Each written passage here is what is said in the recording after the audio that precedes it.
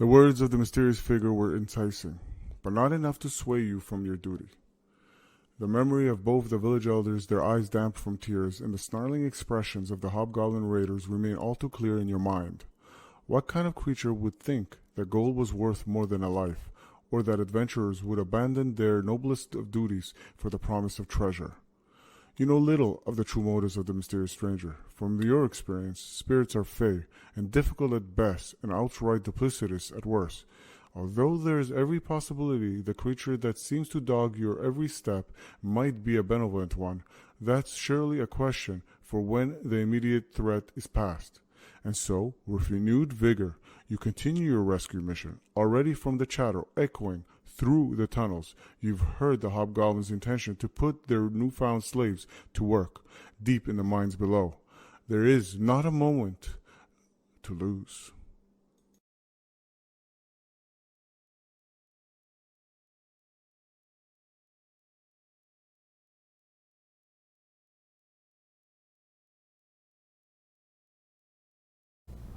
Welcome back to RP Gamepire, and welcome to, Chapter 5, Saving the Villagers. And I think Forge Warden has decided to do the righteous thing, and he's on the righteous path since he has began this campaign.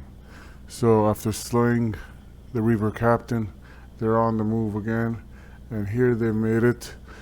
And right now, we're going to pretty much start the quest, but beforehand, let's decide on the map what the heroes, more adventurers, the more like the adventurers will decide to do. As you can see, this is a normal encounter. There's one treasure, that treasure is right there, and we're gonna take this path. We're gonna take this because this is a special encounter right here. It is called, we've never done it before and we want to do it, and that is a hidden tunnel encounter. Makes kind of sense. I like that. And more important, then we're gonna take that secret path, if we're able to find it, to a regular, kind of tunnel dungeon quest. And from there, we're gonna do this torchlight encounter. So we're gonna follow this path. So we're gonna go from here to here to here to here. And hopefully we're able to. Not that we should have a problem. And the heroes have set up their 6 treasure cards, which we're going to shuffle when the moment comes to obtain this. So we're going to do like we did in the past in the first quest. Alright, that just moved a bit. In the first quest, and we're going to try to go this way and then up here. So let's see who of which the heroes will go first. And when it comes to the point of the aspect cards or the challenge card, there's the challenge cards, and this is the battle aspect cards, and this is these things are not pretty much shuffled, but it's gonna get shuffled anyway. There's the corridors, and this is more importantly the rooms. Okay, so we're gonna put this back here. You know what? We're gonna put this right here, and they're gonna get shuffled later when we're gonna get to that scenario where we have to actually take them. So let's shuffle. Not that it will make any difference, because right now it's just the heroes themselves. Let's see. So one thing to remember. Okay, so there's Forge Warden that goes first. What we have to know is he has, something that they don't provide you in this whole great package, which I find is amazing, Bardsung, is they don't give you a list. So it's up to you to write it between each quest, not encounter, quest more like it, because I don't think you're gonna forget, hopefully, between encounters, which adventure has what. So you don't end up with things get messed around. You at least know that which one had level 2 and what of level 2 or level 1. So it's right now, as Forge Warden's turn, he has the Bastion level 2. And Bastion level 2, what makes it so amazing is, aside from increasing his defense when he explores a new area, he explores as a Fury action.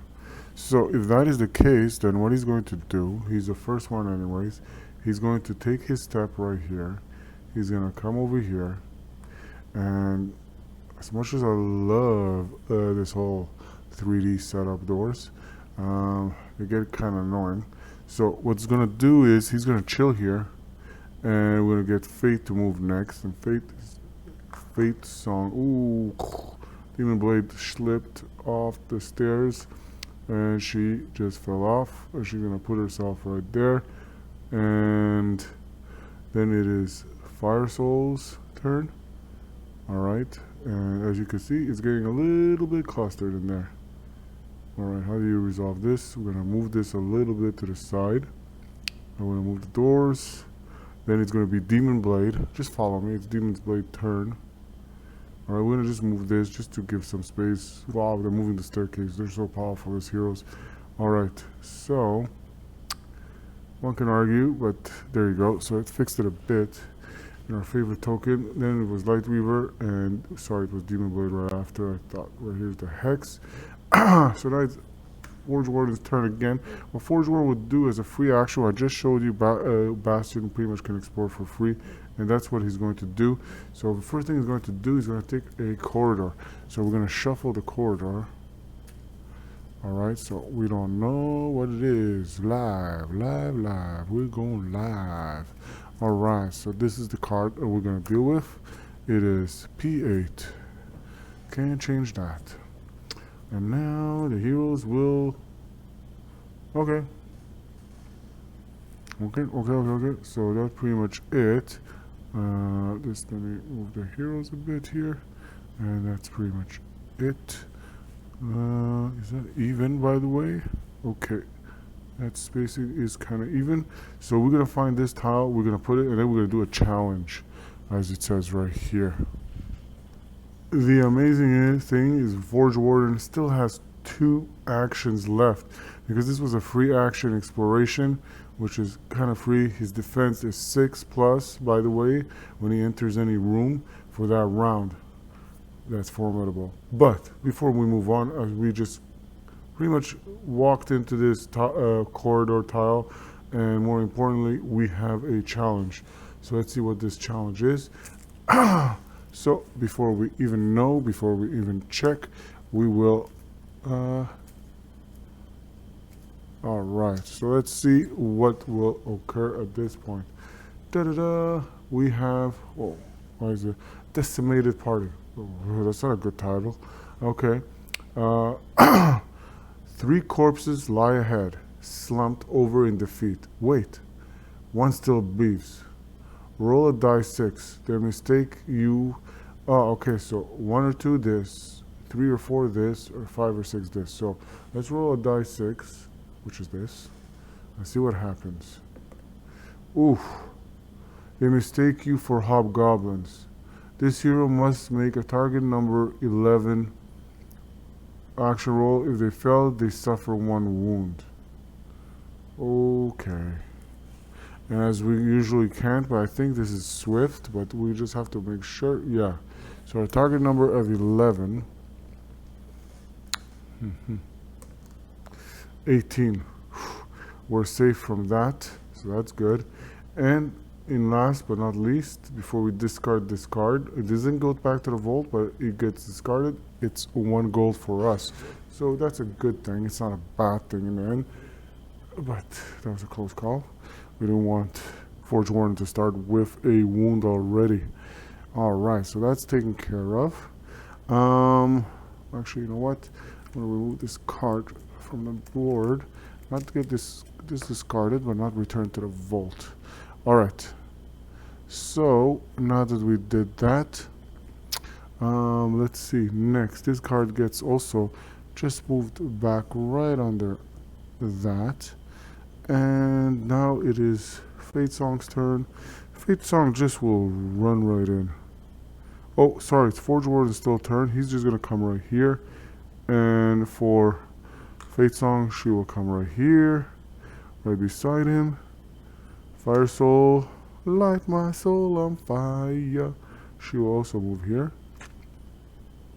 And skip the Hex, goes to Lightweaver. He will go through the door.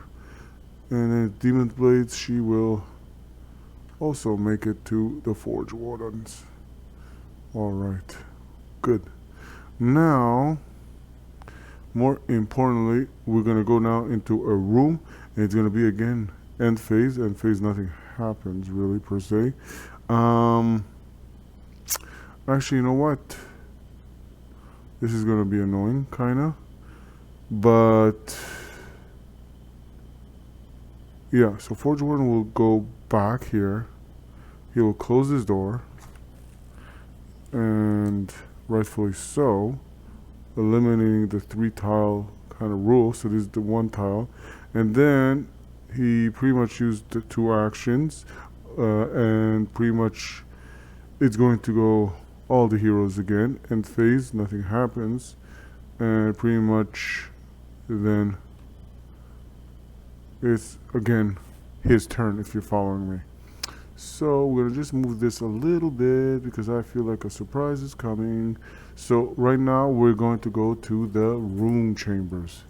Again, I don't know why this is like this, but let's, okay, so everything's there. Alright, so let's shuffle, and hopefully things are merciful.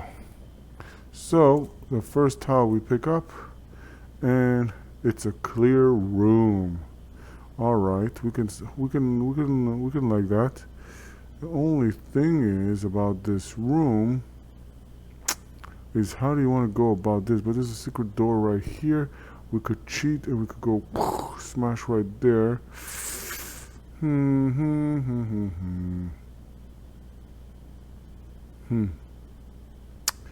Well, if we go this way, it's gonna cause issues. So we're gonna try to go straight. We're gonna break into that door. Like, gonna use a tool kit to go through that. So, but this is gonna be a challenge, also. So we'll see what's gonna happen. So let's find the tile. So this is the tile, and we're gonna put it like this. One more like this to pretty much align it. Yeah, and we're gonna do this properly. And now Forge Warden will find himself there with his Bastion skill. And again, it's a free action, so nothing more than that occurs. And now let's see the challenge, what will happen. We already shuffled this, so let's see. And spider handlers. 3 hobgoblins heard a massive spider ahead, jabbing the poor beast with a long prod. Place a giant spider on the current tile's spawn point and 3 brigand tamers recently across the adjacent zones. If the tile only has a single zone, place all the enemies on the spawn point. Okay, so okay, so this gives you 2 gold. First, take the money. Take the money. Okay, and alright. We're gonna face off new foes. So we have the giant spider and 3 brigand tamers evenly across the zones. So we already put the spider that appeared. We're going to put those 3, well, it says 3 brigand tamers, so there's pretty much, sadly so, it's crazy as it is, we're gonna have 2 of them here. Well, this is a raider, brigand tamer here, so 2 brigand tamers right here, and the 3rd one right here, which is in this zone right here, right behind. So they're evenly kind of spread out as best as you can. And now because of that, there will be a new marching order, because now there's foes on the board. Oh boy. And we have our 2 gold, so this one gets discarded also. If the only has a single, okay, so it's not, so we're good. Alright, so wow, okay. So let's set this up, and we're going to pretty much see where, okay, so I'll try to do it from behind my hands. Alright, and okay, so first thing is we got the hex, second we got And this gets kind of not discarded, but placed right on there. Sweet. Oh, that's not good. Oh, oh, oh, B. All right. We have to watch out because this one is pretty much, it does do some conditions against us. It has range of 2 to hit. So very important, and that's its behavior. They're like brigands, and right now the bait doesn't really work because this is not a tamed spider but a giant spider, and there is such thing as a tamed spider. So this skill ability does not affect this spider in any way because it's not a reference to a giant spider but a tamed spider. Either ways, that's pretty much the classification of this type of foe. The hex is nothing. So we're going to go for the Forge Warden now. Forge Warden, what will he do? Let's see. So the first thing he's going to do is going to do Crusader Strike, which is a level 2. So before this attack is resolved, Forge Warden can be placed in an adjacent zone. If there's another hero in that target zone, this attack can be rerolled. There isn't, because he's going to go whoosh right here. Alright, and he's gonna do his first attack, and let's see what it is. So it's against the Brigand Tamer, and they're 10, unlike the 9 regular Brigands. And miserably fails. That's a 3. That didn't go too well. Okay, so that didn't go too well, and he misses that attack.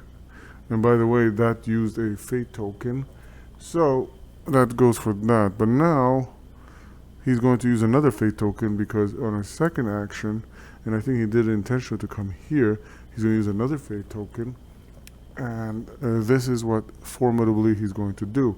This is called Judgment, and it says to upgrade the damage die once per additional enemy in the target zone. Okay, so the damage die pretty much will get increased from a die 6 to a die 8. And 9, that was another one called 9 plus the 3 charisma that he has, Forge Warden, is a 12, and it's good enough to pretty much do the attack passes against the 10. So that goes for that. Now we're going to go for damage. And here, let's keep that to see what kind of damage we do. Alright, so because upgrade the damage die once per additional enemy in the target zone. So instead of die 6, it's going to be a die 8 because only one added enemy, and that's why he did that.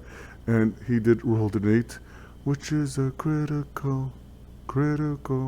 Alright, so he just eliminates one of his Brigand Tamers without any discussion. So that was worth the whole movement. I just wasn't too happy that he failed his first attack, but that's a different thing. So that ends his turn, which was not bad in the end. Now it goes to Fire Soul. Alright. What Fire Soul will do? She will do Fireball. Fire Soul will do Fireball. Alright, and she will roll right now, and this attack roll may be re-rolled against enemies with a hero token. Alright. With a burn token, a burn token. Alright. So let's see what happens in this case. She rolls against the spider. She's launching it against the spider. Let's see. No. You know what? She's going to try to get it against the brigand over there. And that's an 8. An 8 plus 3 for her intelligence, well sufficient to hit the 10 here because she has an 11 on her success. Now she's going to try to see if she does critical or not. and she does not. She just does irregular damage against that brigand right there beside Forge Warden. Alright. She has another attack, and she says, no worries. Let's see, it's not something she wants to do, but she has no choice. Here, she's gonna use this. And let's see, she's gonna try to roll. Ooh, 8. It was an 8 plus the 3. It's well enough. She will roll when this attack hits an enemy with a burn. Nobody has burned. Nobody's burned here. And she rolls a 5, which is more than enough. It's a crit, which kills this brigand, so we don't need to even set it on fire. It is done for, and that's good for the Forge one. And she used both her turns. And now, last but not least, it is the giant, ugly-looking spider, and it moves cautiously. And cautious is attack the closest hero, and has range of 2, and it's gonna do that based on who's the highest in initiative, which is Forge Warden. So Forge Warden will have to roll 12 or greater to avoid this attack. And he misses. And he misses, and he takes the damage of all things. Oof, oof, oof, oof, oof, oof. Alright, there's no choice, but he gets... So, he takes a wound, and he also has that condition. And that condition specifically is... So, Forge Warden is stunned, and stunned, that means pretty much he does one less action. Whew, that's not good. And that pretty much does for the spider's turn. And that was not nice. Alright. So it goes from the giant spider to Fate Song. Fate Song, first thing she's going to inspire, and she's going to inspire with, obviously, if the attack, it's an attack, it's going to be pretty much an advantage. So she's going to inspire.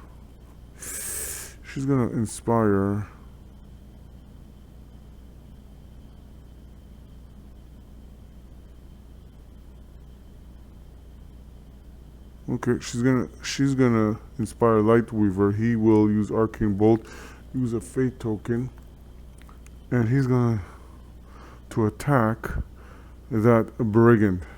Okay, so pretty much that's what's gonna happen, and he's gonna aim. You go, ooh. You know what? Actually, he's going to use... Yeah, he can only use it because this is a free action right here. And by the way, this uses also a Fate. So that pretty much puts 4 Fates are being used as she inspires. So let's see what happens as he shoots at the brigand. 17 is well sufficient. So now... Lightweaver rolls a die 6, and this says when making a damage roll, okay, when making a damage roll, roll an extra die 6 and discard a die with the lowest roll. Okay, that's what I'm gonna do. Extra die 6. What are the odds? Okay, so pretty much damaged. That's all we managed to do, sadly so, to this brigand, who is range of 2, and Lightweaver has range of 2. So this brigand takes a wound. That didn't work too well. Fate Song. Fate Song still has another turn, and now what she will do.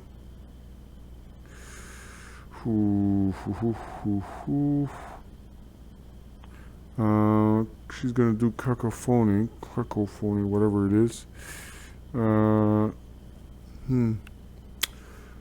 This has 2 things. So she can attack the spider. If the target is lower initiative, then the is empowered. It's not lower initiative; it's higher. So she can attack it it's worth it. Let's see what happens. You know, no loss in trying. 18, which is good enough. Won't even bother adding her charisma to it because she requires charisma. And now this is the toughest part because she uses a 1 die 4. So, and it's a 1. What do you know? Spider takes a damage. It's only spider, so put that right there. And the spider has pretty much 4 health because you got to take 2 to flip it over. And alright, so that ends Fate Song's turn. Oh boy. Now it's Lightweaver. Lightweaver, whew. Lightweaver will do something crazy, and that he has something called Chain Lightning. And Chain Lightning, what it does is uses obviously a Fate token, which is going to be probably the last Fate token, and he replenishes Fate token when Light rolls a 1. Okay, on a critical hit, after resolving the effects, apply the same effects to an enemy in an adjacent zone. So on a critical hit, well, when you say critical hit, are you saying critical hit on attack roll or on the same effects? Oh, okay. So on a critical hit. So I think when the damage roll is a critical, then after resolving the effects, apply the same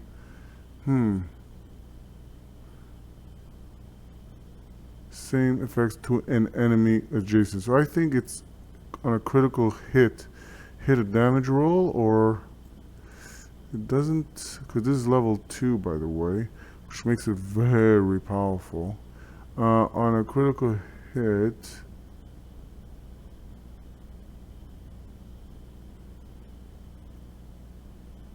I don't see. Okay, so we're gonna use the last Fate,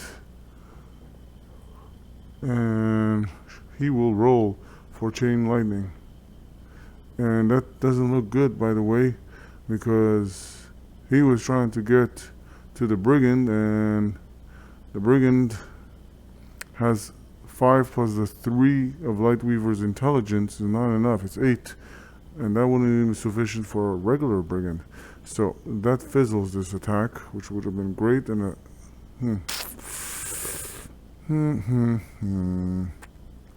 So we're going to use the Arcane Bolt. But the Arcane Bolt, the thing wrong with it is,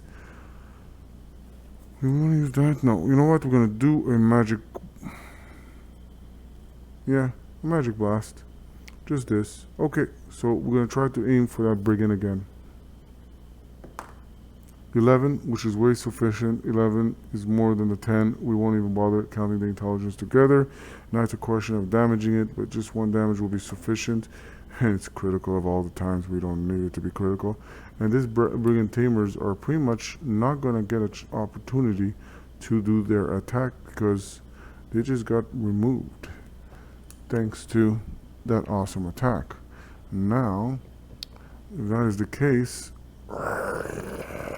okay, it's freaking out, and this kind of ends this, and shoot, Lightweaver, okay, ends that turn. Now it's gonna be Demon Blade. Demon Blade has no choice but to move in as first action. Second action, yeah, we don't have much fate there, and it's going to use Devil Lash, and the way it replenishes fate with its ability is if Demon Blade hits an enemy between their card and the hex card on a marching order with a replenish of fate. Alright, so this could be, all we have to do is hit. Alright, so let's see, Devil Lash, it moved in, it's going to use its strength, and so it's going to replenish 2 because it's automatic critical, so that's going to be 2 damage. So we'll resolve that first. So the spider goes flippy and has pretty much 1 damage on it, and more on that. We replenish 2 of the fate tokens. That was an awesome attack. No complaint there, as usual. Always amaze me. And that ends, sadly so, her turn. But she did amazing. Now we gotta pretty much reroll. I mean, now we do the event phase, and the event phase is very, very important. This is not Forge Warden turn again. We're going to, because he has a condition which is he is stunned. So the way the event phase goes is as follows. Resolve any condition tokens. Heroes resolve condition effects. So pretty much it gets removed. And enemies resolve any conditions they don't have. Resolve any aspect cards, and there's none.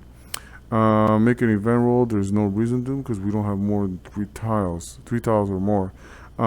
Shuffle and deal the new marching order. Resolve hero ability. Okay. But before we do that, before the start of the event phase, actually, what we are going to do is actually something amazing, because as a passive skill, she has something which is a level 2. At the start of the end phase, Fate Song can spend Fate. If they do, another hero performs a free action. If the free action is an attack, it's made with an advantage. That's really, really powerful. And she will take the chance and allow Demon Blade to kind of, do the handling here. So Demon Blade will decide to go again and have the Devil Lash against that wounded 1 lifeline. And oh my god, oh my goodness. All right, we ended this conversation, and we're going to pretty much reset the marching order. Thank you for the encore. And we're gonna mix, and we're gonna mix, and we're gonna mix, and let's see what happens. Forge Warden, Fire Soul, Demon Blade. Oh boy, Spider.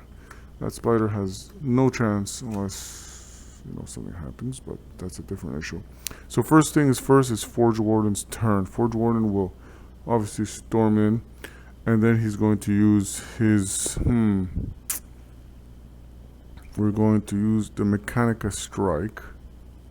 Alright. So all we need is 1 more damage. Come on, buddy. No comments. Forge Warden, you failed me. Alright. Fire Soul, please don't let me down. Fire Soul, she will unleash a fireball from here to the spider. And a 10 plus her 3 intelligence, way enough to pretty much handle this. And by the way, the spider is it is vulnerable to physical attacks, which means physical attacks have an advantage against it.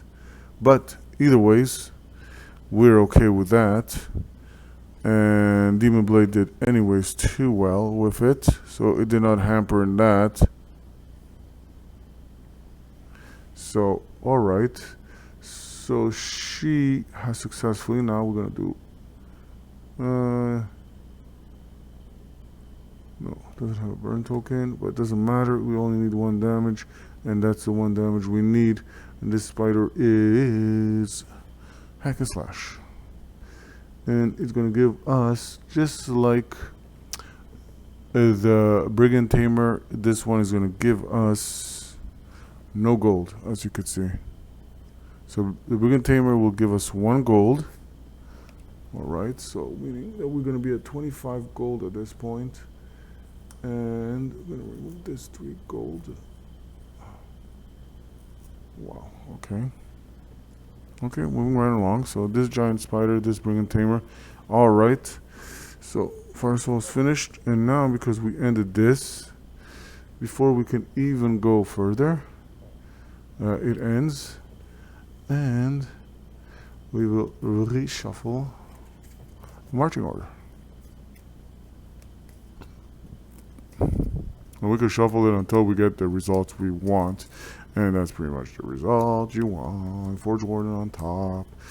And this is going to be in the way very soon. So you know what? We're going to do like this, like this, like this, and like this. Alright. Okay, so moving right along, we gotta try our best to pretty much get to that treasure. All right. Now this spider. Oh, it's a dead spider. So it is Forge Warden turn. Forge Warden will come here, not use the tool token yet, and will sit over there because when he explores, it's a free action. So that's good. Then it's Demon. No, it's Fire Soul's turn, and Fire Soul will just rush in. Then it is Light Weaver's turn, who will rush in. And then it's Demon Blade's turn, and she will rush in. And Fate Song, she will rush in. And then event happens, nothing happens because there's no possible events. And now what's going to happen is Forge Warden will use a toolkit, second toolkit, because one was already used priorly, and use the second one to pretty much check what is beyond here. And right now this is going to be a corridor, by the way. So let's see what is the next corridor that pretty much it's another one of those with a challenge. All right, so we shall see what occurs. Give me 1 second, adventurers, to find that tile. Well, the Forge Warden has made it there, and pretty much now as a free action he has stepped in, and he will use the rest of his action right here. We're going to go to Fire Soul, and Fire Soul also will make it quickly right here. And going about it, and then it's going to be Light Weaver. Light Weaver will just rush here, and then it's going to be Demon Blade, and then it's going to be Fate Song.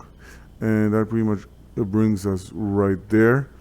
And now before we did that, we had to do the challenge. Alright, but let's see what the challenge was. So we still do it. The Foolish Raider. They fall into their own pit trap and now will wail away loudly. Choose one of the options below. Rescue it. The hero suffers. Leave the creature to the pit. And place this card at the end of the marching order. Subtract -4 from the next event roll. Then discard this card.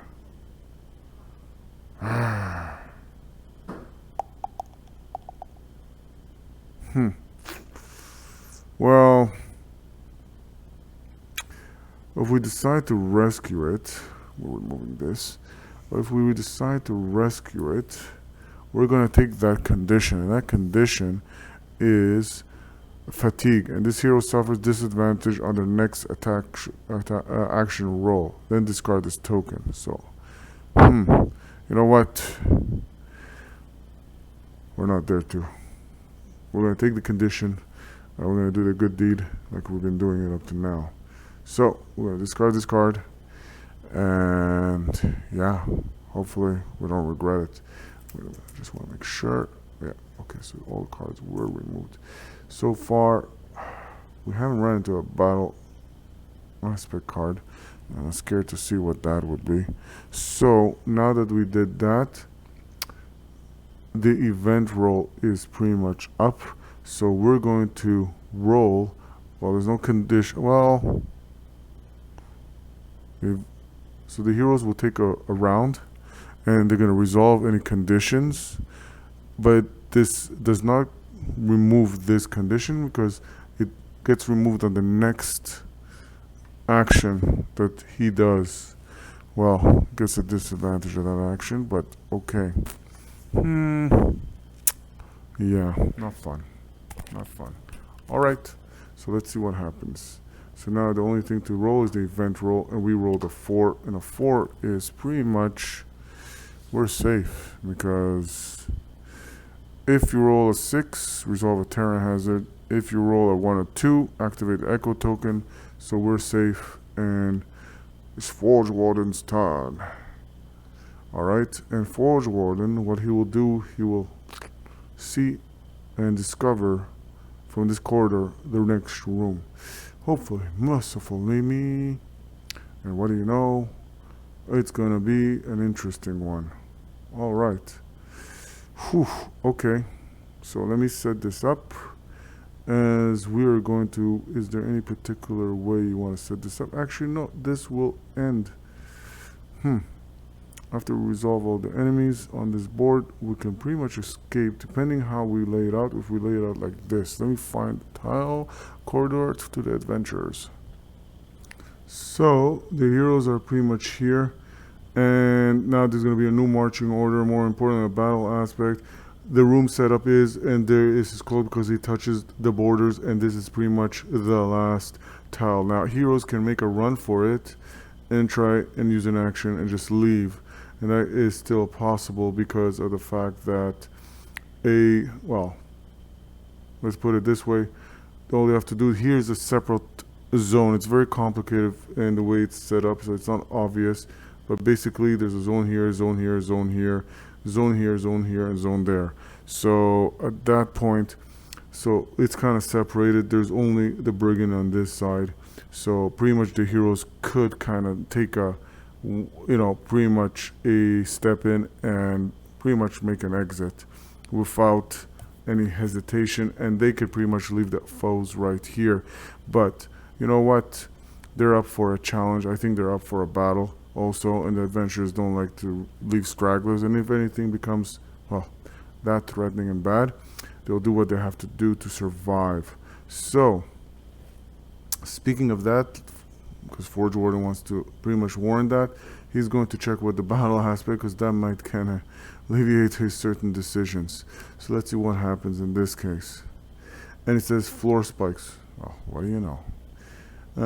It says vicious spikes spring suddenly upwards, light reflecting from their wicked points. Each hero makes a target number in an action roll. Each hero that fails suffer a wound and bleeds.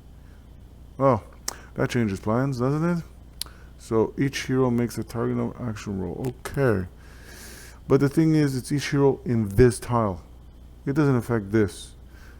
Alright, so but then again, no, it's gonna affect every hero in this case, because he kind of set off a trap that's pretty much in this area.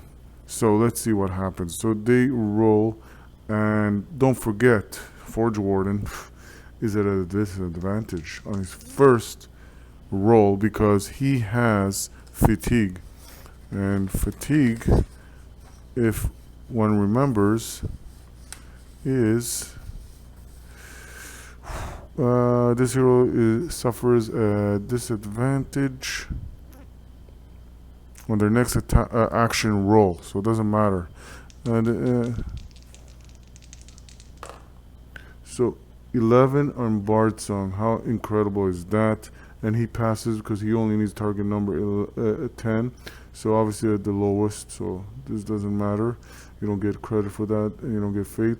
So Forge Warden has passed that. He gets removed fatigue. He's no longer fatigued, and that's just good.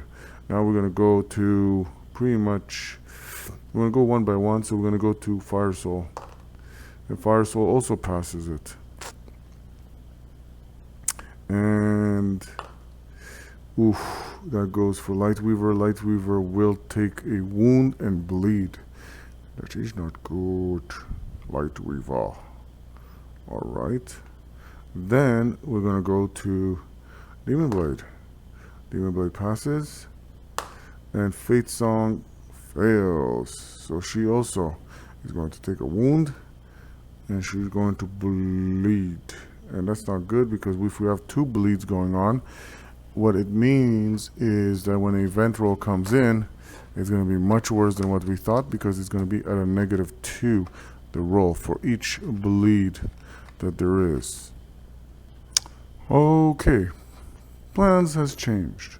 So now that everything has been done and resolved with that battle aspect card, which wasn't that friendly whatsoever, let's put it right down there. And not that we're going to face anything else, and this is the prior challenge cards. Alright, so what we're going to do is change a plan. So each hero is going to try to escape. So first is Forge. Now we got to even before that, we have to pretty much bring the enemies in. Okay, so what's going to happen is there is we have the raider, we have the brigand, we have the brute, and we have the reaver. Those are the enemies that we're going to have to face off, sadly so. So let's, and we're going to shuffle this and shuffle behind my back, and let's see what happens. Pretty much shuffle, shuffle, shuffle, shuffle. Okay.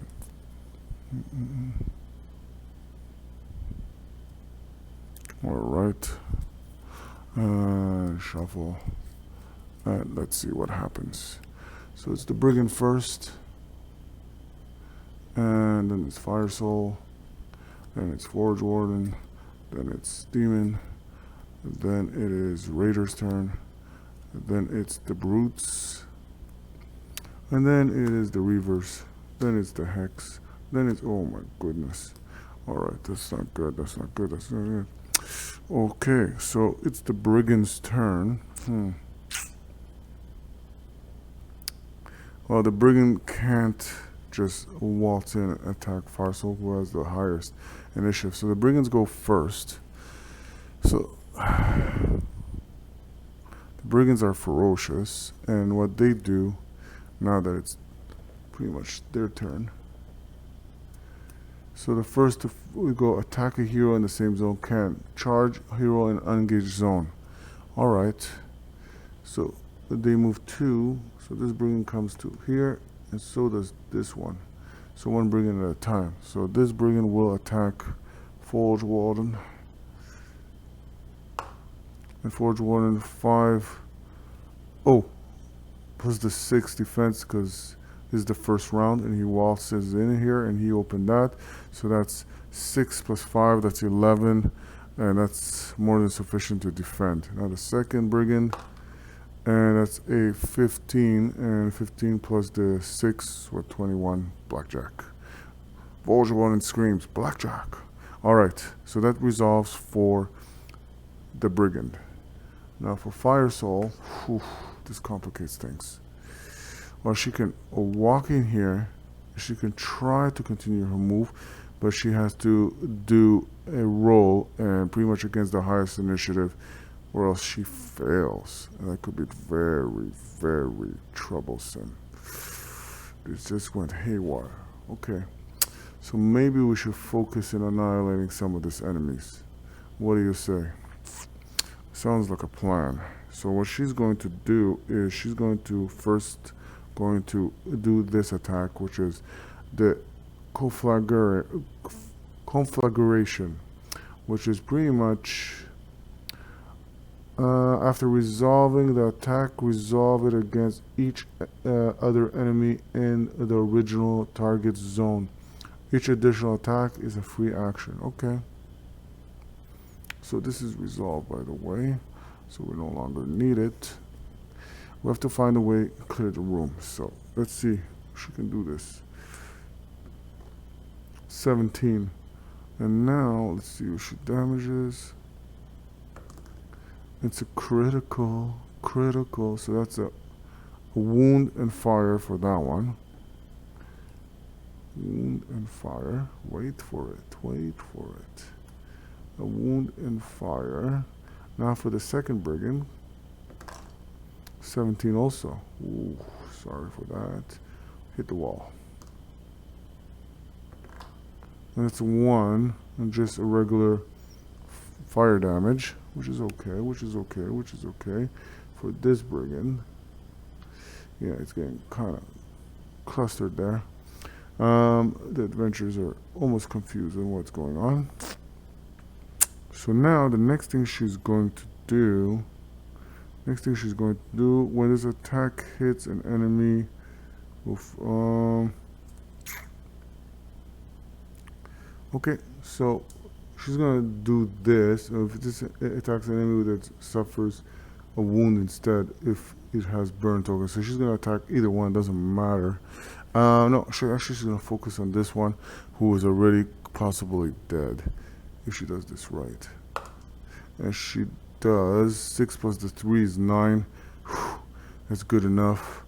And she's gonna roll for whatever.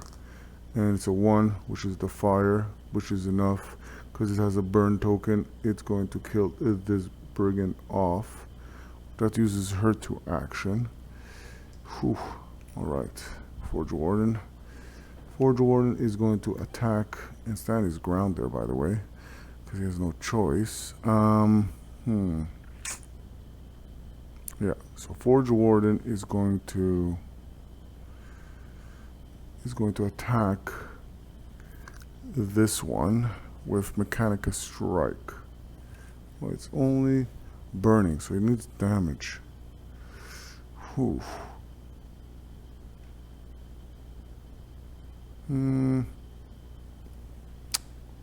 Judgment.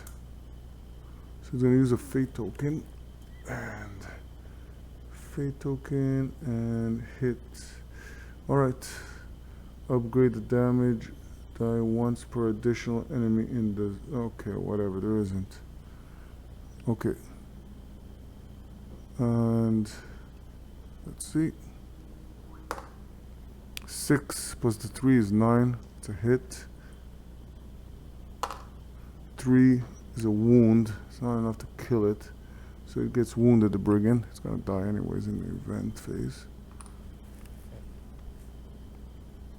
So now for the second attack. I'm gonna do Mechanica Strike, and sorry for the Ember. Fire Soul. Let's see. 6 again. It's 9. And it's a 3. And we remove this brigand with its 2 actions that hit. So this brigand is also off. Now comes the dangerous plot. Do the heroes make a run for it and leave with... Well, it's going to be Demon Blade's turn, and after that it's going to be the Raiders and the Brutes. The Brutes are going to move in, and that will cause a problem, that's for sure. What would the heroes want to do? So they could make the escape and take the risk and let the Forge Warden take most of the damage, per se, because he's pretty much in the way of everybody, if you notice. So nobody can pretty much... Okay, so you know what? Well, we will see what happens, but Demon Blade will do that and take the risk. But he's alone right now, but if... no. So Demon Blade will take 1, 2 movements to bring herself there. And as she brings herself there, because don't forget they're wounded right now. They took some serious wounds, some of them. And except for Forge Warden, thank goodness. So okay, so she will move here. She will resolve this, right? And there is 6 treasures. We don't know what they are. Okay, so we're gonna take this first one. Let's see what the heroes have managed to obtain. Oh, the hero can reroll their first damage roll each turn. Their first damage. Okay.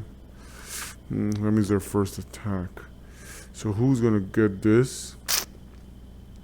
This is for a weapon, and we're gonna give this. We're gonna give this to. You know what?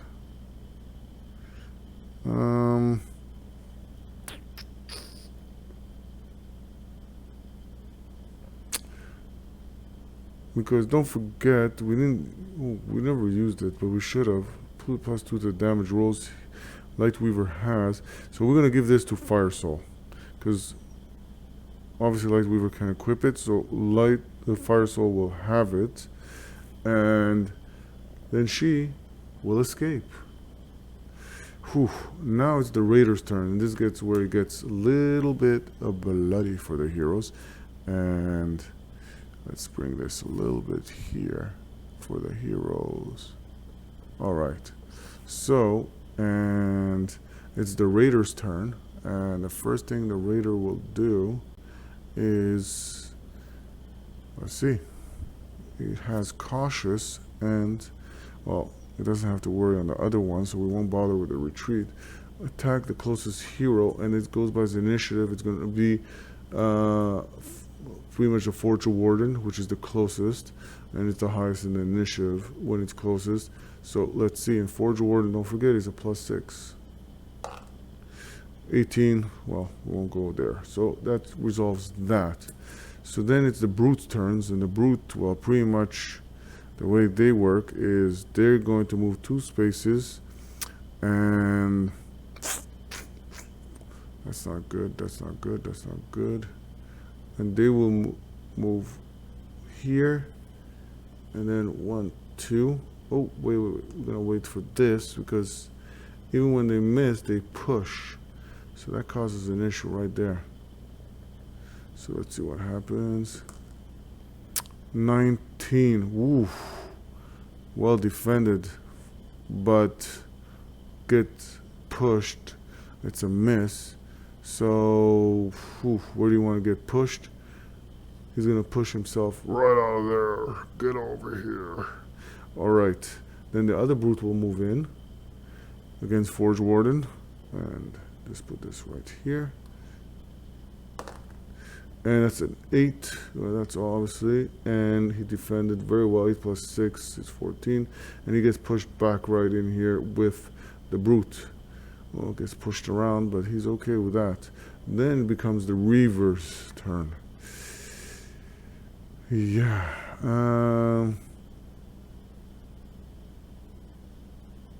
Okay.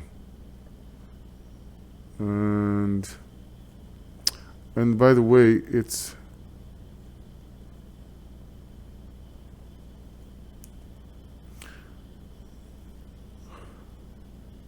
they pretty much attack in this format, and which was the correct format that we did there. The Reaver is also disciplined. Attack a hero in the same zone, and that's what it's gonna do. Ganging up. Enemies with another enemy in the same zone gain on their attacks. So ganging up. So this hero also has that.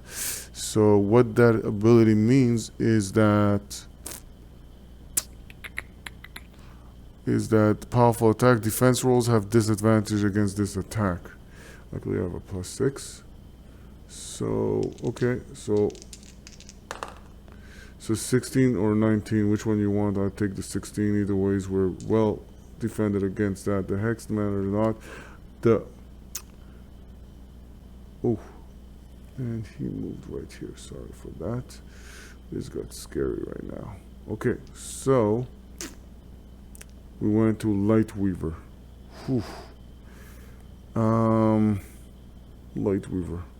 Okay, so what Light Weaver will do, we'll try to, as a first action, we'll try to leave and try to move out of there. So 1 step and 2, and you gotta roll the highest, more than the highest initiative, and he did. It's 17. The highest initiative here is 11. So he will just move here and complete his movement. That's 2, and the other action, step out. Now it's going to be the next turn, which is Fate Song. This gets interesting. Very interesting. So Fate Song will use the Inspire, which will use if Fate to Fire Soul to try to move out of there. So Fire Soul will do 1 movement here, and she will try to move out. Ooh, and she fails. So she stays stuck over there. That didn't work. And now for the other turn, she will try to also step out for the second action and try to get over there. Actually, it's not that safe for her. She will need to stay there. So she will stay there. Oh, Demon Blade is no longer here. So she is no longer valuable. Neither is Light Weaver. Okay, so those two are discarded. And Fate Song will try to... Okay, we're going to try something tough, but we'll try again. She will try to also move into there. And 6... Well, she fails in her trying to pretty much move away against the highest initiative, and pretty much she's stuck over there too. So now that we've done this, we're going to go through the conditions, and we're going to go through the events and the event roll, more importantly. So let's see. So conditions, let's see what will happen. So the bleed, subtract -1, discard this token when the heroes rest. Oof, we're not rested. We're not close to getting rest. So now all we have to do is, okay, they're wounded. Okay, so there's nothing you can do. So we'll roll 3 and -2. The echo token comes on. So the echo token has appeared. Basically, every time we're going to fail now, on every round, every turn, it's going to come closer. But now it's here. Wandering monsters are here. And pretty much now it's not a question of them being on the board. It's a question of how often they're going to move along. Now that we've done and completed everybody's turn, by the way, before that happens, either ways, we still failed. We could spend a fate. We don't have a fate. You know what? We're going to use a charm, because we can do that anytime to replenish all the fates. We're gonna need it if we're gonna push this magical. All right, and she will do an encore, which is at the start of the end phase. Well, she will do an action, a free action, may perform a free action, and it's not gonna be an attack. So she's gonna try to get again Fire Soul out of here. Yeah, she's gonna try to get Fire Soul pretty much out. Ooh, but that will cause an issue. You know what? We're gonna leave the fate tokens right now. Let's reshuffle this. This ending is really conflicting because already 2 of the allies have left. And we should put them right here. It's gonna be neat on the compass. They're somewhere. We don't know. And let's push this a little bit right here so we see that pretty much. We use that 1 charm. All right. It's hard to shuffle without looking, and continue shuffling until we get kind of a, a desirable, I just noticed there's no more brigands, so this brigands gets removed. Shouldn't be any more there, and we should have 1 gold, by the way, for removing them. Sorry for that. All right, so let's, and pretty much, yeah, so what's gonna happen is pretty much like this. Oof, oof, oof, oof, oof. And the hex is no longer valuable, so. All right, so first thing is first, it's Fire Soul. Fire Soul will try to exit this point, and she has to roll, and she does. She rolls an 8, an action roll against the highest initiative. Let's see. Well, parting blows, which we just did, should be at an advantage because there's more heroes than enemies. So in that case, this is the roll, and not that it makes a difference. She adds her defense, but she has none. So that means she fails. So the second time, she's going to try this. And at this point, she succeeds with an advantage roll. And she will come here. And that pretty much ends her movement right there. Whew. Okay. It's Fire Soul. Now, it's the Forge Warden's turn. Forge Warden will... Ooh, this might get bloody. Okay, so Forge Warden will try also at an advantage to roll out of here. and he will, so that's 1, and yeah, so he will step out with them. Oof, not the greatest tank, are you? The Reaver will take its action, and the Reaver is pretty much discipline, attack the hero in the same zone, which is going to be Fire Soul. And Fire Soul will defend against 19. Whew. Defended, and there's nothing as a hit back. Enemies with another enemy in the same zone gain on their attack. Their disadvantage. So we're gonna roll a second die, and it's 11, and which is enough. So pretty much either way she defended. So that's good. Now it's gonna go to Fate Song. Fate Song. Whew. Ooh, this is bloody. She will inspire. Use 1 fate to inspire. Fire Soul. Boom. To pretty much leave from the stairway that's here. And pretty much that is done. And now she's going to use for her second action. She's at a disadvantage to get out of there. And she's okay. She rolled 19, and so she's going to come 1 step closer here. And those enemies are going to try to come at her. And yeah, it's not going to be pretty. But the good thing is, if she survives the wrath that's going to come her way, she can use an encore and pretty much exit, make a run for it, dodging, you know what I mean, getting out of there. All right. Will she have... yeah, she's going to have to roll for parting blows, I guess, because she will be the adventure as a disadvantage. So now it's the Brute's turn. The Brute will come here, and the Brute is disciplined and will attack, and she has to defend.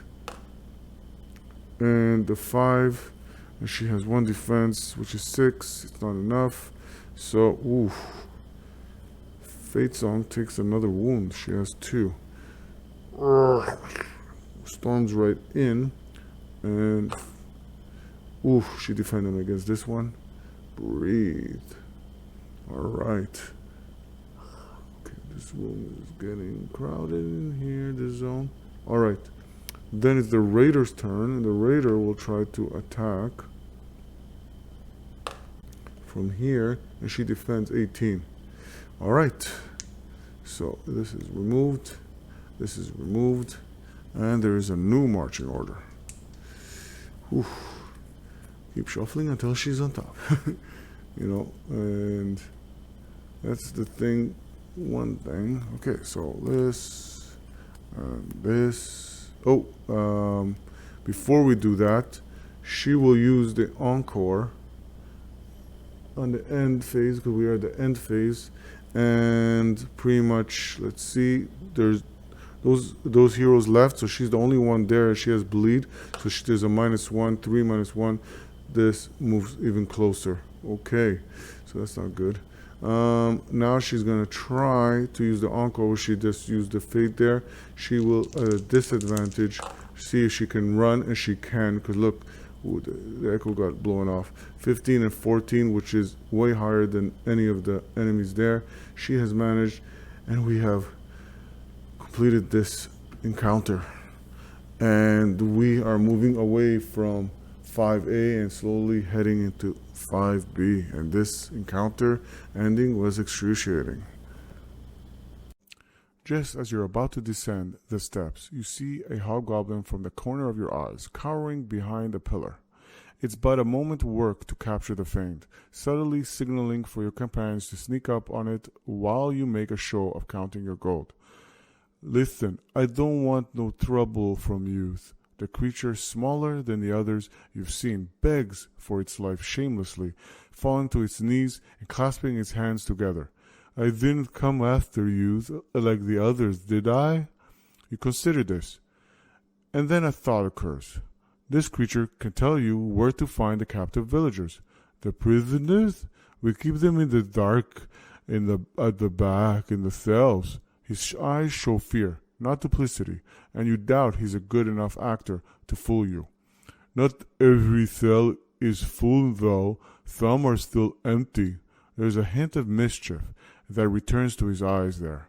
It's doubtful this creature will be any more use. You'll have to search for clues and make notes from here. You decide to let the hobgoblin free. Alright, for the maintenance phase now, there is the upkeep phase, and in the upkeep phase, we pretty much don't replenish, we just remove, everyone gets fully healed, all conditions gets removed, rightfully so, because before they even venture any further, they would probably properly rest. And aside from that, there is the gold step, and the gold step, pretty much we have at this point, we have 26 gold, and the 26 gold, we're not going to do anything with it right now. We could buy another toolkit for 7 gold. We can spend a toolkit 7 gold, but you know what? I think that's the only thing. We're gonna remain on that. Let's see, there's no gold where we venture, so we're gonna spend the gold not now. We're gonna keep it for later. All right. Well, for leveling up and everything else, we're in the maintaining phase. We're gonna stop it there because pretty much we only got 1 XP. Everybody got 1 XP, and that will end the maintenance phase as we phase into the further into the adventure. So let's follow through as we are going to go now further into the dungeon, and more important, to seeking out where the villagers have been kept. Well, we're continuing now, and we decided to go on the path as discussed, and without ado, this is a standard crawl, which pretty much we've been so used to, but now we're going to go this path unlike the other paths, and we're going to seek this out. This is called a hidden tunnel encounter, if I'm correct, and yeah, a hidden tunnel. So we have to seek out a tunnel. The way it works is, as you could see, there is 4 of these tokens, and I don't know what's under them. Okay, they've been shuffled, and pretty much one of them has the stairway, and that's going to lead us out to that secret path, that we're trying to seek out and go. So, and some of them are traps and some of them are just duds. So they're placed randomly, okay, on these icons, all right? So we can try to seek out and figure out which way we want to go. Now, we shuffled the challenge aspect. We shuffled the battle aspects. We have shuffled even the room tiles and the corridor tiles. All right, and the heroes are here gathered.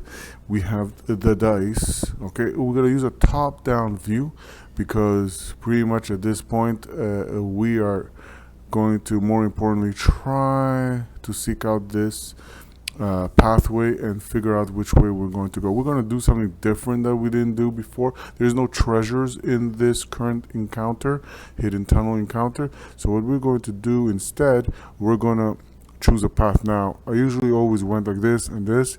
What I'm going to do is something risky. I'm going to go, the adventurers want to go this way, more like Forge Warden. He's going to go straight, and then pretty much when we get to this point or somewhere at this point, we're going to roll a die and decide if we're going to go left or right. I hope I'm right. I don't think the stairway will be here, and the reason why is just Forge Warden is taking a roll of the die and chance, and worst case scenario, this is going to be a very long encounter. So hopefully he is right. So at the current stage, what we're going to do, and it's pretty much very straightforward, we do the marching order first, and again, we can shuffle until we get what we want, and pretty much this is the setup we want. We want Forge Warden first, and the reason is because anytime he goes anywhere, he is defensively, strong. All right, not to say that things cannot still happen, because things could still happen. The heroes are offensively very strong. Not to say that they cannot get wounded. We still have our 26 gold. We have 2 used tool tokens. We have 1 fire token used. Our healing potion is good. 1 charm was used, and all of our fates are pretty much in good standard. All right, so now let's see as we move forward. The first thing we're going to do, because the Forge Warden is going to do his turn, and he's going to decide to move forward, and we're going to go this path where, as I said, we're going to take a risk. Now I'm just going to move everybody because it just makes sense. At this point, there's no reason to, it will not make any difference. And don't forget, oh, Fate Song just tripped on her heels. Alright, so we know there's 4 zones here, so 1, 2, 3, and 4. So now they've gone to this point, and it's Forge end phase comes, end phase nothing happens. Forge Warden's turn again, and what he will do, he will explore, he will use his Bastion skill, okay, as known before, and I'm going to reiterate what it does for him. He can explore as a free action. More importantly, anywhere he enters, he gets +1 to his defense roll on top of his other defense, and right now he has a total of 6 defense with this one. So he's going to be very defensive. So we're going to go, because we are in a room, we're going to go into a corridor, and we're going to find out where we go. Oh, we'll go to a corridor as such. We'll figure out how we want to position this, but more importantly, we will have a challenge to handle. So this is the corridor. Based on that, we will do it like this. So the corridor goes this way, and Forge Warden will find himself in there. And right here, there's 2 zones. The barrier is right there. I know sometimes it's not that obvious for the adventurers, but Forge Warden sees it and tells them there's only 2 zones, but there's 4 ways we're going to go. We're going this way. But before he can do anything, he has a challenge to handle. And this challenge goes as follows. There's rivals. A short hobgoblin lurks in the darkness beyond. A wicked grin painted across its features. Listen, I don't want to fight. I have a deal for you. If the reputation track shows least 2 corruption, read narrative entry 212. If the reputation track shows less than 2 corruption, and return this card to the vault. Alright. Well, we have returned the card to the vault, and we're going to put that bandit hobgoblin there. And where is he? And now that we have that on the spawn point, pretty much before any action can take place, this card gets discarded. We will have a new marching order, and that will settle that. Alright, so we could shuffle until we want what we want, and you know what, we'll have it like this. So Demon Blade, Fire Soul, and he does not get that defensive bonus anymore because this is a new marching order, for those wondering. I think Forge Warden knows that, but this ends well because the Brigand is in the end. So first one to take action is Demon Blade, and Demon Blade, who is still here, will take 2 steps in. 1, 2, bring her right here. She will use her strength as usual to attack this ugly looking brigand, and she rolls a 15, and 15 is well sufficient, plus her 3 strength, which is 18. So all now she has to roll is pretty much for damage, and 3, not that great, even though she has the best dice from all of them. But she rolled a 3, which only does 1 wound to the brigand, and we could put her right here because, well, he's the only brigand. And now she completes her action. Now it's Fire Souls, and Fire Soul also will move in. So 1, 2, and she enters the tile, and she will do what she does best, and she's gonna, you know what? She's gonna do fireball. All right. So let's see how she does that. And it says the attack roll may be re-rolled against enemies that have a burnt token. When that's not the case, 15 plus 3, 18 also.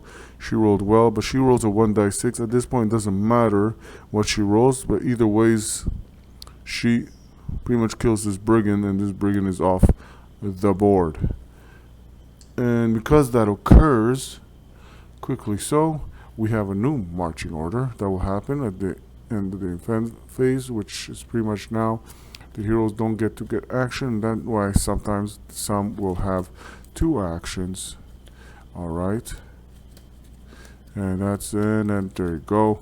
We got it shuffled. 1, 2, 3, 4, 5, 6. Alright. This gets removed. Well done. And we get also, don't forget, 1 gold for slaying that brigand, bringing our goal to 27. And I like that. We haven't spent it yet, but soon enough. We're not in jeopardy right now. The most important we need from all is a healing potion, so says the adventurers, because that gives him 3 chances in anything. Alright, so it's Forge Warden's turn. He will move, well, we're going to move straight here. Once we get somewhere here, hopefully, like this is going to be a room, and from here we're going to have to decide left or right. But first, we're going to deal with one thing at a time. And yeah, Forge Warden will stay there. Then it's Light Weaver. Light Weaver will step into a room. And then it's pretty much Fate Song. But Fate Song will step 1 here. Use another action to pretty much close the door.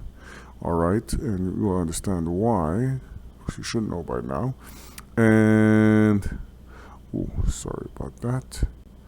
This should be right here. Based on the outline, depending how you want to lay it out, but that's pretty much where. There you go. Alright, and the doorways are like this. There's been an earthquake. And that's Forge Warden stomping his feet.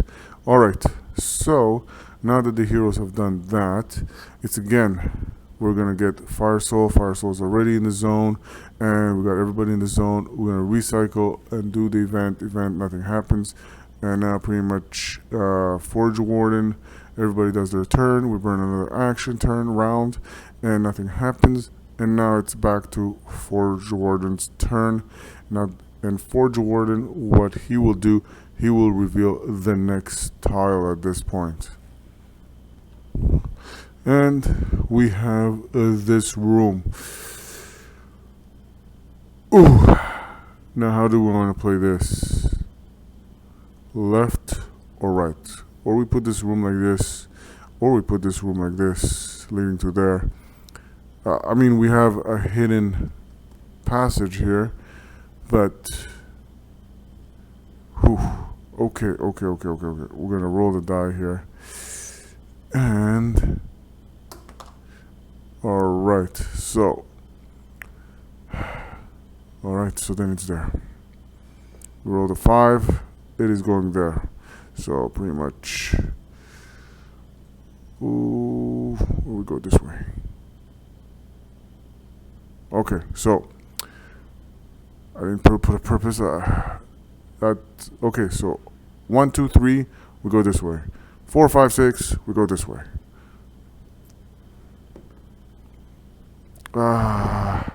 Okay, we go this way. All right. Let's see. Well, why did I roll the first time if I wasn't gonna follow this way? Okay, whatever. All right. But it's decided, and we're going to go this way. So let's set up this tile. Well, we better be right. Okay, so silly as I was to roll the first time. Okay, so we decided to go this way. Alright, so if that is the case, Forge Warden does find himself right here. And the way this place is broken down, is you could see based on the cracks right here is the layout in the zone. So that's the other doorway, and pretty much here's a hidden passage.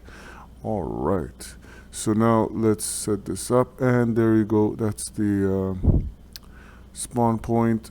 So let's put the enemies, and this too are, I believe, brigands. So if it's gonna be like this, let's do that. But before we do that, we have the battle aspect to resolve. Don't get too excited there, buddy. But not that it makes a difference anyways. So let's set up the brigands as recommended. And that's that. And the other brigand will be pretty much with our awesome fearless leader. And whew, we have 2 raiders, but by the way, we have also the butcher. Okay, so we have the butcher and 2 raiders. So okay, so where's the butcher here in all this? The butcher will be placed right here with a raider, and another raider is going to be smirching right here in that zone. Alright, so let's set that up. Now let's see the battle aspect. I'm so scared to see this stuff. Okay, reinforcements. Oh boy, this foe surely wow, aren't alone. Finish them off before they can call for help. Place a number of timer tokens on this card corresponding to the number of heroes. So if there's 5, your light picks out a lone survivor hiding in the shadows and waiting for you to pass, a bloody shiv in her hand. Not wanting to cause alarm, you gently hail her, hands raised and palms outstretched to show you mean no harm. Who are you? More raiders, bastards, come to pillage? She eyes you suspiciously, brandishing the knife in your direction. Don't think I won't do for you like I did that guard. When the swine came to get us, pretend to be dead, didn't I? Left him dead on the ground, right on the path leading up to the pen. I'm not afraid, not of him or you.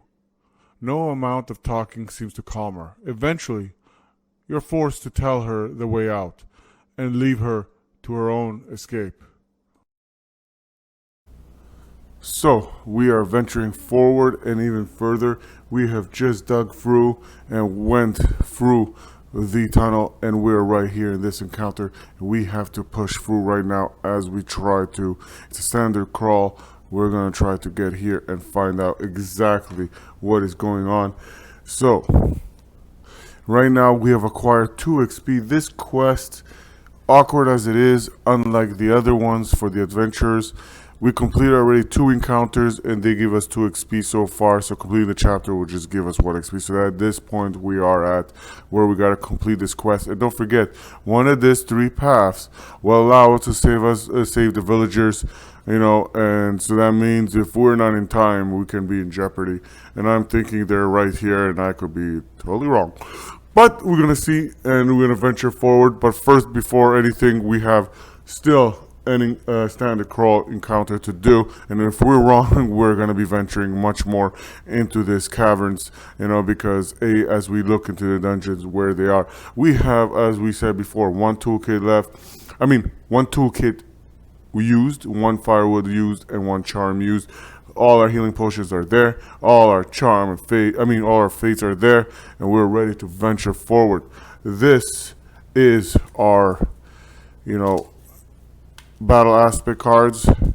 All right, and this is our challenge aspect cards. All right, and this. We are going to keep this on the side as we are going to shuffle even the corridors pretty much, and we will see what we get. And this is the rooms. So everything will be shuffled as best as we possibly can. All right. So now that we're all prepared, now the heroes, because this is a stand crawl, there's no treasure, there's no nothing. But Forge Warden says we're running through. So first thing first, we have to do the marching order. And not that it matters ever, but it is good to keep Forge Warden on the top as the leader. So this is going to be a real standard crawl. All right. We're probably going to run into an enemy anyways. So, okay. So Forge Warden's turn is the first. And just a reminder. So all the hero adventurers, are pretty much going to just pretty much push forward. And because obviously after Forge Warden is Demon Blade. After that, it's Fate Song. She's just going to come here. Then we got Lightweaver. He's going to come here. Fire Soul's going to come here. And don't forget, there is 4 zones in this area. And the hero are pretty much there. So now the next thing is, it's event phase. Event phase, nothing happens. And it's going to be Forge Warden's turn. And Forge Warden, what he's going to do, he's going to push forward. And he's going to get a corridor. Because from a room, we go to a corridor. And we pick this. So, okay. So, at this point, well, this doesn't matter really which way we decide to go, to be honest. So, we're going to set this up. We're going to find a tile. And we're going to place that tile. So, let me find that tile. And we got something similar right here.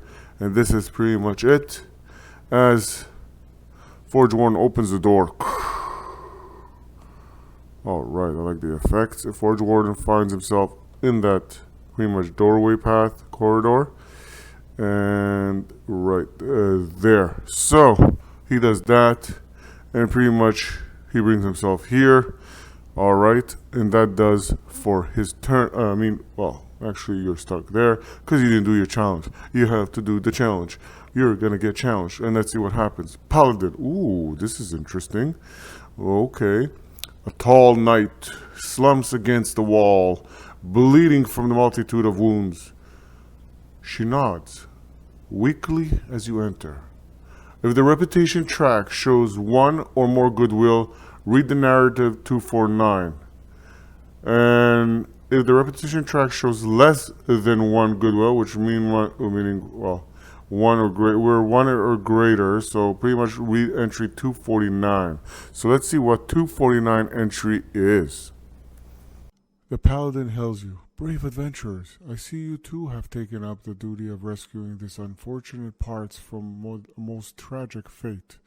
I salute you, for I fear that you must continue where my light is failing. Her voice is weak, and looking now, you see she is bleeding from several wounds, so you grant her 1 of your healing potions. The Paladin gladly accepts your potion, and although she's not inclined to rest, she has little choice, as her leg gives way. Before long, however, her color has returned, and she grudgingly accepts your offer to sit by the fire, at least for a moment. She tells you her name is Erin, although most folks have taken to calling her Sunspear, after her white-bladed spear, which she's quick to dismiss. It's clear this woman is driven by a sense of devotion and purpose far beyond most priests you've met, let alone adventurers. After a short while, she stands, unable to justify her inactivity, even if her body clearly does need it. Thank you, wise adventurers. Perhaps our path shall meet again. And with that, she takes her leave.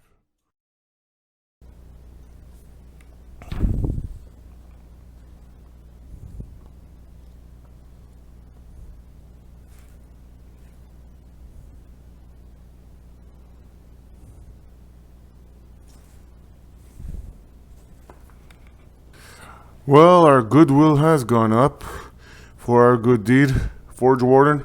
We are goody tissues adventurers, and we seek the goodwill and good deeds.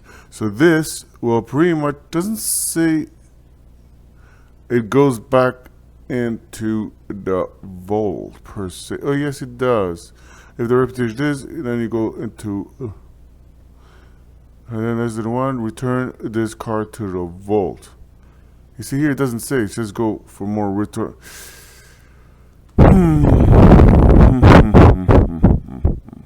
Well, you know what? I pretty much think that this is pretty much gets returned to the vault. So I'm going to return this back. The reason I feel it goes back is because you acquire this battle aspect, battle 122, and it's a powerful one. And we're going to find out what it is, you know, as we shuffle it right into here. And hopefully it helps us on the right time. But either way, it's always going to be there. So at some point, hopefully on the right time, it comes to save us. So for this good deed, this gets removed.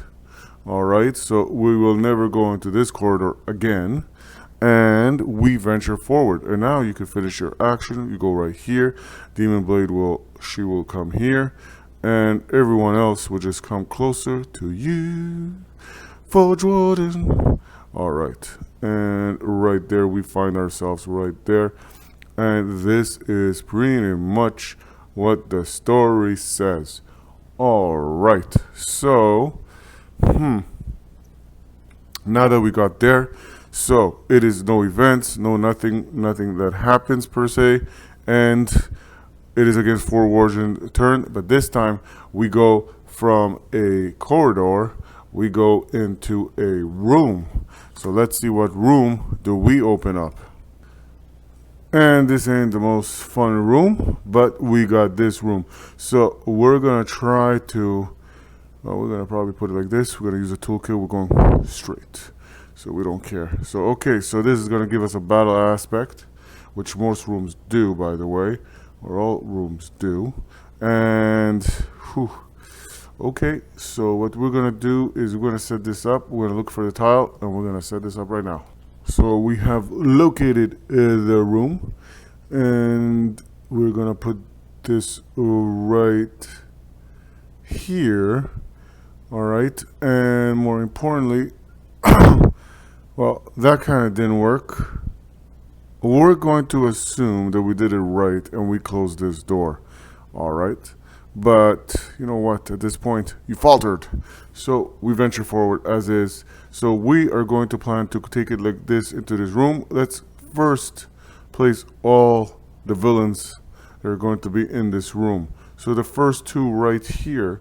And again, we can always base it on the reference we are given pretty much here at the quest. And as we know, I'm talking about bottom here. So we know that those two, even though they're circled, because we're 5 players, they get populated. So we're going to have 2 brigands. We have one right in our face, and it's going to be right in your face, really, Forge Warden. And then we have another one that's going to block, you know, this pathway. Not that we plan to go there. We're going to use a toolkit just to hammer through and go straight. Because again, this is standard crawl. That's all we care about.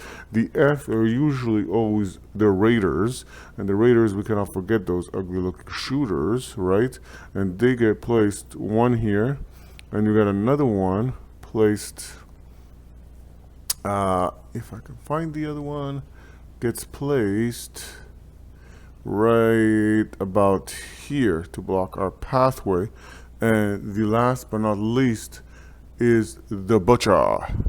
We have a butcher in our midst, and he will be with the raider right here. So that pretty much it. It's gonna repopulate the marching order. We're gonna have to reshuffle that.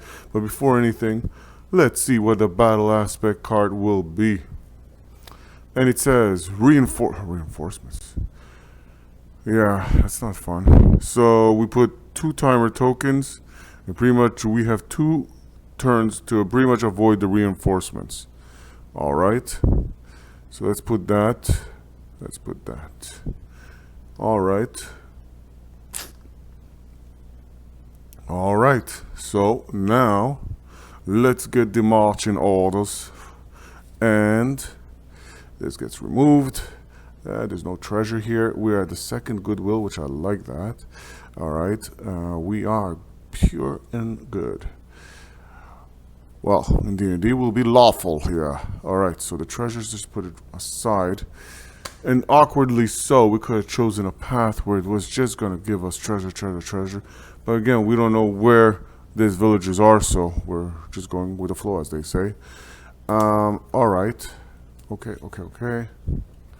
And all right, there's no brute for this one, which is good. So we have the butcher, we have the brigand, and we have the raider. All right, we have avoided the river. All right. Let's set this back up, and don't forget, Forge Warden has his defenses up. All right, so we are going to shuffle this as best as we possibly can, and you know what, we're gonna stop right here and we're gonna go with what there is. All right. Ooh, it doesn't look that great, but okay. Actually, wow, this is very awkward. I don't even know if this was shuffled properly, but you know what, I'm happy as it is. I'm gonna go with it, and so with Forge Warden. All right, so we're gonna move this aside. We no longer care for it. We have this timer, and we have to blitz right through because we want pretty much to use the toolkit to pretty much break into the nether, because whatever it will be the end. All right, so Forge Warden, you did your turn. Now you still have 2 actions as you walked into there. So you have a brigand in your midst. Let's see what you're going to do.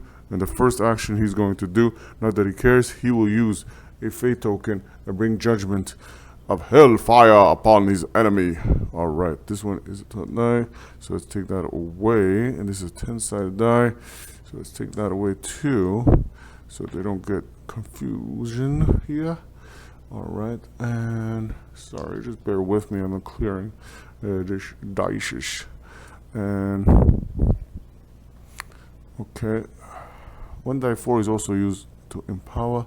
Okay, so there you go. So at this point, he has marched in, and whew. All right, so just making sure.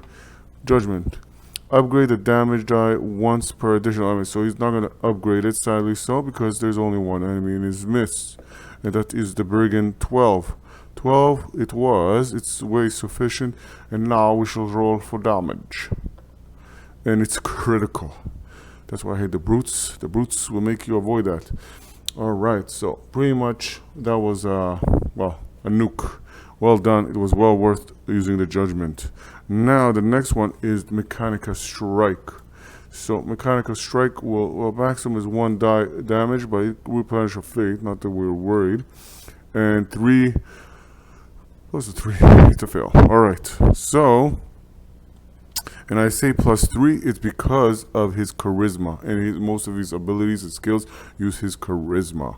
All right, we went from the Forge Warden to the Hex, which is nothing. Fire Soul. Fire Soul, on the other hand, whew, okay, so pretty much what she will do is, well, she has range of 2, so you know what? She will just waltz in.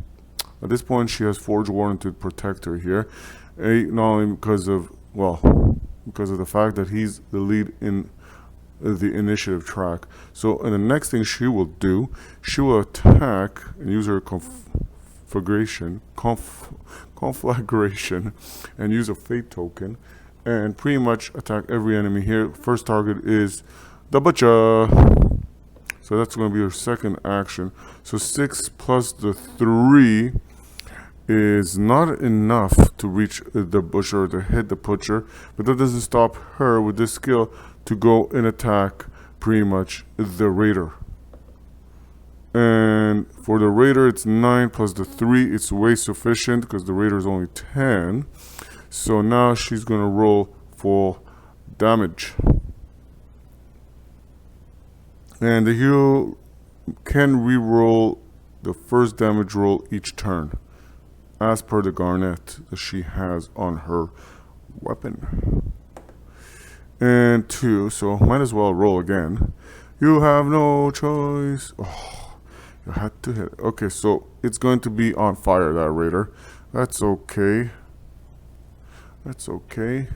Alright, so that ends Fire Soul's turn. Now, pretty much went Fire Soul to Demon Blade. Now what Demon Blade will do is move pretty much and engage the raider. Alright, And Demon Blade will use... let's see the soul. This is really crazy. After resolving this attack, the demon card can be flipped. Alright, it's level 2, so let's see what it does. If this attack hits and the target has higher initiative than the hex card, no, it doesn't. So then the hex card, the damage roll is empowered. Okay, it isn't. We're gonna use a fate, and this is the third fate, and we're gonna use it against the raider. That's a 10. It's 10 plus the 3 is strength. That's 13, more sufficient than the 10 we need. And unlike the others, she rolls die 8. And it's a 4. Alright, so it's a 4. It's more than what we need. Is a critical because it's 4 or greater. It's a critical. 2 wounds. 2 wounds is going to kill it off. Kill this particular raider off. Sorry. And... well, yep, well done for your action. And now it is Lightweaver. And Lightweaver sees the light. And Lightweaver, he will come here also. He'll move in. And you're in this zone. Alright. And he will attack. Well, this raider is pretty much wounded, but we could take care of that brigand that's all alone there too. So Lightweaver will do... he will use just a regular magic blast. And yeah, so we're gonna do a regular magic blast. So let's see, and he is going to attack the the brigand. And that's a 7 plus the 3 of intelligence. That's 10. That's sufficient. And now there's nothing special to this skill other than it does push if she misses, but she can't miss at this point, so it's only a question of hit or critical. Alright. And it's a critical, and don't forget he has a +2 to damage also before he has the ruby cluster. So +2 to the damage rolls, which makes him very deadly, by the way. Alright, so he does the 2 damage that you need to pretty much eliminate the brigands from the current marching order. Spellcasters. Alright, brigand gets removed, and we obtain for that good deed 1 amazing gold, and which becomes 5 because we already had 4 right here. So we currently hold again 25 gold. Whew, we're okay. Alright, so now that is done. So now it is Fate Song. Fate Song will move in, and instead of using her cacophony, what she will do is she will do an initiative inspiring presence, and she will allow pretty much use a Fate Song to allow pretty much Forge Warden to step in, and you'll see why, for he will become the attention of the love of these 2 foes. And he will, as he goes in there, stay there. That will be his action. It's not an attack. This pretty much ends the hero's deeds in action. It's going to be the Butcher's turn. And because it's the Butcher's turn, he's going to attack, well, pretty much the Butcher is, as we know, has grudge. Alright, so... and luckily, Forge Warden is the one with the grudge. So attack the hero with the grudge token. What do you know, Butcher? I'm here for you, matey. Alright. And that's 5 plus the 6. Whew, we're lucky, aren't we? That's Forge Warden. That's 11. Right on the ball. We do defend. Now, the radar takes a shot at us and attacks the closest hero. And that's what it does. Alright. So that is the way it attacks. So it's going to be a little bit annoying. So attack the closest hero, and that's going to be the Forge Warden. And Forge Warden 6 plus 6 is 12. Is way sufficient to defend. And then it has a second, don't forget, has a second reaction, which is if this enemy is in the same zone as a hero, it moves up to its speed value towards the closest zone that doesn't contain a hero. Okay, so pretty much it's just gonna move here with its fire. All right. Okay, because everywhere else has pretty much a hero. All right, so we have completed that. Well done, well done. It's the event phase. In the event phase, several things happen. First, we handled resolve condition token effects, and there's, well, this is the only one that's pretty much on the board, and we know that Raider takes a wound. Now, and because it's only Raider, by the way, we could place it right here so there's no confusion. Then the next thing is, it's pretty much resolve any aspect cards from left to right. This we just remove one, and we gotta try to avoid as best as we can that reinforcement. Not that we were worried anyways at this point. And now we do the event phase roll, okay? So let's roll for the event. And that's a 5, and we're pretty much very safe from wandering monsters. Now you shuffle the marching orders, and pretty much we have action. All right. So remove this, and ooh, let's not forget that. Hence why that's like this. And these cards are kind of flaky to place. All right. So, and this is how quick an encounter can resolve when you have the most formidable allies. All right. All right. All right. All right. And this is the way it's going to be. Forge Warden first, the Raider, the Butcher. Oh, what do you know? What do you know? What do you know? What do you know? We can do that. We can do that. We can do that. Okay. So first things first. Forge Warden is in there with the Butcher. All right. And we're not worried because we know Forge Warden no longer has that +6 defense, but that's not the concern. He has +5 defense either ways. And the thing is, he will be still the most highest attention because he's the highest on the initiative track. So the first thing he's going to do is going to use, this is very interesting. We didn't use the Encore from Fate Song, which is okay. We're going to use Judgment. All right, and it's going to use the last initiative right here. So let's see what happens. That's a 4 plus the 3. The Butcher don't nothing happen. That was like a fizzle and a dizzle. All right. We have Mechanica Strike. Let's see what happens there. Oof. Again, we kind of fade right there.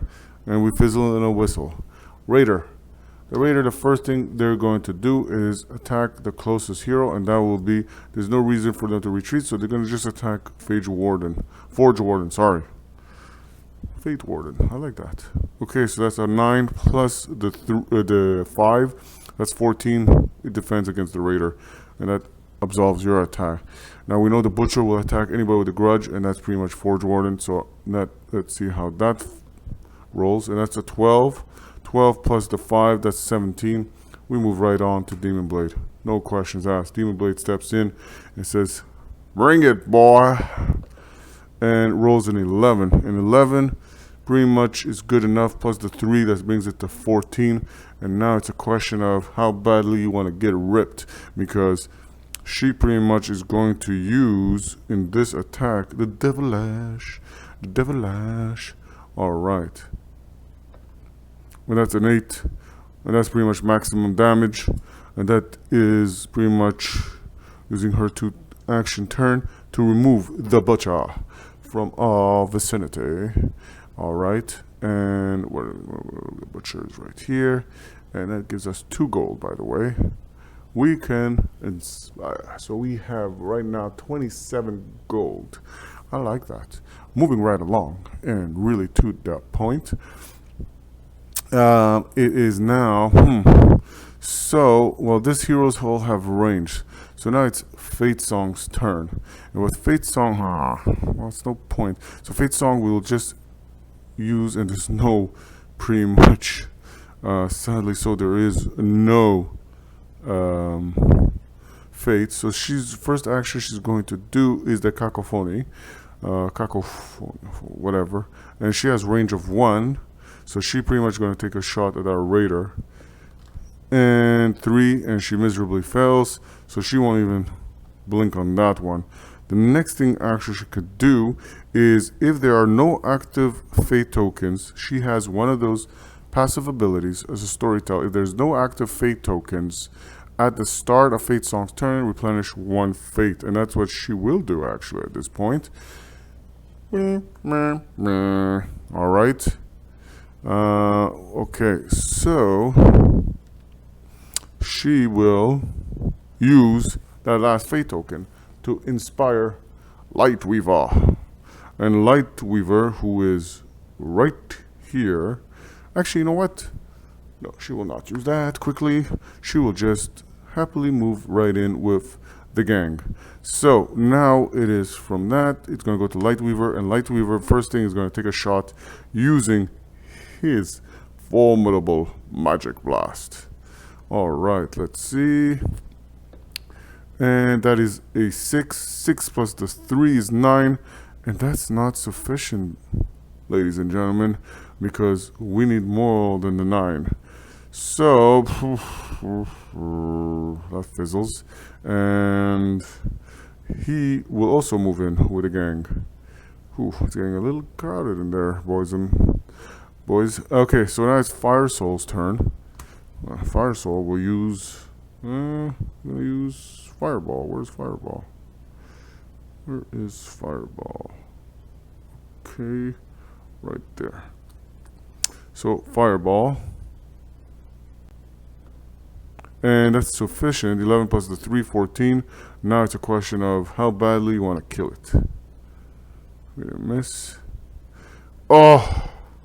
But we this hero can reroll. We already did this, so we do 1 wound, which is sufficient, by the way. I just noticed, and that kills that raider, and pretty much that gets removed. And well done. And this pretty much, okay, well, we're gonna redo the marching order now, and that gives us 1 more gold, which puts us at 28 gold. And this gets pretty much removed because pretty much we succeeded in avoiding getting their attention. As it says per here, finish them off before they can call for help, and well, they weren't able to call for help. And this does not get pushed back into the vault. It remains here as a nuisance. Alright, so that was well done on the hero's part. And now we just reshuffle the marching order, which is not bad. And we're going to go into the event phase. But before we go into the event phase, actually, yeah, that was the last action, but we have to do this. But we finished the enemy before the marching, the event phase, so we have pretty much been given an extra turn. So what we're gonna do is we're gonna do this quickly, and then we're gonna go into the event phase again. All right.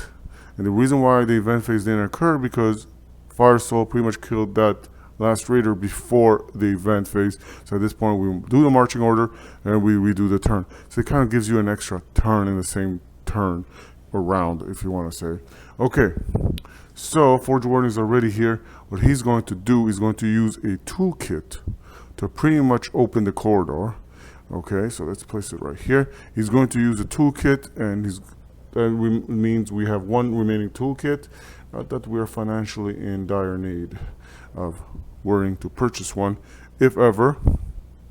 And pretty much we will see now at what point we will do. And we have not the nicest corridor ever. Okay, so yeah, this doesn't work the way we want it per se. We have this foes here also, so we're gonna have more enemies to pretty much handle, but that's not the issue. Well, we have to see how this touches the edge. Well, we're pretty much marching in there, and we have this 2 brigands to bring in. Whew. All right, I thought I was going to peacefully in, and the stairway will come right there. So we can pretty much if we want to make a run for it, but his foes aren't that tough to handle aside from the nuisance of facing off a butcher again, and they're kind of blocking our stairway out of here, so we're gonna have to kind of face them off if you want to look at it that way. Alright, so look at it this way, that's the way it's going to currently be. And yeah, so we have no choice, but we have to add the very foes we had originally in our midst back to the marching order.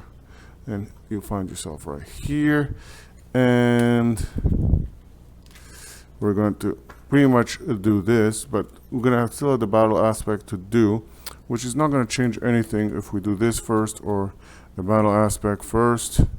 All right, and then we're going to do like this, and we're going to have Forge Warden, Fire Soul, Fate Song, Raider, Demon Blade, Reagan, Light Weaver, and the Crazy Butcher. All right, so we know it's Forge Warden turn. He's +6 defense, but we have a battle aspect card to resolve. So let's see what happens. Barricades. Unseer's foes are blocking the way ahead. Heroes can't make explore action. They stay where they're there, so they can't make an explore action anyways. Place the number of timer tokens on this card corresponding to the number of heroes. During the end phase, discard a token from this card. If there are no tokens to discard, place the dead end on each of the current tile's unexplored portals, then discard this card. Yeah, well, not much of an issue here to worry about. Ladies and gentlemen, the adventurers just laugh it off. But we're going to put the 2 tokens here, and just for thematic sense, this gets removed. And yeah, this is an annoying corridor that we got, but it's okay, it happens. So alright, so now it's Forge Warden's turn, and oh great, we don't even have, we have only 1 fate. So he's going to use for his first action Judgment. We shall bring judgment and use fate, last fate. We will bring judgment upon all enemies. And he does, again, 7 plus the 3 against the brigand, which is 10, which is way sufficient again. The brigands are 9, so we're going to roll for the damage. And 1. Wow, you did so amazing. That brigand takes a wound and nothing else. Alright, that wasn't great at all. For your second action, matey, we'll do Mechanica Strike. Alright, so that's 19, which is way sufficient. And it's a question of just 6. Oh, you do critical now. So we replenish 1 fate, works well. We do the second damage to this one, which kills it. Forge Warden to the rescue. Alright, and that pretty much resolves that. Alright. Now, it is moving along to Fire Soul, because the Hex means nothing in this case. We haven't built her well enough to use the Hex to our advantage somewhat. Fire Soul, in this case, she is way far. So she's going to move. That's the first thing she's going to do. And she has nothing to worry about because she has Forge Warden in her vicinity, in her zone. And she will use... She has 1 fate thanks to Forge Warden, so she's going to use the conflagration. Let's see what happens. First things first, against the Butcher. And she had to use this, and she failed against the Butcher. Now it's against the Raider. And she succeeds against the Raider with her intelligence and everything. And let's see what kind of damage is it. Is it normal or critical? Critical it is. So this, we don't have to worry about that foe once the event comes around. Pretty much because there's only 1. We're going to put it right here. This it's considered dead, this Raider. Even though it might get to attack, it's good as dead. We're not worried at this point. Moving right along. By the way, now it's going to be Fate Song, but we have nothing to inspire with. So she will just move here and use her simple skill to attack with Cacophony. And don't forget, she has a special talent that she replenishes one fate when there's no fate at her start of her turn. Alright? And don't forget that also Fire Soul has something special. She replenishes, well, at this point, that will make Fate Song unable to replenish this. So Fire Soul has replenished one pretty much fate, because she can, when Fire Soul inflicts fire on an enemy with an attack, replenish one fate, and she did. So she did that right now. So pretty much Fate Song will use, well, at this point she will use, yeah, Cacophony on obviously the Butcher, and that's way sufficient. And she has the most amazing die to roll. It's the 1die4, and it rolls a 1, so this does a wound against the amazing ugly looking Butcher. So we're going to put 1, because there's only 1, so we're going to put that 1 wound right there. So the next thing is pretty much, it is from Fate Song. It's the Raider's turn, and the Raider will attack Forge Warden, which is a +6, and he defends amazingly so, because 8 + 6 is 14, and he has nothing to worry about. Moving right along, it is Demon Blade's turn, and God have mercy on them all, as she walks in, and she pretty much waltzes right there, and she will she'll use the Devil's Lash against the Butcher. Alright, and that's a 6 plus the 3 is not enough for the Butcher. Alright, moving right along, it's a Lightweaver's. Oh no, it's the Brigand. The Brigand will just use his ferociousness, and what he does is first attack hero in the same zone. No. Charge your hero in an engaged zone. No. Charge a hero in an engaged zone. Makes sense. Alright, so he's gonna just try to, oh wait, in engaged zone, so he comes right after Demon Blade, and he's gonna try to stand in the stairway right there. Oh wow, he's so amazing. Okay, and he's gonna attack Demon Blade, and Demon Blade well defended, 17, well plus the 1 is 18, well defense. That ends the Brigand's turn.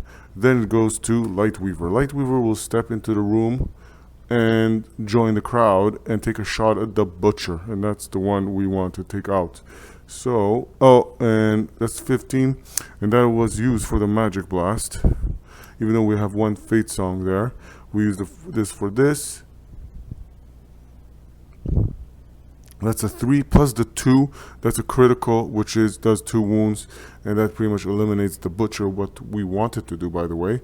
And the Butcher is no more, which was already wounded in some form, and it's going to give us 2 gold.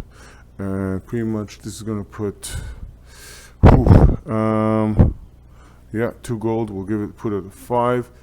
We're going good here. We have now 30 gold. Wow, okay. We have no worries whatsoever using that last toolkit right there to go. Oh, actually, we don't have to use the stairways right there. What am I saying? Okay, so the Magic Blast was used, and that ends pretty much their turn. Okay, and now it goes to the event phase. All right, in the event phase, there is, well, pretty much we take care of any status effects, but before that, I'm going to use the last fate for an encore, because we can do that. And if it's going to be an attack for Demon Blade, it's going to be at an advantage. So Demon Blade is going to use that Devil Lash, and I love Fate Song. She's good support. We will see.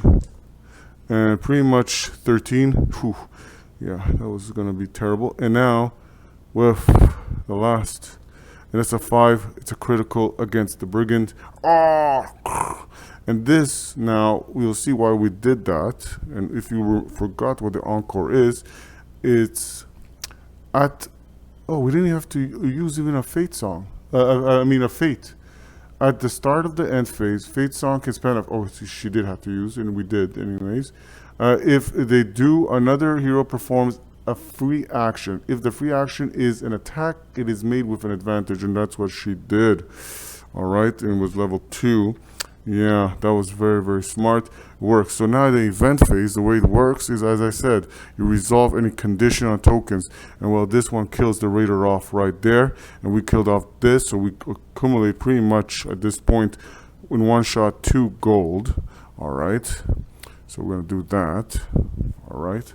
So that puts us at 32 gold. I like it. All right, 32 gold. And more importantly, we have to reshuffle this very soon. But first, we resolve everything else. We remove this, right? And any condition, resolve any aspect card, which we just did. Make a roll for the echo. And whew, we failed, and the echo appears. So it starts right here, or even if you wanted to use it, you could even to put a serious threat, because we never ran into it. And usually it should start from pretty much the first doorway passage, which is really here. So we're gonna do it properly. Forge Warden says, rightfully so, you're righteous. Okay, and now we're gonna shuffle this. And at this point we don't care, because we pretty much ended everything and you're done, buddy. So we don't care who goes first, really. And each one will step off, and we go Forge Warden first. That's 1. We're out. Fate Song, 1. We're out. And the heroes are right here on the compass. They look awesome on the compass. And the hex means nothing. Fire Soul. We're step off here. We're here. Demon Blade. And she's already there, so she just steps off. Lightweaver, pretty much right here. Step off. And we have just finished this encounter. And pretty much now, we are going to go and venture forward this way, and pretty much we're going to see what is here. And this is, it's called a torchlight encounter. All right, and torchlight encounters, the way they work, unlike the standard crawl, is pretty much they set up as a standard crawl, so it's the same thing, but at the same time we have to retrieve the card C212 from the challenge aspect. Okay, so let's see what that is all about.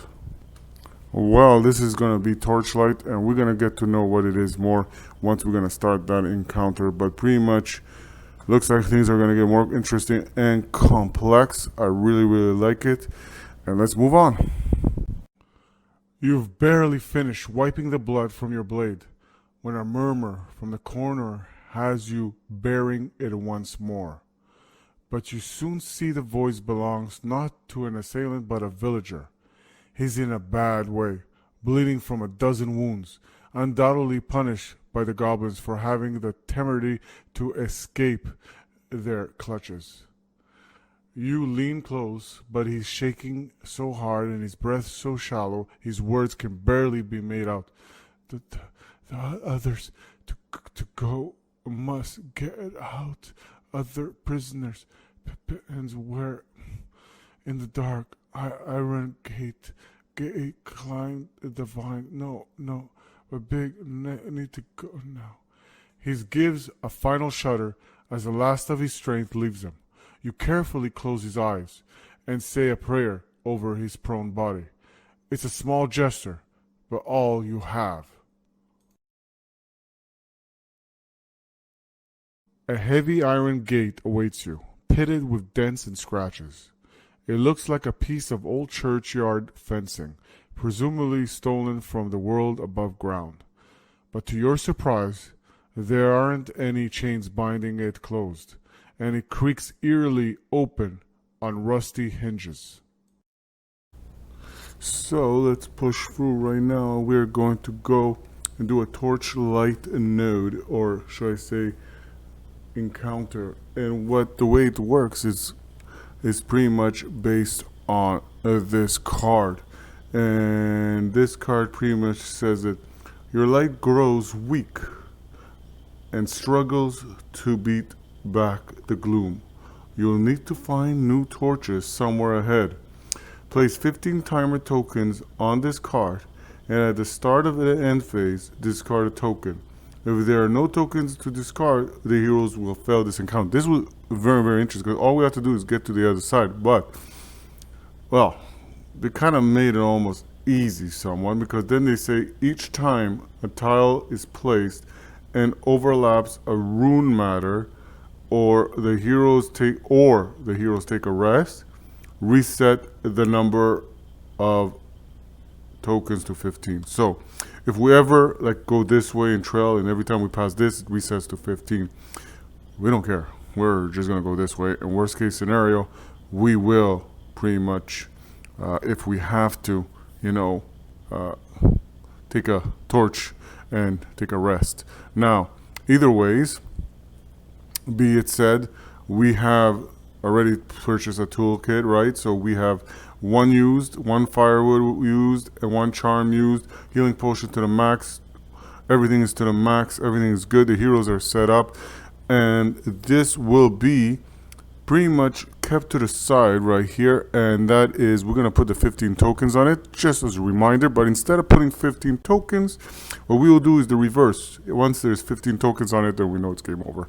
So we won't let that get to that extent. So every end phase we will put one token here. So let's start and begin this adventure, and nothing changes. It's like a standard crawl. We're trying to get to that end. All right, so like we have been doing most cases. All right, so let's shuffle this, and all right, so we got it the way we want. All right, let the heroes begin.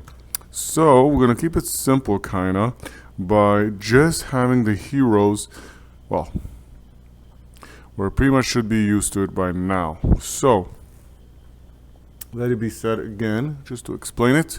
We've heard about from the villagers that we, well, tried to rescue, as some of them are much in pain, and those also we lost on the way. But we're pretty much coming to here, and now we pretty much have a case scenario that's here, that's going to pretty much occur. So let's complete it, but we go here, and let's hope we find the villagers here. All right, so because if not, well, then we got 2 more guesses to go with. All right, so we're gonna put the Forge Warden here. All right, we're gonna put all the heroes here pretty much. We are going to pretty much, here, let's keep that like that. You know what, we're gonna turn it this way. What an amazing doorway. All right, so all the heroes will pretty much come to door, and pretty much all the heroes have done their turn. You know what? We will not do anything more, and that will cause the first token to pretty much appear, because we went in the event phase. Yes, we did, because we did a round, and now it's Forge Warden's turn. Don't forget, he has the Bastion skill, and luckily the Bastion doesn't, it's just an ordinary passive skill, and it doesn't pretty much use any fate tokens. So he's going to do what he's been doing all along as the leader and the tank. He will explore, and let's see. Ooh, not a good start. Okay, so we got this. Let's find the tile, and we will resolve it. Well, we have it set up pretty much. As you could see, the villains are right there, and it all set up. We got the butcher, we got the raider, and more importantly, we got a brigand right here based on this setup. So that means there's gonna be a raider, a brigand, and a butcher, and we're gonna shuffle all that together, and then we're gonna handle that battle aspect card, which as usual shows right at the bottom right there. So let's get this. And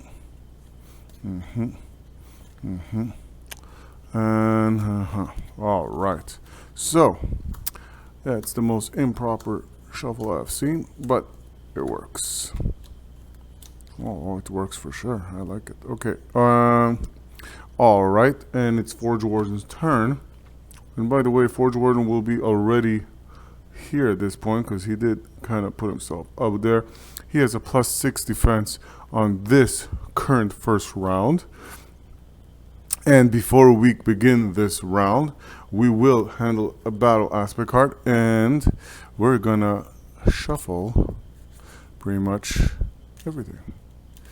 Just so.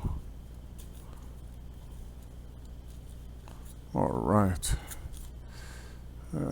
All right. Ooh. All right, and we didn't shuffle this. We're gonna shuffle it right now because we haven't shuffled it. This is a challenge. All right. I think that's good enough. And now let's see what's the punishment. This is the first card of punishment. Cornered. Oh boy. Their eyes furrow, their foes are cornered and desperate, and all more dangerous for it. Enemies add +2 to their target number if they are the only enemy in their zone. Well, they're not, so that's good for us. But we're cornered, so let's keep that here just for us to make note, and this is no longer, well, needed. All right, so Forge Warden is going to start his, and the first thing he's going to do is going to use a fate token to pretty much, well, use the judgment and upgrade the damage die once per additional enemy the target zone. So pretty much there's 2. So instead of rolling his usual, why am I going there? His usual die 6, he will roll a die 8. And first things first, we have to see if he strikes. And that's a 13. A 13 plus the 3 for his charisma. That makes it 16, which is well enough for the butcher. If you look at him, he is just 11. Now we roll a die 8. And we roll amazingly with this, a 2. And I wish we had something for a reroll, but sadly we do not. So we're kind of stuck with it. So we do 1 damage, and there's only 1 butcher, so we're going to put the wound on the butcher itself. So that resolves that attack, sadly. So, and the next thing we're going to do is the Mechanica strike again on the butcher. And that, you see, is called a miserable roll, and that's 4 plus the 3. It's 7. It's not well enough. And that ends his turn. All right, Demon Blade. Demon Blade is going to take a waltz right in. Hey, what's up, folks? And she will attack the butcher. No choice. And she will use the Devil's Lash. Show them your tongue. All right. And whew, that's a 9. 9 plus the 3 of strength, 12. That is sufficient enough. And don't forget, corner does not take effect because this enemy is not alone. So she hits. Now she rolls also a die 8. And she rolls a 2, but at this point we don't care. That's enough to pretty much eliminate the butcher. And the butcher has 2 wounds, and the butcher is no longer a pain in the tuchs. Oh. Alright. And yeah, okay. Just for a moment there, I thought I forgot something. Alright. So that resolves that. Now it is from the Demon Blade. It's going to be the Raider's turn. And the Raider, let's not forget, he does the retreat and he does the cautious. The cautious, it attacks a hero closest to it, and that is pretty much Forge Warden. Alright, it's the Forge Warden. Alright, the Forge Warden will defend itself. And it rolls 3 plus the 6 for its defense. 6, that's a 9. It's not enough because you need a 10. It does damage to Forge Warden. Alright, Forge Warden takes 1 damage. That's not great. Alright. And now it's going to retreat to somewhere where there's no hero. Alright, so that kind of closes that deal. That wasn't fun. Forge Warden. Plus 6 defense and still get hit. Alright. Now it's Fire Soul. Light my soul on fire. Okay, she will also kind of waltz in. Not that she cares. And the smartest thing she could do is go after the Brigand. And that's what she will do. But she will do a special attack, which is the Conflagration. Alright? She will use the Conflagration and she will use a Fate. Obviously, because that's where it costs right here. It says the Fate. So we roll first for the Brigand. We roll for the Brigand. And that's 4 plus 3, that's 7. And that is called a terrible roll. So now it's time for the raider. And that's a 9 plus the 3, that's well sufficient. And the next thing you do is roll and re-roll the first damage roll per turn. So, on each turn. So let's see. So that's our first. Oh my god. Okay, so you can re-roll their first damage roll each turn. So, okay. That's even worse. So, in the end, all we did was fire to the raider. Okay, that wasn't. The raider's on fire. Okay, that was useless. Good for nothing. Like things happen. Okay, so we got Fate Song. Fate Song. She will come in. Ooh, she will come in. Sorry for that. Right here, and she will decide. Well, she will decide to pretty much inspire. And she's going to use a fate token, but she's going to inspire pretty much Fire Soul. Alright? She's going to use another fate, and let's inspire. That's the third one being used. And she's going to inspire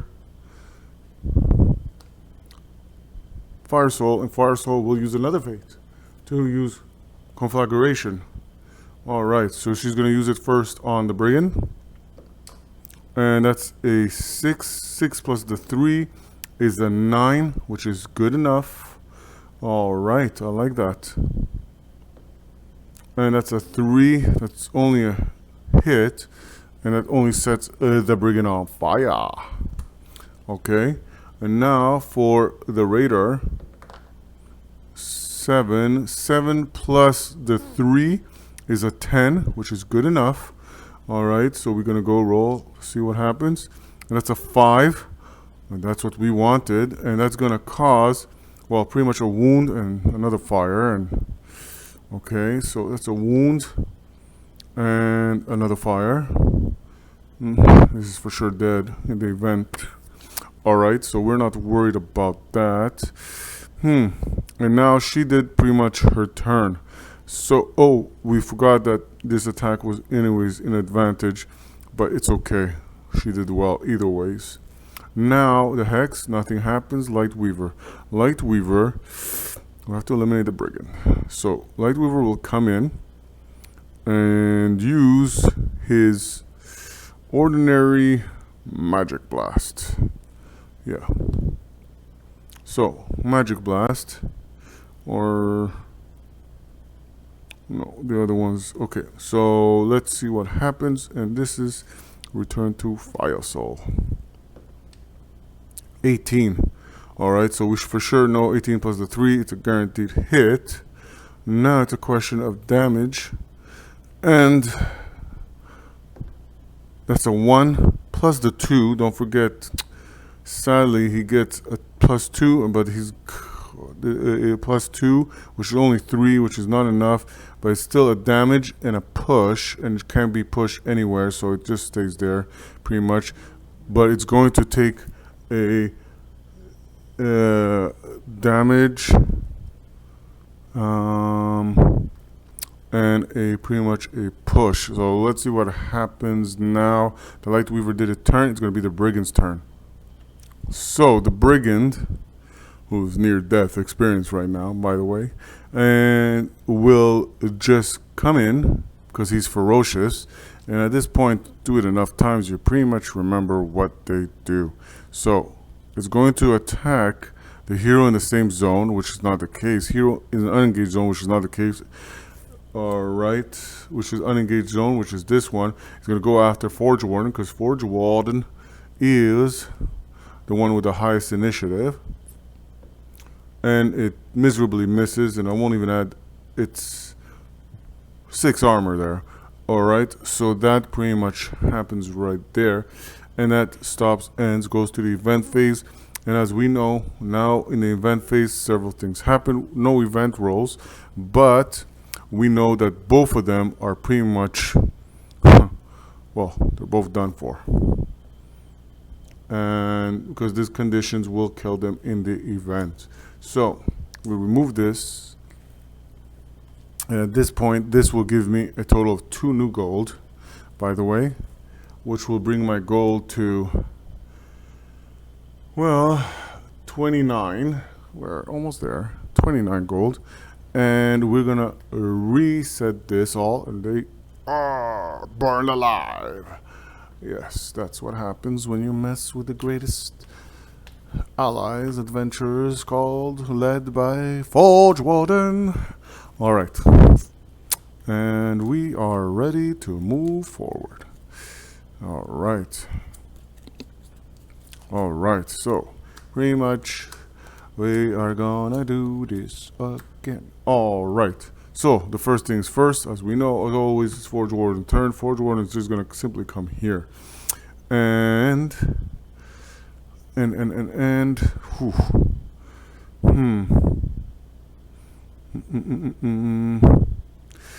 And Lightweaver also is going to move, but before that, going to close the door for safety reasons and purposes, so nothing comes chasing back. Alright, nothing comes farting in the wind, as they say. Bring back, push them all in here, and we are ready to move forward. It is, this one gets pretty much dismissed. Alright, and this one gets discarded. Alright, so this is cornered. Alright, and let's see what will be our first room. And we have the second event. We pretty much placed it there, and we did everything in a sense. There's no conditions, no hidden conditions, and all the heroes are pretty much good. Okay, so moving right forward, the next thing that comes usually after this, because we did the event we resolved, we did the marching order, effect next begins.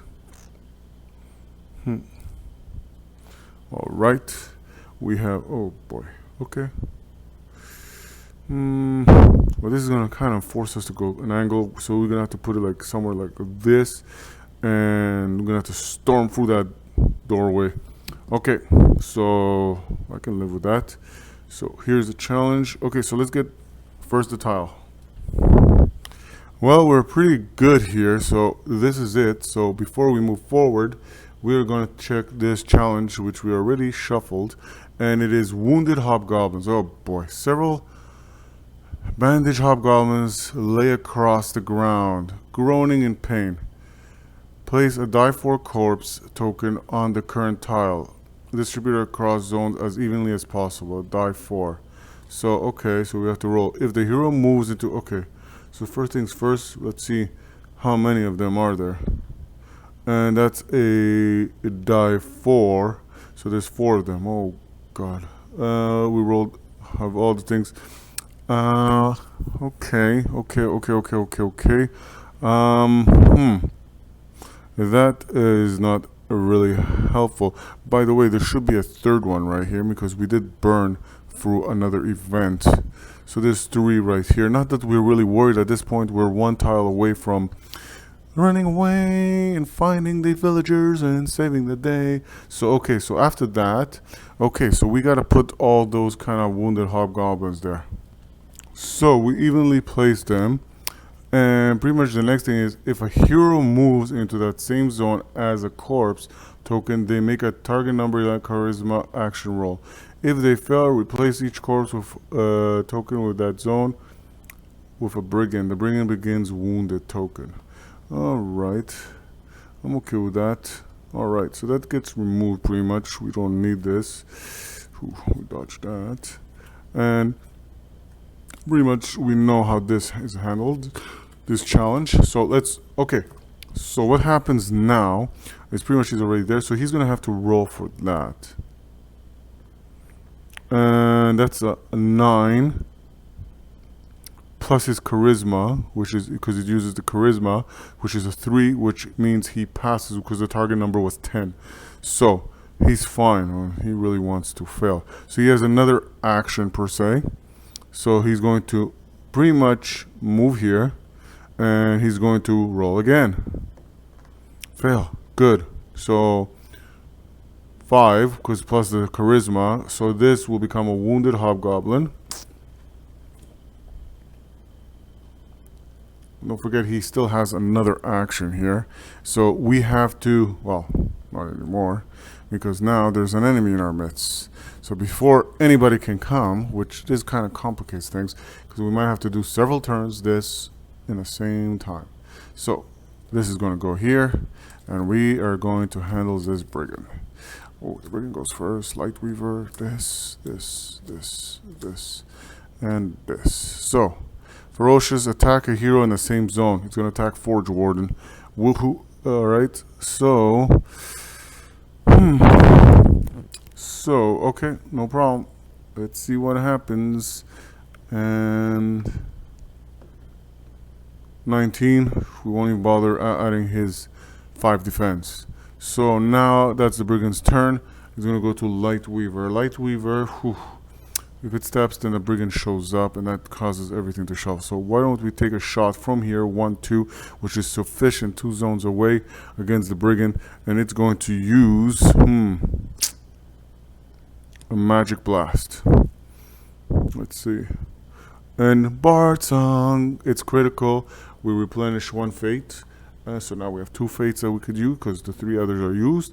But it's a critical automatically, and critical is 2 damage. So this brigand, which was already wounded, doesn't matter, gets removed from the board. And annoyingly so, we're probably going to have to reshuffle everything again. But this is going to get removed, and we acquire 1 gold because of this. And because we acquire 1 gold, this becomes 5 gold right here. And pretty much we are now at 30 gold. All right. And yeah, so we have to shuffle this. And that was only 1 turn, but now some heroes will just get 2 turns, you know. So it's Forge Warden, this. Okay, so Forge Warden, what he will do, don't forget this is 1, 2, 3, it's okay. So we only need this so we can go back and forth. So what Forge Warden will do is the first action, he will come back here. And as he comes here, right away, he rolls to see what happens. And a 1, which he replenishes a fate token, and miserably failed. So this becomes a brigand, and we go through that vicious cycle again. So a brigand appears here, because all we need is the path to just go across here. We can leave that alone. I mean, unless we were desperate for gold, and at this point, not really, and I hope I don't regret that. So this brigand is as wounded as it was before. Okay, so now we just have to, because that brigand appears, we'll add it right here, and we're just gonna shuffle and shuffle and shuffle and shuffle, and we have it gone. Forge Warden, Hex, Light Weaver, Brigand, Fire Soul. Okay, so, and this brigand is wounded. Forge Warden's turn. Forge Warden will use the Judgment. Judgment Day. Alright.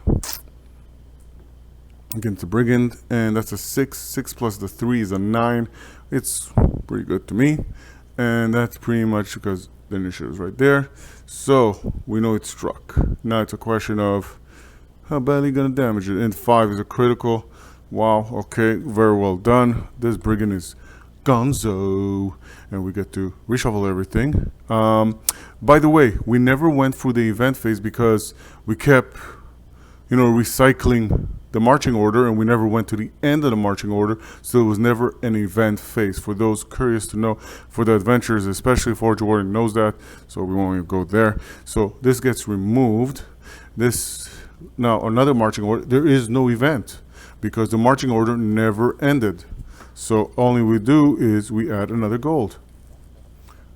All right, which is a good thing. The Mechanica destroyed me again. Alright. Forge Warden, let's get this done.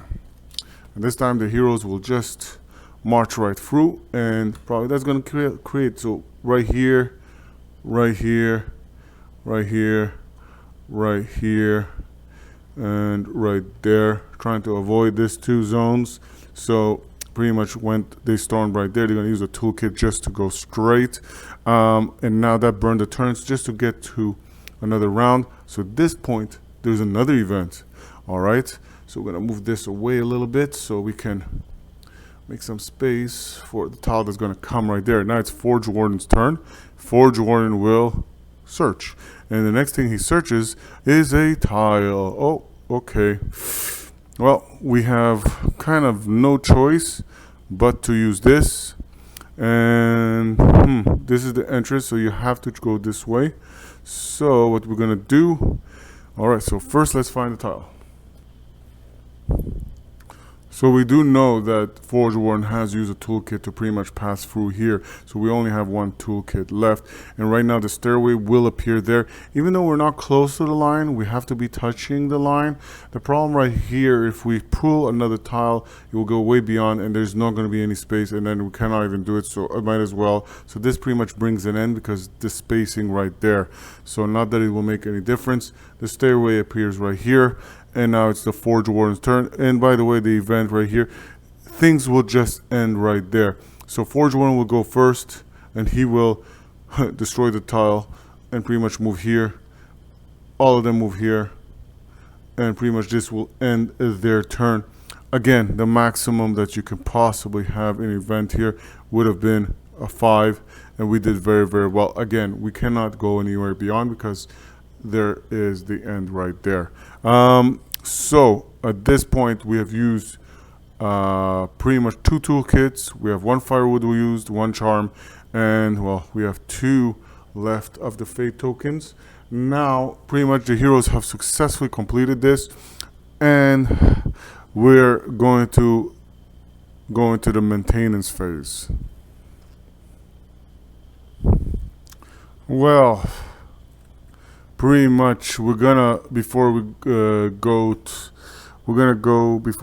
to a maintenance phase, I just want to say that we're gonna gain another goodwill because we're gonna let the ogre pretty much go.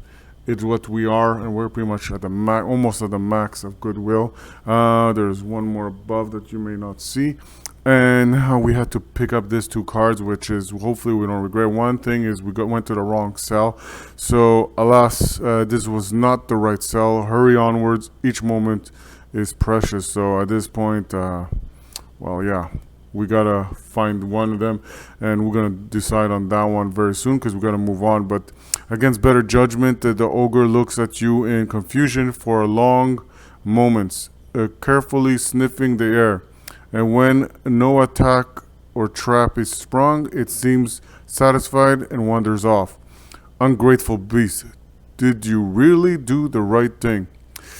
Keep this card in your inventory. This is, I guess, keep this card in your inventory also. So we keep these 2 cards, but I guess, well, we're Forge Warden, you know, and his allies there, the adventurers, they're not there to harm and do evil. So we're gonna keep these 2 cards just as for us to remember, and that is something very, very important story-wise. Hopefully we don't regret this. So knowing what we know now and what has occurred, has transpired, not that it's great, we're going to go, well, we're here right now, so we can go back, and what we do is we have to do this next, or we could do this one, but I'm going to go do this one, and because I think we should have gone this way. It had more treasure. It kind of fooled us, you know, with the lure, and maybe, you know, set us off, maybe by illustrating this. But we got to do some new types of nodes, and which was nice. So we're gonna do this encounter next and see how this unravels. But pretty much we kind of wasted a little bit of time there, and hopefully we don't regret it. And now for the maintenance phase, we only have 2 XP again because we did more than 2 encounters. But to complete this chapter, you get the other XP, and we're not going to pretty much use any of the XP. The heroes have pretty much done what it is. They have healed up, and they have pretty much fixed all their fate tokens, and they're ready to move on. And we're gonna pretty much move on. And this is, we're gonna keep it because pretty much the next one that we have to pretty much, well, search for more of those villagers, who is going to be another torchlight kind of encounter. If you notice it, all of them are torchlight encounters right here, so we're on a time stamp. Okay, let's move on and see what transpires. The hobgoblins appear to have caught themselves an ogre. The beast lies on a bench inside the pen, snoring loudly. You wonder how it was lured here, until your eyes settle on a mountain of animal carcasses, doubtless the feast the creature is sleeping off now. You're familiar with the destructive power of these creatures, and don't owe it any kindness, but something makes you pause before sneaking away. You definitely don't want to be in its path when it awakens, but you could leave the door open and let it have some fun with its captors when it wakes up. You decide to set the ogre free as you gain goodwill. We keep pushing forward. It's kind of sad, but what's going on? And I think we met the girl that he's speaking about as we pretty much venture forward. In this encounter yet, there's going to be pretty much a treasure right there if we want it, but I have no interest in embarking in that way. More importantly, we ventured from here, we went to here, then we went to here, and now we're going here. And we're probably going to hear, it's either one of this, so I hope I'm right, because at this point this wasn't here. But alright, so let's see what happens as we venture forward. And alright, so as usual, the first thing you do is you set up the marching order. The enemies are there. We're not going to shuffle the challenge and aspect because pretty much shuffling it so many times, we're never going to see the other aspects or take the chance. And so it is for the tiles too. So we're going to pretty much venture forward. Doesn't break any of the game rules per se. Okay, so now it's going to be Forge Warden. And Forge Warden is going to go here. And so will all the valiant heroes as they crumble forward. And I'm going to create some space there. And that does for that. Now it's going to be Forge Warden's turn again. The event phase comes in. Nothing really occurs. And nothing specific as the heroes pretty much are going from a room to a corridor. And the first corridor, amazingly so, will be this. So let's get the tile, and then we're going to verify the challenge aspect card. Well, here it is. As the heroes of Valenti march forward, and Forge Warden will find himself here by using the Bastion skill, and the skill which unforgettably allows him to pretty much use as a free action right there. But before anything transpires, we look at the challenge, and the challenge says, boom, honor among thieves. A kobold darts out of the darkness, quickly frisking you, when suddenly it pauses. Is that fear you see in its eyes? If the reputation track shows 2 or more corruption, return this card to the vault. If the reputation track shows less than 2 corruption, this hero makes a target number of action roll. If they fail, discard 3 gold. Really? Okay, we can afford it anyways. So this hero will do a target number. Damn thieves, I tell you. And we fell because our swiftness for Forge Warden ain't that great. At 13, we were so close. So we lose 3 gold. And that pretty much pays the price. But this goes back to the vault. So let me put it back. So we resolve that. And this gets removed. And we venture forward. Alright. So there's no enemies, so pretty much he completes his turn. He just moves here. So do all the valiant heroes. They use their end phase comes, but before this one, she will close. Sorry, that's Fire Soul, by the way, and in no particular order that is. And Fire Soul will just come here to end this. To do this properly, it's Forge Warden's turn again, and they close. Well, they have to burn another event phase. So at this point, they made it here. if you're following through, because at this point there's nothing that can transpire. We close the door so we never fall for the event roll. All right, so now we're going into a corridor as Forge Warden searches on. Oh, okay. That goes good. And there's another challenge. Okay. So, okay, first things first, let's place the tile. Well, that is pretty much set up, and we're going to... well, anyways, we can't French. We decided not to. We're going to take the challenge aspect card, and we're moving fast right in. Oasis. A gentle spring gurgles away, harmlessly, in one corner, a peaceful and all too welcome scene. If the heroes rest on this tile, each hero heals 2 wounds instead of 1. This is a good one. We don't discard this. We don't need this, and we're not doing this. So we're just gonna let this go. All right. I like that. That's an oasis. And by the way, you were right here. Now you can complete your turn, and you go right here. And Fire Soul will come right here. Don't forget there's 1, 2, 3, 4 zones here. And we got the next one that's Light Weaver. Light Weaver will just come right here. And then it is Demon Blade. She will come here. And Fate Song. Alright, so we went... Oh, this gets discarded. Ooh, do I go for the treasure? Well, we gotta see what the corridor is, but at this point, now we go back, and it's good. This is really eerie and quiet.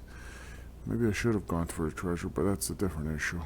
Well, Forge Warden, you wanted us full steam ahead. We got villagers to save. I understand you. We're a reputation of 3 right now. We're 1 shy from 4. And we reveal this as a tile. Okay, this is a long one, I see. So let's find this one. Obviously the stairway will come here because we're going to touch the end, but let's do one thing at a time. Well, I pretty much revealed the stairway because it leaps right into there, and the brute is right there, and he's not too shy away from getting to us. The brigand's here, and we got the raider right here, more importantly. And we're gonna, seems like we're not going for this because now pretty much the stairway is revealed. We have a battle aspect to take care of, and let's see if hopefully it's merciful and allows us. Falling masonry, another trap, or crumbling stonework. During the end phase, each hero on the current tile makes a target number, well, hence why I use this. What is this? I believe it's Constitution. Constitution action roll of target number 5. Okay, we should be able to. Each hero that fails suffers a wound. Alright, so during the end phase. Alright, so until then, we don't have to do and concern ourselves with that. So, first things first, it's going to be the first action we kind of run into. We want to eliminate them quickly before the brute comes in, but before that even happens, as one always forgets Forge Warden because you're too excited, we have to set up the current marching order, and hopefully it is merciful. All right, so let's go, and let's go. Ooh. Yeah, okay, that was let's move this aside for now so you can see better, but yeah, seems like I didn't shuffle it that well, but whatever works. So Forge Warden, it is your turn, and you can release your judgment. This pretty much gets removed. Alright, and we're gonna use one of this fate tokens, and we're gonna roll. So we're going against the raider right there, and oh my goodness, it was gonna roll 70, but it hit that. Yeah, we miss. Alright, so that burns that. Then it's gonna be we're gonna do mechanical strike. And that's a 12, way sufficient to hit the raider. And now we're gonna see if we do a critical or not. And we don't, we just do a wound, which is okay, Alright, and it's the only raider, so we can put it like that. That does for Forge Warden, by the way. We're amazing defense right now. We're gonna go to Demon Blade. Demon Blade, first thing she's going to do is waltz in, and she's gonna take care of this raider, because there's no choice but to take care of this raider. And she's gonna use the Devil's Lash. She's gonna roll, she's gonna use her strength, and amazingly so, she fails. Yeah, it's not looking too good. Alright, moving right along. Because now it's Fire Soul. And she comes by just to the corridor, and she's gonna unleash on, she's gonna use her, she's gonna use the configuration on the two brigands, and she's gonna use the Fate token, and that's a 16, hits the first brigand, and now she's gonna roll, and she's gonna roll to see if she does any damage, and she just does a fire wound. Again, we're not doing that well per se. So one of the brigands has fire. Alright, let's put it like that. And then she has to roll against the other brigand. And she rolls a 1. She replenishes a fate token. And that ends that turn. That pretty much didn't go too well. She didn't move yet, so she's going to use her fireball right here. The attack will maybe re-rolled against enemies with a burn token. Okay. So the first thing she's going to do is attack the one that has the fire. And rightfully so, because that's just 8, so she can attack and roll against Summer Ball. And I said that right before, and I predicted that's 7 plus the 3 intelligence, 10, that's good enough. So she hits on that one. And we'll maybe re-roll against enemies with a burn. So she can only re-roll once, by the way. So let's see. And she rolls. So listen, she also has, don't forget, the Garnet, which allows her to re-roll the first damage roll each turn. So it wasn't the first damage roll, by the way. So that doesn't work. So she just does regular damage. Yeah, that didn't go too well. So she did a wound that, but that we know that brigand's good as dead in the event phase. So we go to Lightweaver. Lightweaver will unleash some hell, I hope, because that didn't go too well for the heroes. Okay, he will unleash the magic blast against the other brigand. Well, that's good enough. And now roll for damage. We don't need that one. It's 5, it's a critical, and that pretty much kills it off. I like that.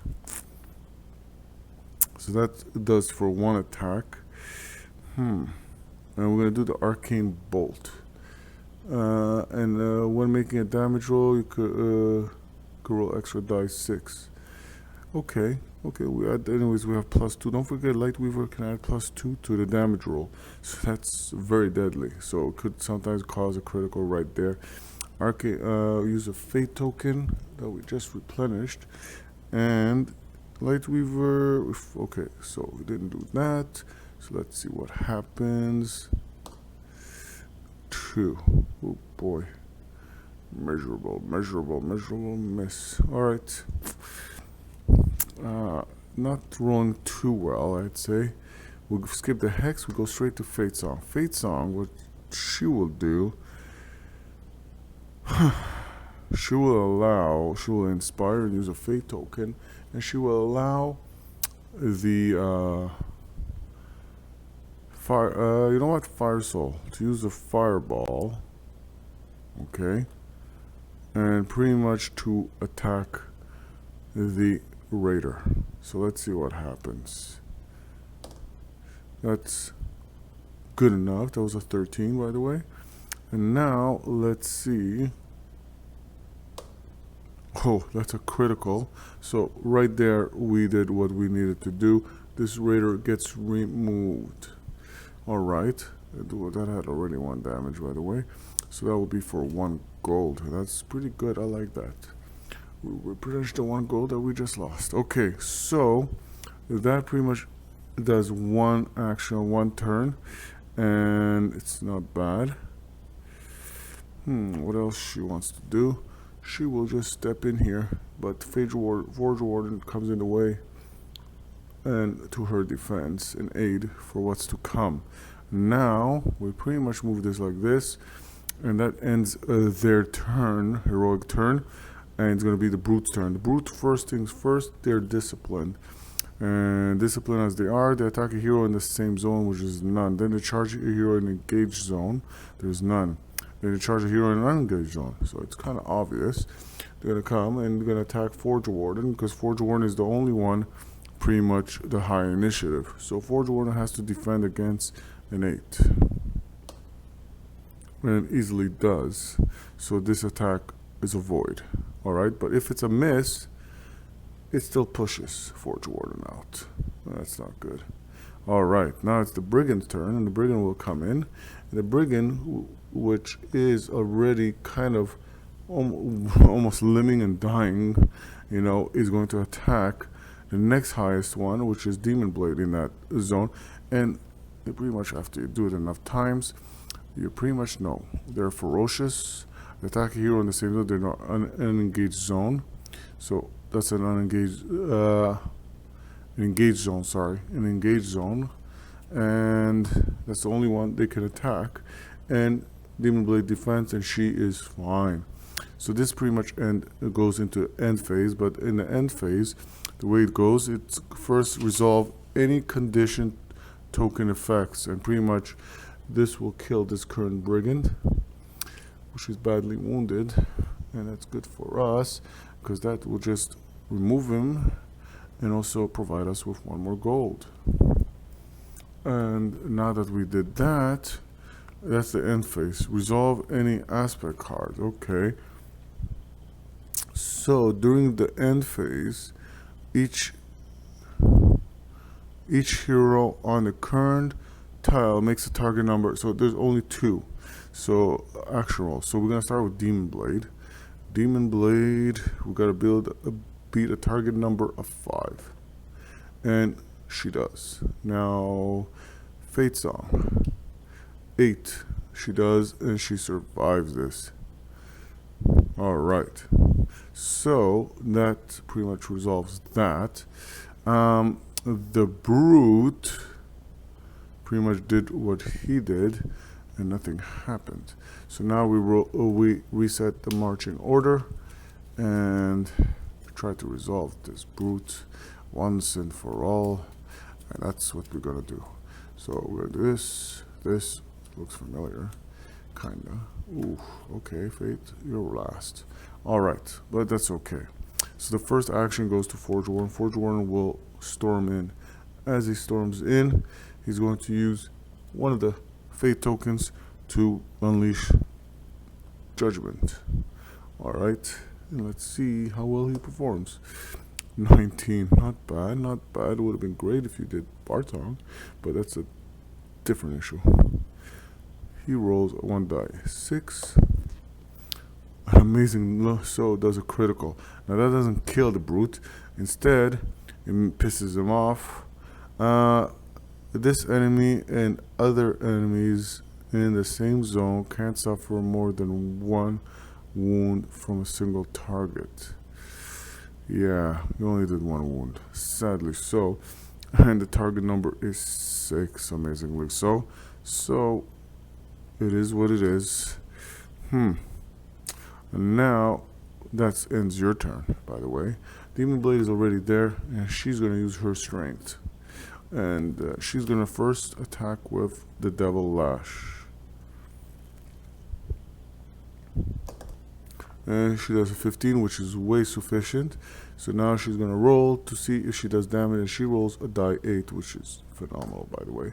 And she only rolls a 2, but it's irrelevant at this point, because at this point the brute goes kind of crazy, and he's on this side. Alright, unwounded, and yeah, so pretty much his initiative goes up, and hopefully, but he loses that skill ability, which is a good thing. So we got him vulnerable, if you know what I mean. And don't forget, she has one more attack she can do. After resolving this attack, the demon card can be flipped. If this attack hits and the target has higher initiative than the hex card, the damage roll is empowered. Okay. No, it isn't, so it's okay. But either ways, we just want to cause damage and use the last fate token here. So make it happen, Demon Blade. And she does with 16, which is good enough, which is more than a 10.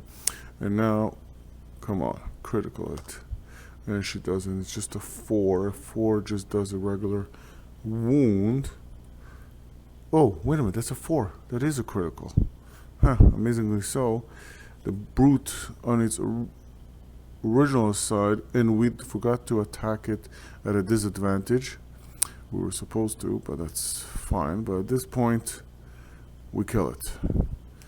Alright, so, we kind of got away there with something, but we'll leave it at that. And right now, we pretty much earned 2 gold, which will make it pretty much we have a total of 25 gold there. So we're doing good. We pretty much resolved and annihilated the brute, which will cause a new marching order, by the way. And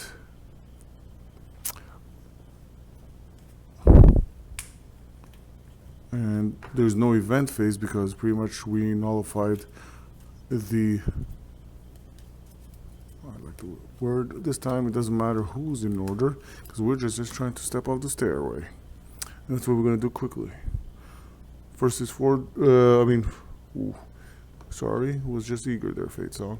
Fate Song steps off, Demon Blade steps off, Forge Warden steps off, Lightweaver steps off, and then the amazing Fire Soul. And at this point, we're done as we move forward and valiantly forward. And that was pretty much well done. And let's put this back. This is a battle aspect, and there's one last that we're going to use. So maybe we're going to run into the other ones later on, as we have one more. We discard this treasure chest, which we do not do. We're going to do the maintenance phase. And so first things first, for the maintenance phase, we're going to reset all the fate tokens at no cost. And then what we're going to do is we're going to spend, we're going to buy 1 toolkit. So we're going to spend pretty much 7 gold, and that will be pretty much, bring back 3. That will leave us with, that will leave us with 18 gold, which is way sufficient. And we could spend 10 gold to draw a card from the Adventures Lost Treasure deck. Unattach a gemstone. Okay, we don't want to do that. Spend the gold cost to show an exhaust. Okay, we don't want to do that. Upkeep. Well. So we're pretty much good there. Leveling up. We have 2 XP we could discard if we want to do it. But at this point, I don't think we want to spend those 2 XPs that we have. So we don't want to purchase any new abilities. And equipment upgrading. Okay, so right now upgrading equipment is not going to happen story-wise. So pretty much that ends the whole maintenance phase, and we're just going to march forward here, and we already have experienced what it is to do a torchlight quest encounter. An elderly man lies face down on the floor, his body still. His back is crossed with bright red stripes, like he's been lashed, bruising, messy with blood in several places. He's at least alive, but barely. In painful whispers, he tells you that he was part of the train of prisoners being led away from their cell. The guards deciding to make an example of him after he complained that his daughter had been left behind. She's always been a sharp-tongued slip, with a fighting spirit to match. I wouldn't be surprised if she tried to fight her way out. He doesn't seem upset that she might have abandoned him. Better she lives than waste her life trying to save an old man like me. You patch him up as best as you can, but he urges you onwards before long, insisting you save the bandages for yourself. We were taken. There's no hope for us, but someone might be in the other pen. Go! Silence reigns. Even the incessant goblin chatter from before, floating on the wind, has faded. You're wondering if you're headed in the right direction at all, when you stumble across a dead body, a bloody hobgoblin lying in the middle of the corridor. Oh well, okay, so we move on to the next quest. Pretty much not the next quest or encounter, but more importantly, we move on to the next node, and we are going to hear pretty much, knowing now what the story is, more importantly. Well, yeah, pretty much venture forward and let's see what's going on. This is another Torchlight quest, which means pretty much is going to be 15 pretty much events or pretty much turns or rounds before this becomes an end quest. Now, as known before, if you rest or you go over one of these runes, you pretty much reset the count.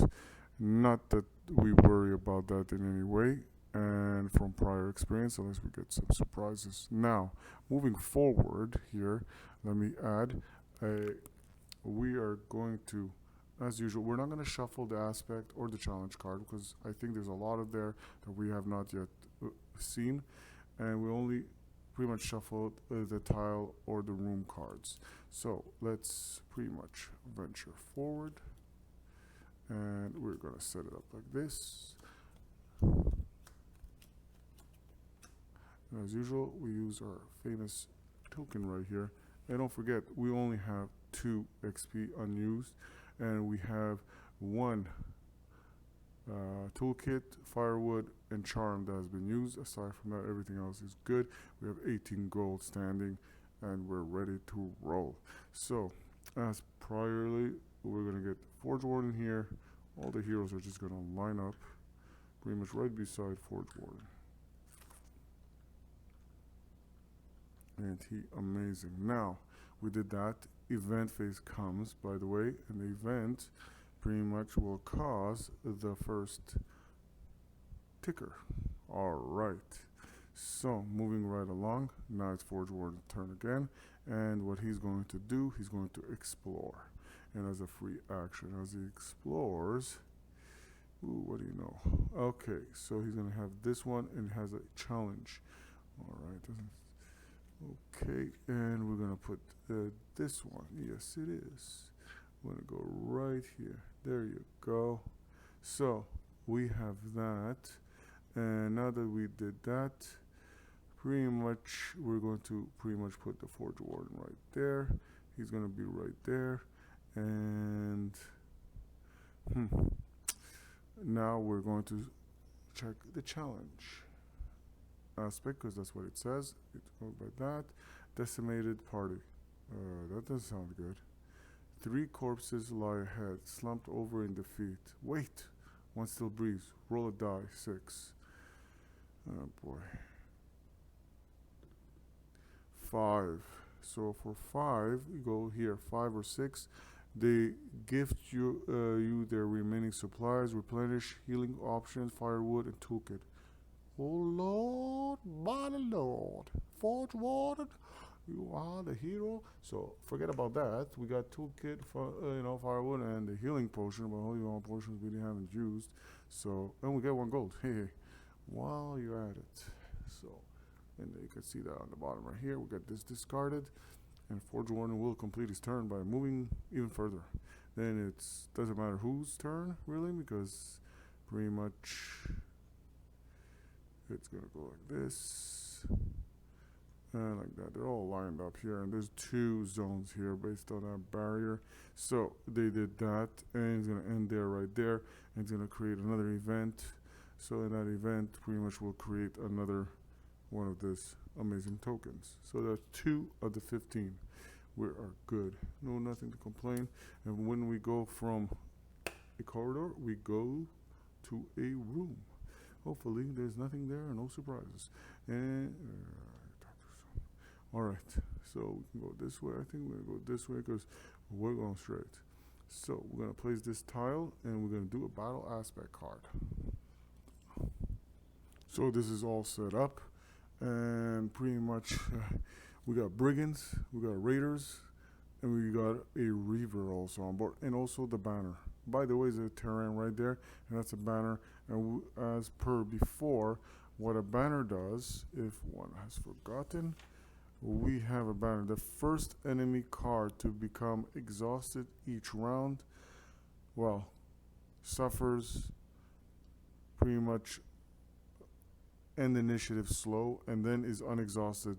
Heroes in the same zone as the banner token can spend an action to discard the token. Well, anyways, so basically the first enemy that takes action in each round gets to pretty much, unexhausted. Okay, so there's the brigand, we have the raider, and we have the reaver. Ain't so nice after all. But before we do that, by the way, there's the battle aspect card, and there's no event phase because of the fact that now we're pretty much going to set this up. Well, we could do that with the battle aspect later. There's no particular order, even though they say to do certain things in a certain manner. I don't think it's going to affect anything, but if it does, we can always change certain things. All right. And then let's see, we got the Forge Warden, the Raider, the Demon Blade, Light Weaver, the Hex, Fabled.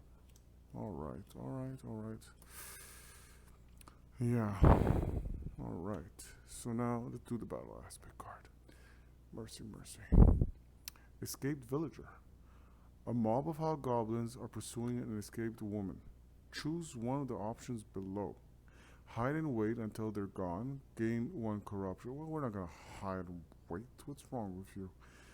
There's a damsel in distress. Forge Warden will never let that happen. Intervene and save her. Place the card to one side. If every enemy is removed from the marching order, read narrative entry 53.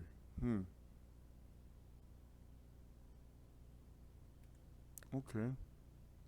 Okie dokie. We keep this aside here until we eliminate all the enemy. So place this card on the side. If every enemy is removed from the marching order, read this. So pretty much we got handle this bottle, and yeah, we're not gonna hide. Okay. So it's Forge Warden's turn. We kind of got that going. So let's see what's going to happen. Forge Warden is the first one to act. He has 6 defense, by the way, and plus 6+ to his defense. And the first action he's going to do, well, that's going to be kind of interesting. What does he want to do? He is kind of dangerous here. So he could do this Crusader tribe. Before this attack is resolved, Forge Warden can be placed in an adjacent zone. If there's another hero in that target zone, target roll can be re-rolled. Well, we want...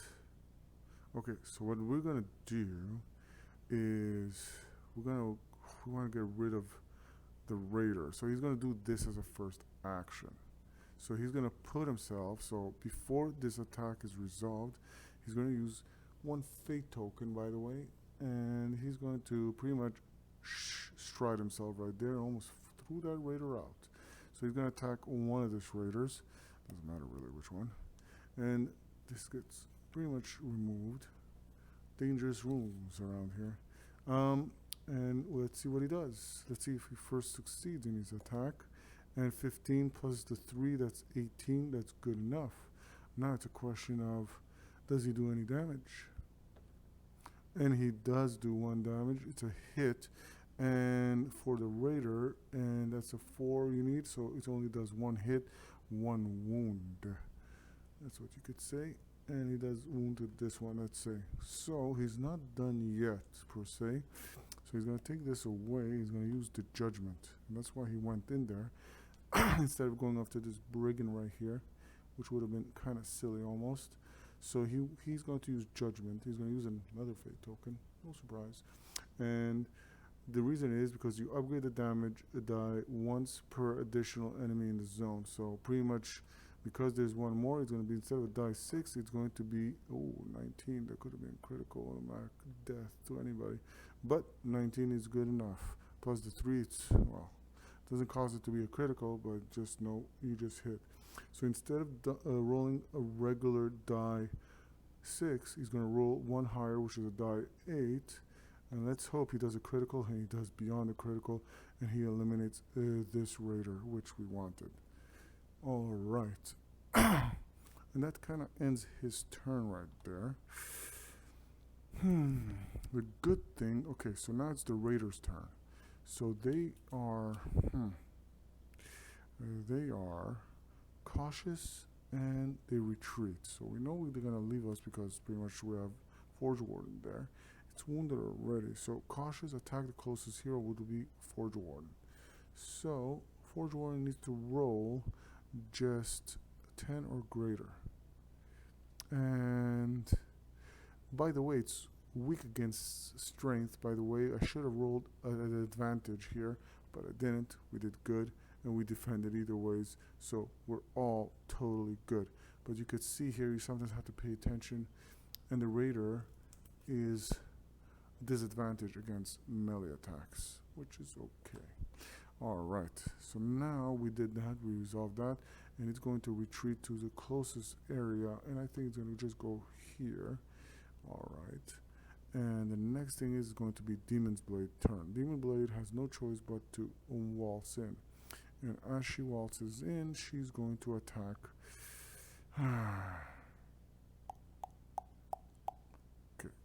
The raider did its turn, so the raider becomes unexhausted, and it's pretty much going to, it moves all the way to the end. That's the way it works, and it's just gonna pretty much do its turn again at this point. Alright, we have to get rid of that banner at some point because it's annoying. So Demon Blade, who doesn't care about the raider now, but let's take care of that brigand if we could. And pretty much that's what she's going to do with her Devilicious. And 15 plus the 3 is way sufficient. That's 18, and she rolls a 1 die 8, and that's 4. That's way more than enough needed. And because the brigand, don't forget, is 4 or greater, so this brigand is eliminated. Demon Blade has done what she had to do. So we have to watch out. There's several zones in this area because this particular tile, and this tile, if I had to explain it, it is, well, it is 4 zones.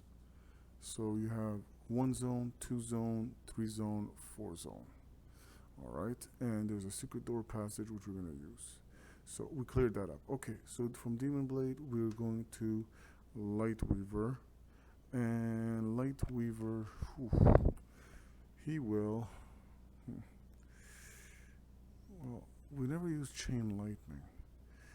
On a critical, after resolving the effect, apply the same effects to an enemy in an adjacent zone.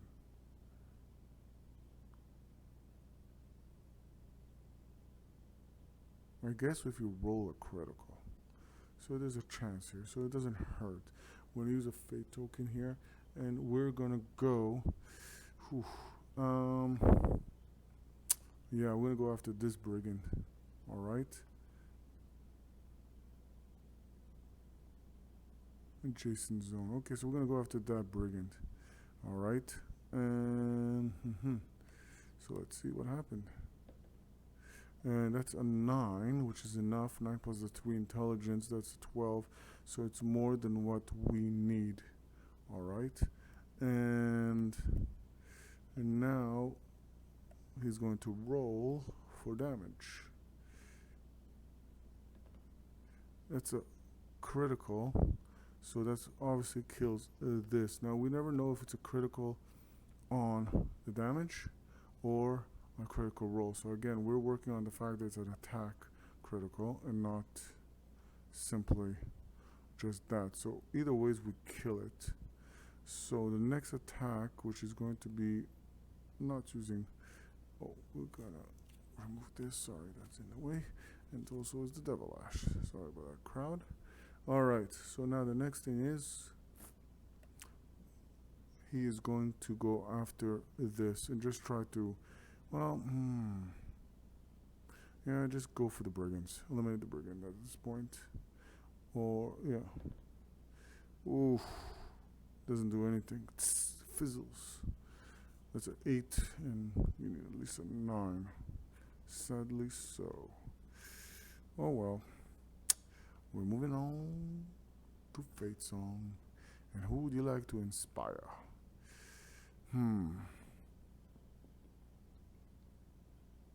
Yeah. Hope it's understood, but it's a risk I have to take. She will inspire you. Oh, we have only one Fate Song. Fate after this. So Fate Song will inspire Forge Warden to move in. And that's to take care of the Reaver so the Reaver doesn't do anything. The next thing she will do. The next thing that she will do is. She's gonna move up here. She's not gonna move anywhere. But she's gonna try. She has only one range with a Cacophony. This attack can target a model. No. She's not adjacent to anybody, any of them, and that won't work. It's range of 1 she has. So all she can do to be helpful is move in. Oh, sorry. Move in here, because that's a different zone. So move it right in there. So that puts it to Fire Soul. Fire Soul, hopefully she can do something. And she will, yeah, she will do Fireball against, let's eliminate this Raider who won't get a chance to attack again. And that's a 13 plus the intelligence. It's way sufficient. And now let's see for damage. Let's see something. She has that one. Okay, no. Alright. 4. Alright. So, so she was going to attack the Raider. And I believe that's who was her target. Either ways, she kills one of them. For her second attack. Okay. She will. You know what?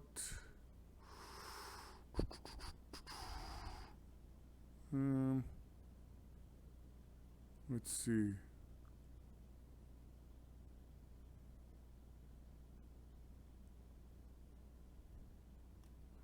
She'll go for Ember. When this attack hits an okay, so pretty much she will just go and let's try pretty much the Brigand. And Bardsung, it's a critical. It's a critical. We replenish a fate. And sometimes you surprise me there. Alright, and that pretty much against this brigand, which is the only brigand, by the way, which will die a horrible death when it comes to the. And that's going to give us 1 gold. When it's going to come to the event phase, that one is Gonzo. So, now that all the heroes have done their action and their turn, it is now for the foes. We know that the brigand is ferocious, and what he does, he attacks a hero in the same zone, and like, well, there isn't any, so he's going to just charge in an unengaged zone, and there's no unengaged zone. Actually, there is charge in an unengaged zone, and pretty much he's going to attack the highest initiative, which is Demon Blade. She's going to get attacked right now. And we defend. That's 9 plus the 1, that's 10. That's way sufficient to defend against this brigand. So this brigand finishes and ends his turn. Now it's the Reaver. And the Reaver, enemies with another enemy in the same zone gain on their attacks. Well, we didn't have that occur, did we? Oh, no, we didn't. I don't think we did. So, in that case, yeah, we did not have that situation, so nothing faltered there. So, don't forget, this Reaver is going to attack now. Forge Warden. And Forge Warden defense. That's 11, but 12 plus the 6 Forge Warden has for this round of defense. Only the first round. He pretty much does well. So, first things first, but before we go on, something's going to happen here, and that is the fact that Fate Song, before anything, we're going to do an encore, and that encore, well, pretty much we burn a Fate. We have only 2 left, and we're going to burn 1 Fate because she will allow one to do an encore to do damage, all right, before anything happens in the event phase, all right. So she will give pretty much to save a turn, and it will make sense later, to Demon Blade just to move in. So just an action right there. And an encore is pretty much end phase. Fate Song can spend fate if they do another hero performs a free action. If the free action, okay, so it's not an attack, so we're good. So we want Demon Blade there because that will make sense later on. So this, they did all their action. We're going to reshuffle this, but before that, we're going to resolve all the tokens. As we resolve this, this becomes a damage, and because it becomes damage, this eliminates this brigand. And because this brigand is eliminated, we obtained another gold. And that will put us at, amazingly so, 21 gold. All right, so we're just going to have to remove all that. I don't know why that's there. Okay, so that being done, the next thing is we have to add 1 more. Okay, we're doing good. So in this event phase, we haven't resolved this. Okay. And yeah, what else? Yeah, this point, the heroes are ready. And this is where we go like this. And let's see what happens.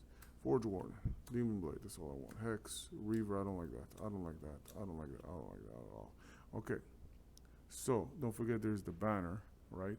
So this banner, after this one takes action, it will go to the end and take another action. So we have to eliminate it somehow. And we haven't done any damage whatsoever to that. So this banner can become annoying. Well, pretty much we eliminate all the enemies. We don't have to worry about it. Okay, so Forge Warden is first. Forge Warden will... Okay, well...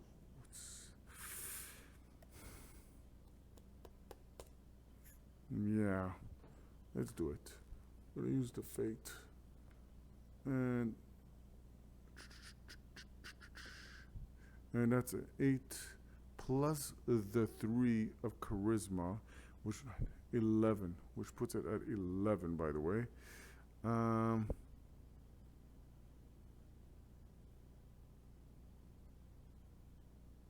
enemies with another enemy. So this ability didn't take effect. So that's okay. So we'll do 1 die 6, and that's a 5, and that will do a critical, which makes it flip over. Ooh, now we have to run because there's serious wounds. If this enemy round wounds a hero, flip this card. We don't want that to happen. We don't want that to happen. Okay, so that was done, and well done. For the second action, by the way, because he has 2 actions, he'll try this one. Let's see. 3, you miserably fail. Forge Warden. But you did good. You did good. You did critical damage right there. Now it's Demon's Blade's turn, and she's gonna let loose her devilish lash. Alright. That's 15 plus her 3 strength, that's 18. And there's no bonus to this. Alright, so it's a die 8. Gotta be joking me. Alright, it is what it is. It's just 1 damage. Let's put that wound on it so we don't forget. Okay, so now she's going to use. She used Devin. She can't use Soul Drinker. If this attack hits, after resolving this effect, place the target profile on or the initiative card next to the hex card on the marching order. We don't want that, but it will kill it anyways if we hit it. We don't know if that's a hit or critical, so we're not gonna do that. She can't even do that. Okay, so she's just gonna end her turn right there, which is not good because the Reaver will attack pretty much Forge Warden, and Forge Warden has just his regular defense, by the way. Ooh, that's 9 plus the 5 defense, sorry, plus the 5. Forge Warden has 5, not plus the 6, but plus 5. That's way more sufficient. Ooh, it didn't wound, it didn't hit, so we're good. And now we go to Fate Song. Fate Song will tell Demon Blade, attack again. Alright, and Demon Blade will just say, we'll use this, hopefully we kill it. And that's a 9 plus the 3, it hits. So now just need any damage, and it's a 7, it's a critical, and we kill it off. Whoa, for the longest time. And we get 2 gold for that. 2 gold, so we stand right now at 23 gold. I like that. And we remove this. And let's see. We're gonna take this. We're gonna have to reshuffle this and reset. We're gonna reset this now because we eliminated both of these enemies, by the way. I don't know why they're sticking around. And more importantly, we're gonna set this so we don't go to the event phase because pretty much, well, we eliminate the enemies. And all right, Forge Warden. Okay, I like that. The hex being in the end, and Forge Warden's turn. But okay, so Forge Warden first action will just eliminate this, just a nuisance. All right, and before he uses his toolkit, don't forget the escape villager. All right, we're gonna read entry 53, and that ends this one. It doesn't say to put it back in the vault.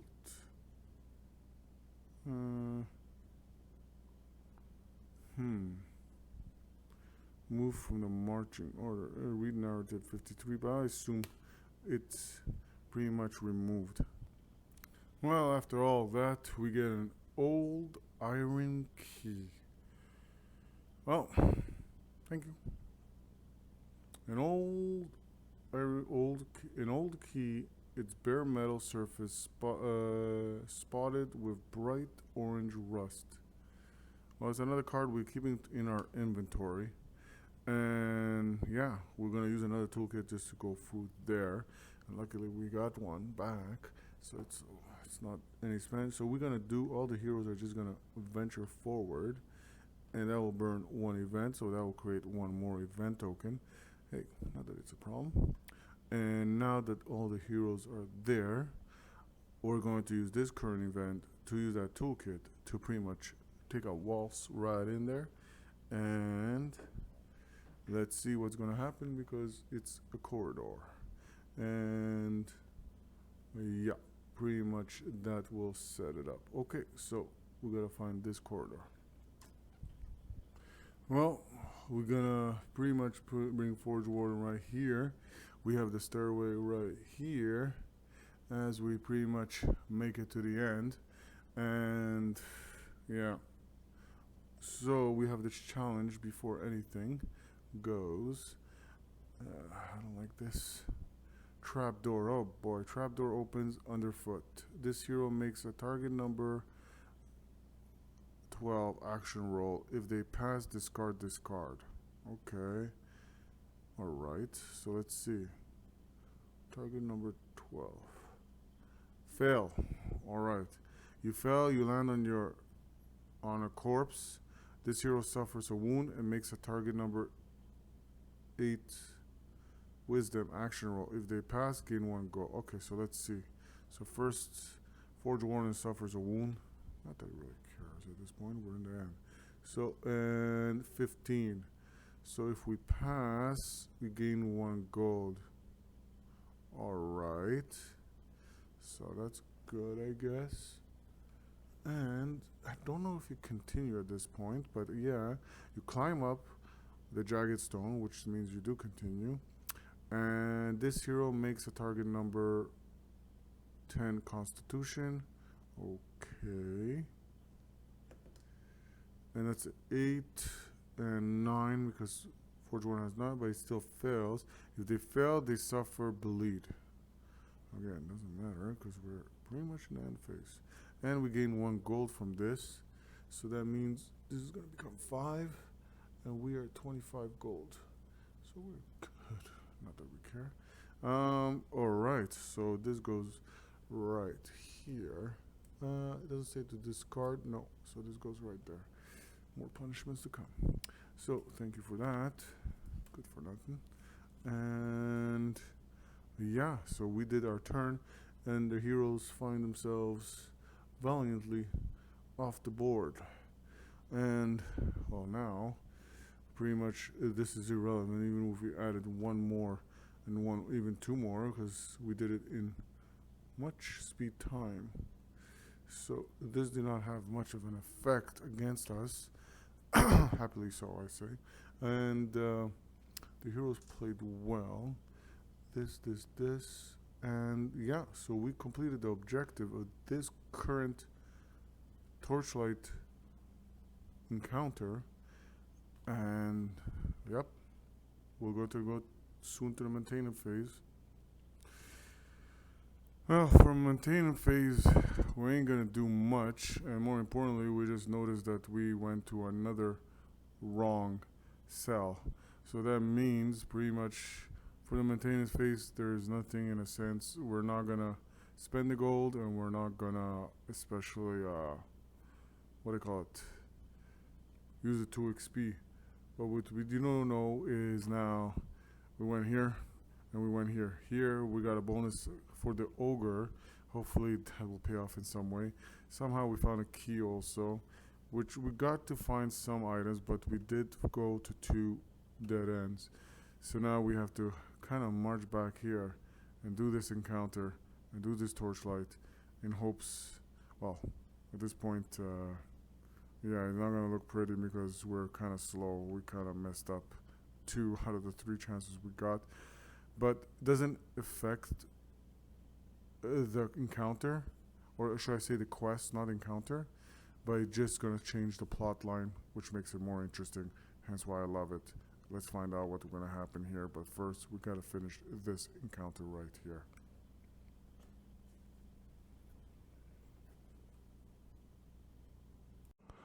This pen is empty, save for a discarded sandal and fresh footprints. Have you missed the opportunity to save the villagers? You can't believe that. You'll have to keep searching. So that didn't work well, and Forge Warden and the adventurers were not able. Well, it looks like dire at this point because we took on two paths of the three possible paths, and we were not able to discover where the villagers were. So we originally went this way, and then this way, and then we had to go back, and we had to go this way, and then now we realize we have to go this way. So, well, at this point we know we're gonna face, get to the villagers, but we don't know if we got there on time. And hopefully it keeps to realistic perspective, and we'll find out soon enough. This one has a treasure, all right, and we'll try to get on the treasures. We will not shuffle the challenge and aspect cards, even though one usually has to, because otherwise we will never run into the other challenge and aspect cards that we would love to run into, be it good or bad for the adventurers. And the tiles and the rooms have been shuffled. We are currently holding, pitifully, 2 wrong cells, which is not that great. We have found an old iron key, which we don't know what good it's going to serve, but maybe in the future. And we also found against better judgment because we let off an ogre, and we don't know what consequences that will bring later on. Now, the heroes have a total of 25 gold, that is, and that's not bad. And you know what? At this point in the maintenance phase, I think we're going to go in above and beyond, and we might treasure up, by purchasing a treasure, and we're going to do that in maintenance phase to give more elaboration. We still have only 2 XP. To finish this quest, you only get 3 XP, and at this point, we did not spend in the maintenance phase any XP, so we still hold on that. Let's see what happens. So, you know what? We are already well shuffled, and we will start. And as usually, we aim to get Forge Warden at the start.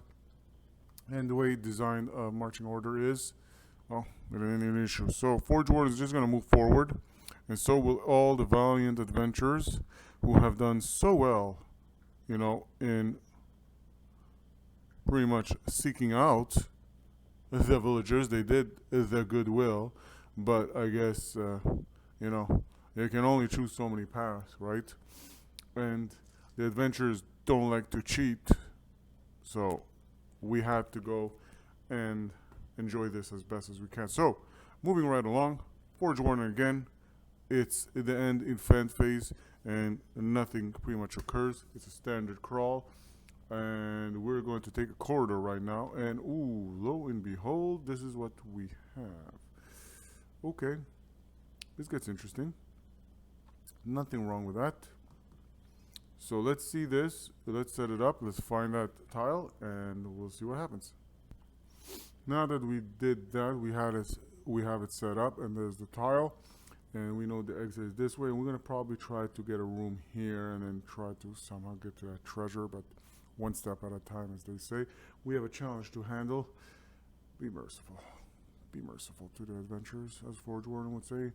Trapped prisoner. A weak voice startles you. A whisper from a hole in the ground ahead.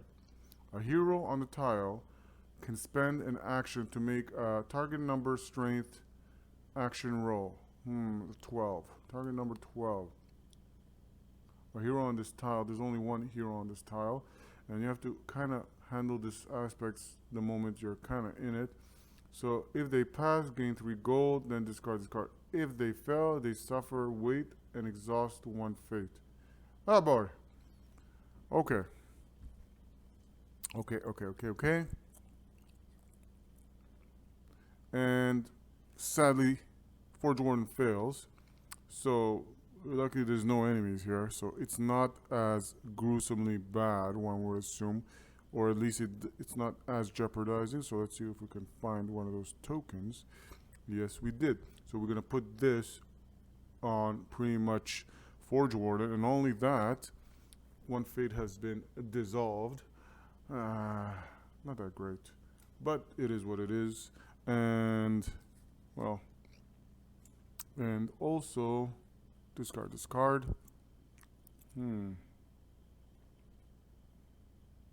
Now, oh no, this was a challenge, not an battle aspect.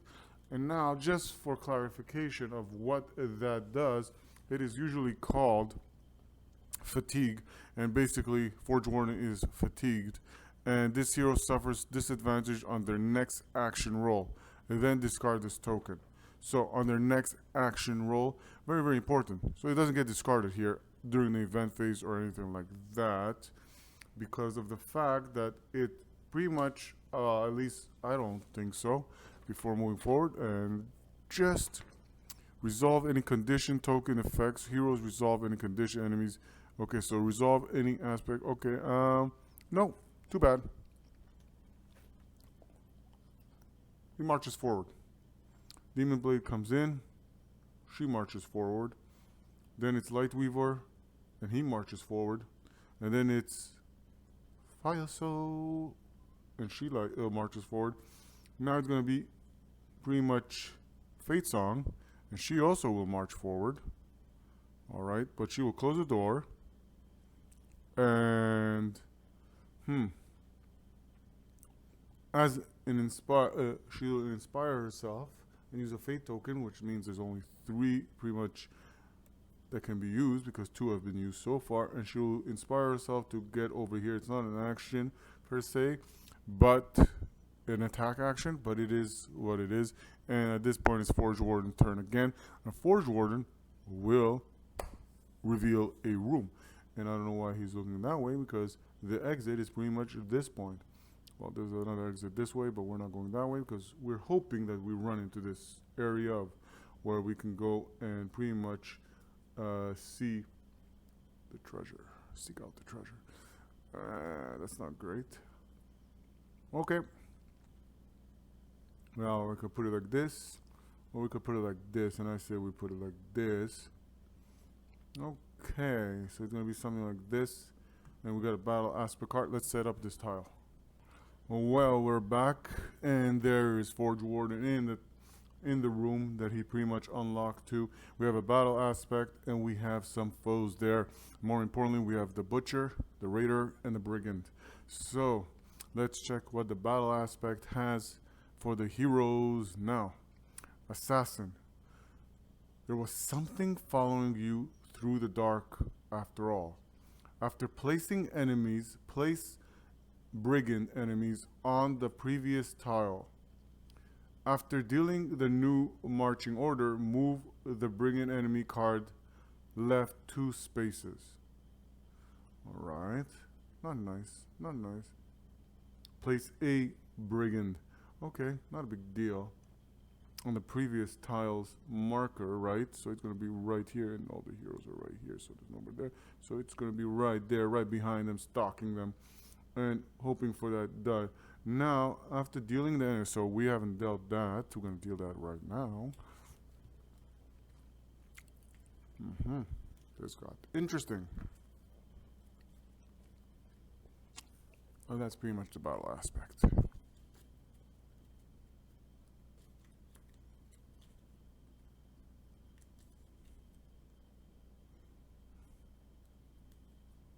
Alright, so let's see what happens. We had Forge Warden, Lightweaver, Demon Blade, the Butcher, Fire Soul, Raider, Brigand, Hex, and Fate Song. And Brigand moves 2 spaces to the left. And that would bring him here. So okay, not much of a worry here, ladies and gents. So says Forge Warden, who holds +6 defense. But at the same time, his first action roll is pretty much going to be at a disadvantage because he's fatigued. Let's not forget that. Alright, so Forge Warden is the first one, and he's going to pretty much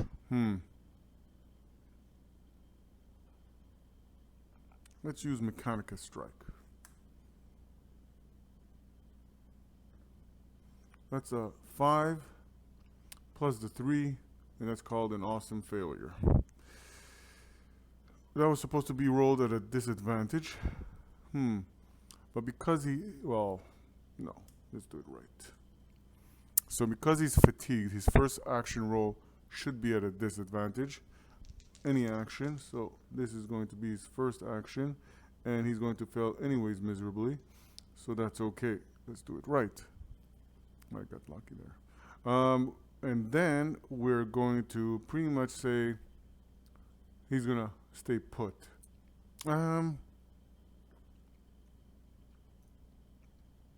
Actually, no. He will use the Crusader Stride.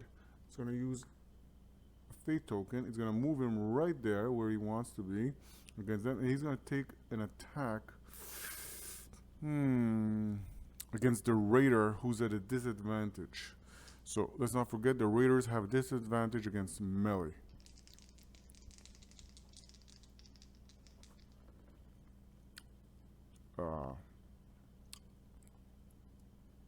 That's not so good there, buddy. Just wasted a fate token. Okay, so that pretty much absolves there. Lightweaver's turn. Lightweaver is the first thing he will do. He will try to... Well, let's see what's going to happen. He's going to use the Magic Blast. And he's going to Magic Blast this Brigand. Oh, sorry. I don't know why we're rolling 2 die. And that's 16 plus the 3 intelligence, way sufficient. It's a hit. And now he rolls for damage. And that's a 2 plus the 2 that he has equipped on his weapon. Let's not forget he has the Ruby Cluster, which gives him +2 on damage rolls, which makes it into a critical, which means this Brigand is eliminated. I like that. I like that. Okay, so that does for Magic Blast. And the next attack he's going to do, you know what? Chain Lightning. Again, on a critical. That's always argumentative. But let's see what's going to happen. No. He's attacking this Brigand. And that's more than sufficient. 14 plus the 3 intelligence. It's a hit. Now let's see if it's a critical or not. And it's not going to be a critical. It's just going to be 1 regular damage. Whew. I don't like that. And that used a fate token, by the way. So, and that's just 1 regular damage on that Brigand. So we're going to put that wound on it. That uses Lightweaver's turn. Now it's going to be Demon Blade, and she's just going to waltz in, and can't waltz in further unless you roll against a beat blow, blowback damage. Not damage, but a blowback pretty much will make you lose pretty much a move or an action. Okay, so she will roll with her strength against that Brigand, but she will use the Devil Lash. And that is enough. 11 plus the 3, that's sufficient. And unlike the others, even though it's a waste, what is going on? What is going on? The Devil Lash. But either way, this Brigand is done for, so that's okay. So that she used her 2 actions, which was to move in and to also rid of this Brigand. So it's not bad at all. So we went from Demon Blade, and now it's the Butcher's turn. And the Butcher is already there, and he has the Grudge token, because they are vengeful foes. And vengeful foes will attack first the hero with the Grudge token, and that's Forge Warden. So, and the annoying thing about them, even though they miss, they still do bleed. Somehow got that blade in. So, 5 plus the 5 plus the 6, because it's the same round. That is 11. 11 is sufficient, and that's a good enough defense. So, pretty much it's a miss. So, Forge Warden will just bleed. And the bleed is usually not good for the event rolls. So, and now it's the brigand's turn, and the brigands are pretty much just ferocious, not too bright enemies. They'll attack in the same zone, hero in the same zone. There's none. So, hero in an unengaged zone. So this brigand will just move in right there. And rightfully so, he's going to attack Demon Blade. And Demon Blade 6 plus the 1, that was a 6, 6 plus the 1 is a 7. And that's not enough to defend against the attack. So Demon Blade will take 1 damage. Alright. That didn't go too well this round for the heroes. And that was the brigand, and now it's Fire Soul's turn. Fire Soul will, well, I know the raiders are going to be up very soon, but let's focus on this brigand and rid it off from the current marching order. So first thing Fire Soul will do is unleash her wrathful fireball. 15 plus the 3 intelligence is way enough. And that's a 4. It's a critical, and that just eliminates. Okay, so that dissolves that. Alright, so she did that. So that's 1. She'll also, you know what? She will also kind of step in. And that kind of ends her turn right there. And yep. Okay, so now we're only left with them. We got the with the raider. The raider is going to attack. Well, they're kind of cautious and they do a retreat. So attack the closest hero. So the one with the highest initiative is going to be Forge Warden. Automatically, it's always based on that. So Forge Warden defends against the first attack from here, and for the second, because don't forget the raiders have 2 kind of things, and the reason why I didn't bring it out because it retreats usually when there's a hero in the same. If the enemy doesn't have, okay, no, wait, so it moves up to the speed value. Doesn't. Okay. So if the enemy is in the same zone as a hero, it moves up to its speed value towards the closest zone that doesn't contain a hero. If the enemy doesn't have a sufficient zone, it doesn't move. Okay. So basically, it's okay. So this raider is looking and pretty much going to shoot at Forge Warden, who didn't defend, and Forge Warden will take a wound right here. So he's bleeding and he has a wound. Wait, hold on a second. This is still the same round, so it's plus 6 defense. So 6 plus the 3, it's still not enough. That's a 9, and that's a 10. So, that kind of ends there. But the only difference is this raider will move out. Alright, so now it's going to be nothing with the Hex and Fate Song.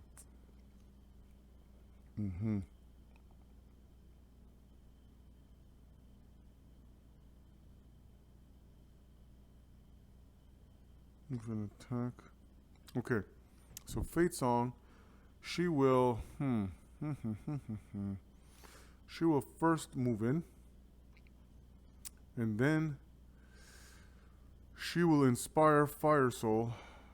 And Fire Soul, well, no, actually, you know what? She's gonna inspire Light Weaver. And Light Weaver, from the range that he is, he could reach 1, 2, or 1. Can't reach them, but he could reach the Butcher. Yeah, let's try the Butcher.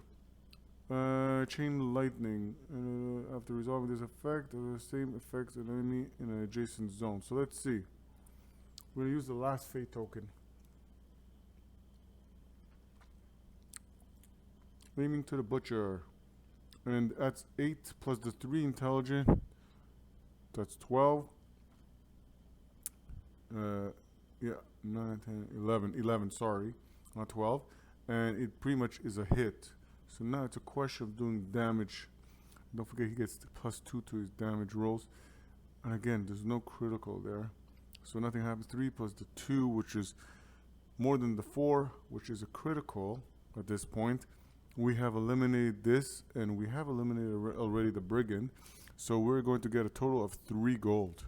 Wow, okay. It's pretty good to me. And I like that.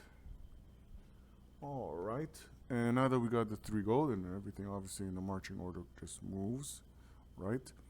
And now that does the turn right there, and that ends there.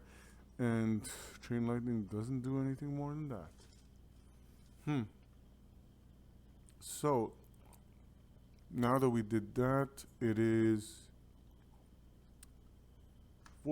before Forge 1, it's the event phase. The event phase, well, there can't be any echo, so there's not going to be anything for the event roll, but we're going to resolve any conditions. We're just going to reset the marching order.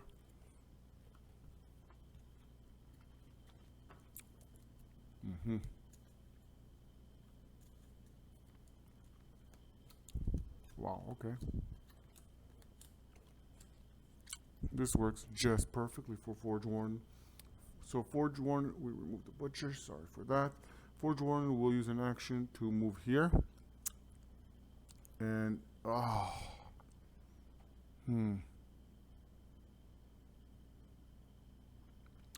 well,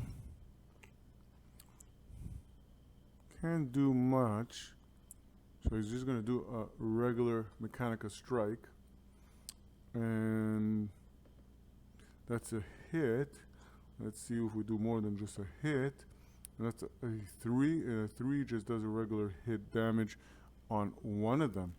So we're going to wound one. And we're going to wound, let's say, this one. So that's for Forge Warden. Sadly so, there's no more Fate tokens, so they can't do anything. And we're not going to use the Charm. The Charm, we have 2 out of the 3 left. And that resets all the Fate tokens. But let's keep it for that. Because unlike for the Fate tokens, they don't reset between each adventure. Alright? Or quest. Or encounter even. Alright, so that's for that. Okay, so let's go to Demon Blade. Demon Blade will move pretty much quick in. One right here. And she's going to attack the Raider. And that's a critical 1, which is pretty much replenish 1 Fate token, which is okay, but at the same time, she didn't do anything, so she's useless. So that's Fate Song. Fate Song will use that last Fate token to inspire Demon Blade to try again.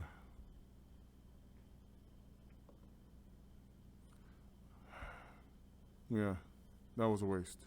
And now, because she's right here, alright, so let's not get confused. So she can reach with that 1 Fate right there. Was she here or here? That's the thing. Alright, she was, I think, here. So you know what? She will just move right here. And now it is, from that, it's Fire Soul's turn. Fire Soul was originally here. And I believe she was here originally. So I know it's getting confusing here. So I think she took a step right in. She's going to try to do Fireball on one of those. Actually, you know what? Oh, she can't use because she doesn't have Fate. Alright. And that's 8 plus the 3 is sufficient for the Raiders that have 10. Alright, so now it's a question of just doing damage. And she does a critical, which is good. And she just took out this Raider. So there's still this Raider there. And she can do something else. Well,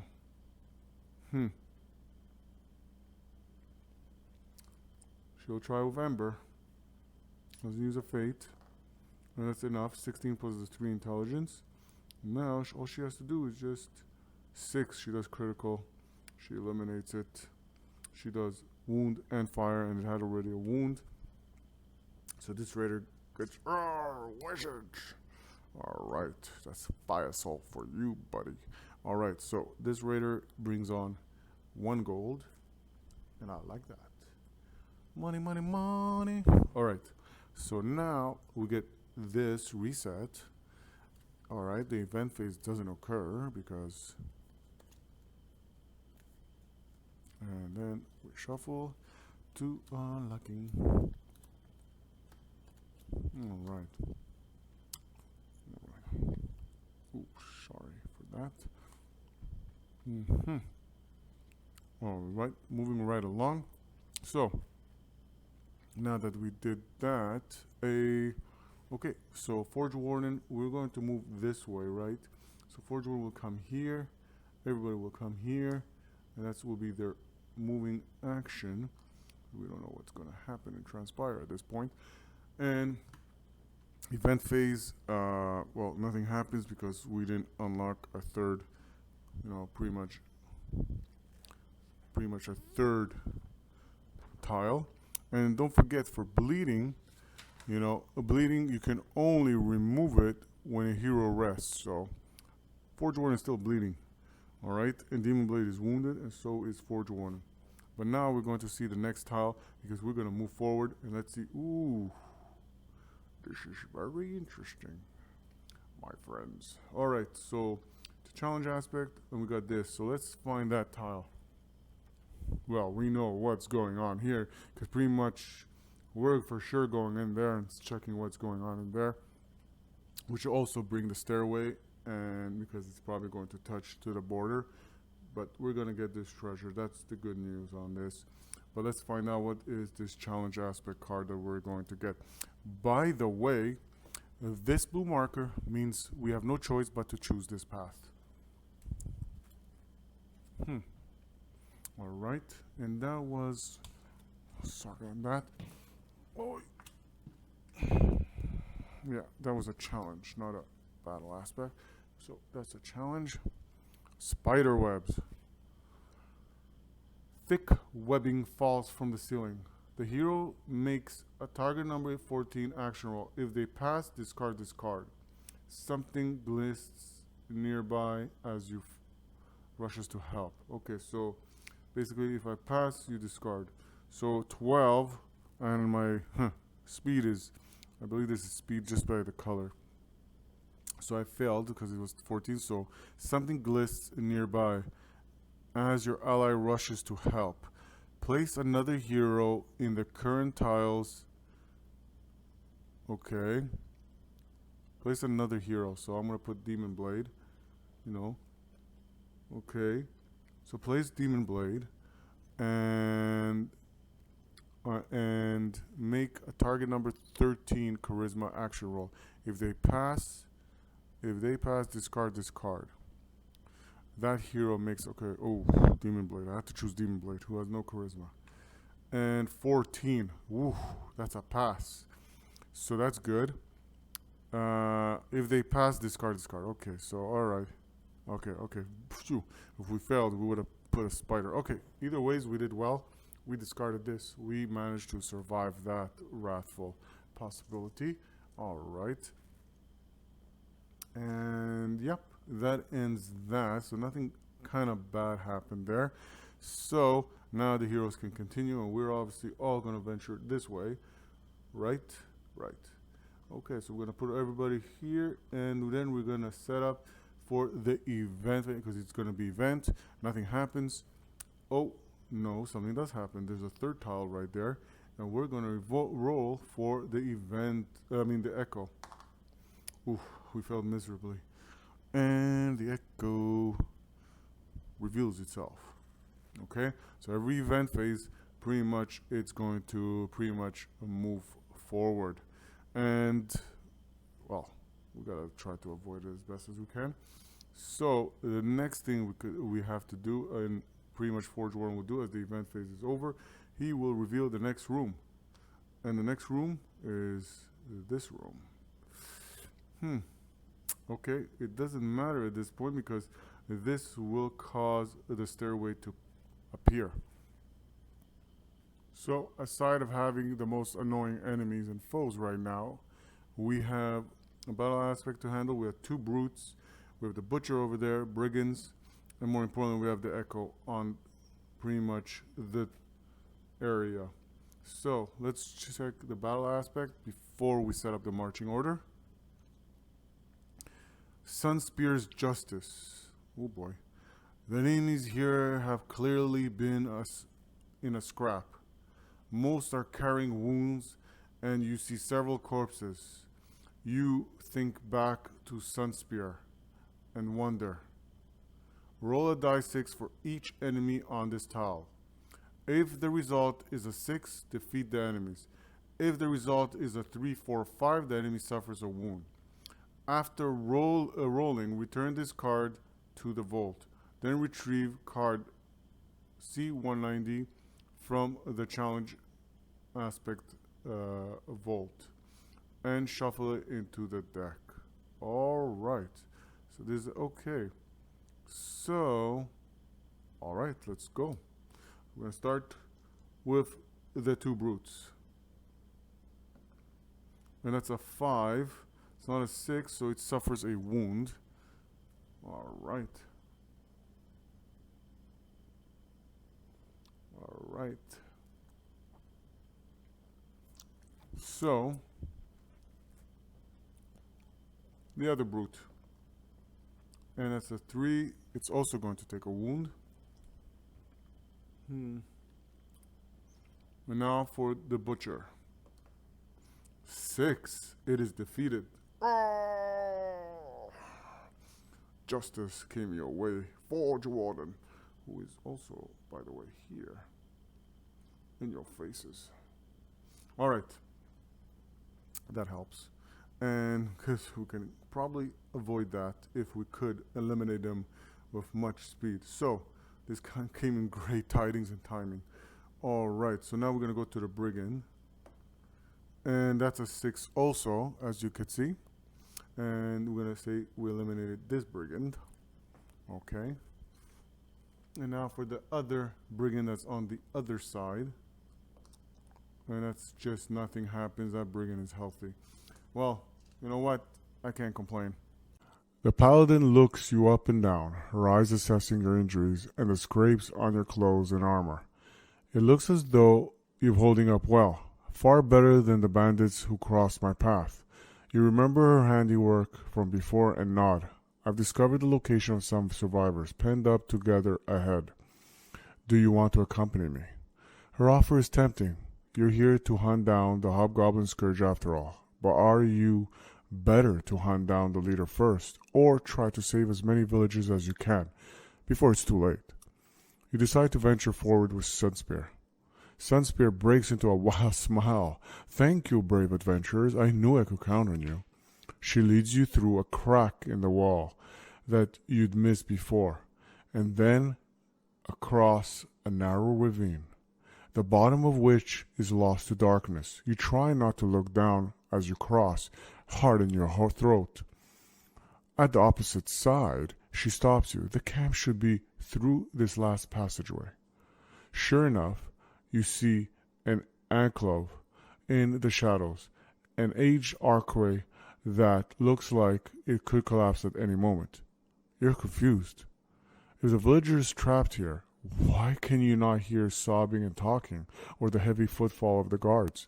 Before you can voice your concerns, however, Sunspear yells a war cry and charges headlong through the portal. You follow as quickly as you can, but your worst fears are soon realized. The chamber is empty, but for a pit trap, cunningly concealed by dust and old rags. Sunspear lies at the bottom, impaled on long spikes, Deadeye staring up lifelessly. You look away, tears welling at the corners of your eyes. After taking the moment to assess the situation, you realize there's little you can do. You trudge back to where you met the paladin, eyes downcast and ready to resume your journey. Okay, the only issue we do have is we don't have any fate tokens. So we could use it at any time. And you know what? This is the one time I'll say I will use it, because I want to get out of here and avoid that. So the charm has been used. We replenish 5 fate tokens. And we have the gold also. So what's the issue? So the first things first, Forge Warden, who has +6 defense at this point, will do.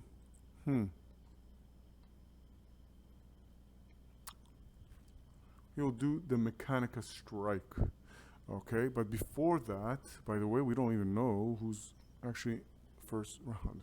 We're going ahead of ourselves, buddy. And luckily, that's the reason why we do not set up the foes, because we don't even know who's going to be around. So we have the Brigand, and we have the Brute. Sorry for that. Okay. The door just got whacked off. All right. So, let's see what happens.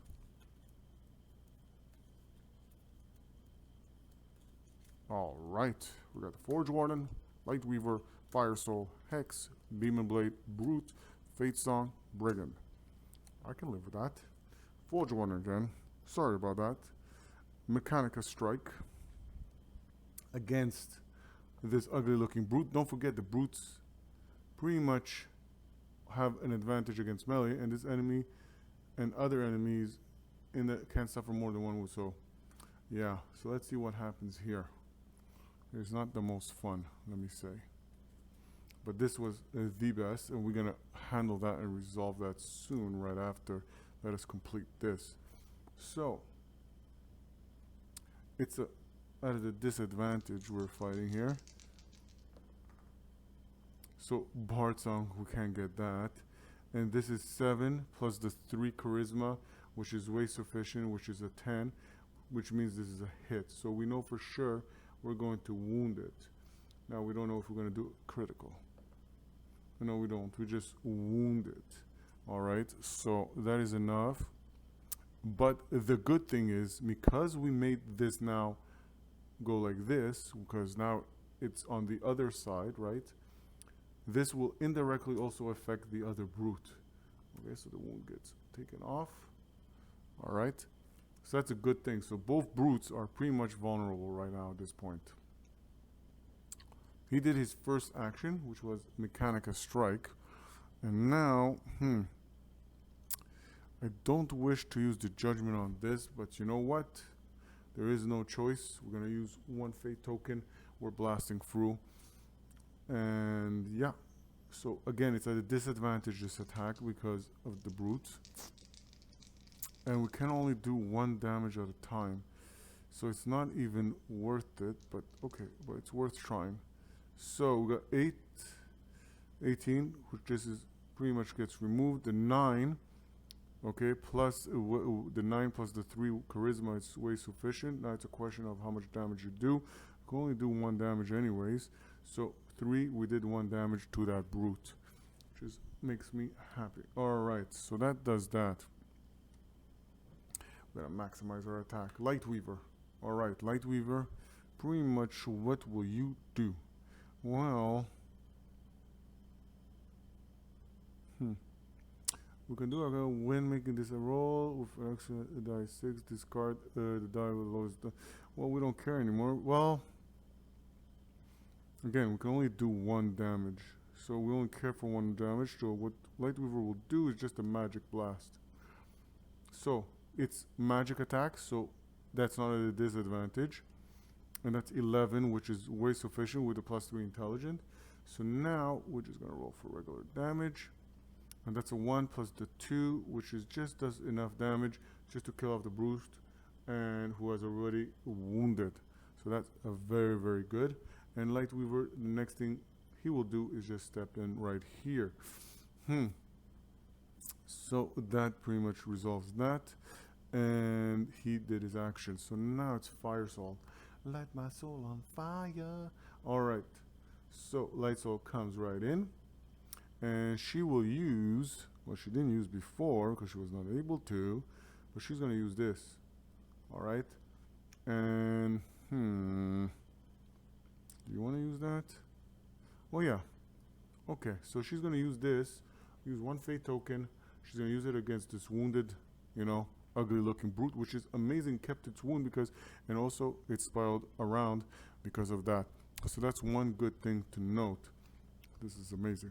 Okay, and okay, so now let's roll. It's not a disadvantage because this is a magic spell, and either ways it loses its defense mechanism. So that's just result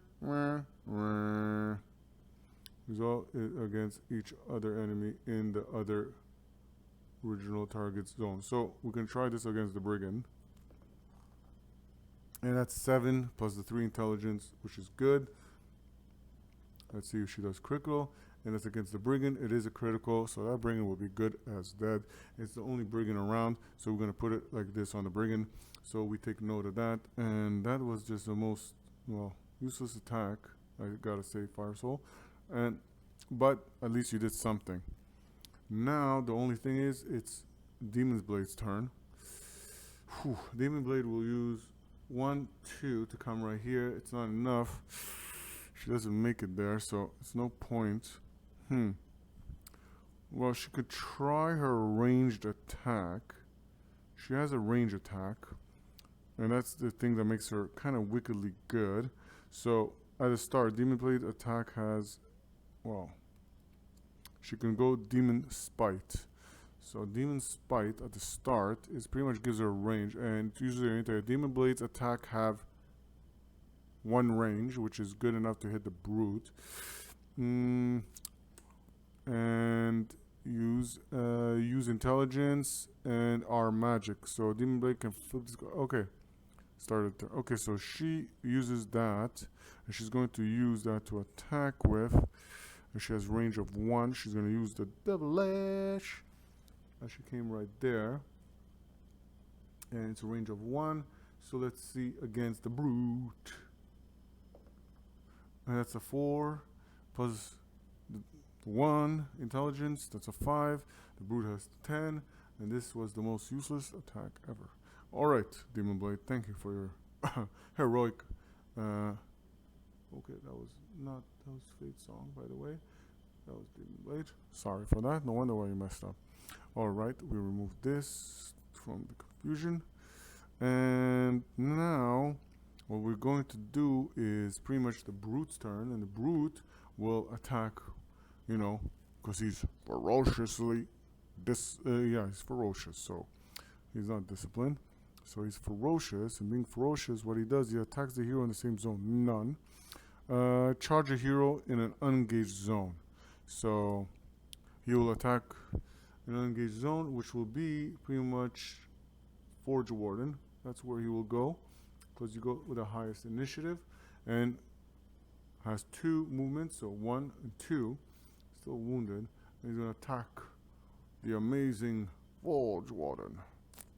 Even if 5 is the same round, so 5 plus the 6 is 11 weight defense, but still Forge Warden will get pushed, and he will get pushed this way. Alright, and then it's Fate Song. Now this is where it gets magical, people. So Fate Song will use a Fate. 2 left after that. So we'll use a Fate for Lightweaver to pretty much attack the brute, the brutish brute, and he will use the Magic Blast, and that's 17 plus the 3, 20, and that's good enough. Now all we need now is just the damage, and that's the critical damage, by the way, plus the 2, way more than critical. This brute is done for. All right, I like that. Okay, so now we are going to go pretty much, and now that we resolve this, it's a brigands. The brigand also, ferocious as it is, so ferocious, and then she's gonna do one thing. She's gonna move right there. That's her second action, by the way. And the brigand, what he will do, he is also ferocious. He will attack the hero in the same zone. No, hero is an unengaged zone, and he will try to get to Forge Warden, but he can't. So he's gonna go after pretty much the next one, which is Lightweaver. But Lightweaver is also kind of blocked. So actually no, you can go right here. They're in the same zone right here. You're gonna attack Lightweaver right there, So let's see what happens. Light Weaver well defends, sees him coming, and go, whoa, whoa, whoa, whoa, take it easy there. All right, so next thing is next. Now we're going to the event phase, and pretty much we're going to roll. The conditions is everything there. We're going to roll for the echo or the event phase. Well, we're gonna roll pretty much now because we're in the event phase. Of what if there's going to be another echo. Oof, there's another echo. Well, there's already, please mention it below. I don't see another echo token, so that means for the event phase. So at this point there is no reason to roll for it. We'll just bring this closer to the heroes pretty much at this point. We don't even need to roll. This comes closer, etc. I don't know if there could be a multitude of events, but at this point we're just going to move it one step closer. So this brigand now, the other thing is the conditions also resolve, and this brigand will be eliminated because of the fact that it's conditions that he holds. So because we eliminated these two enemies, by the way, which we did not properly resolve, we're going to acquire 3 gold. Okay, at this point this will make it into 5, and this will give it 1, and this 2 gets removed. So that's pretty good for us. These enemies get removed, and now it's pretty much a new marching order, right? Because all the enemies pretty much got eliminated. And by the way, if we eliminated the enemies all in the prior round, we could have avoided pretty much the event phase totally itself. All right. I could have avoided even this moving, by the way, because if there's no event phase, then this never transpires. Okay, so pretty much the heroes will make it very simple. They are all going to step off, gladly so, marching right off the stairway. And last but not least, Fate will grab that treasure chest and look at what it is. And we are going to check right here.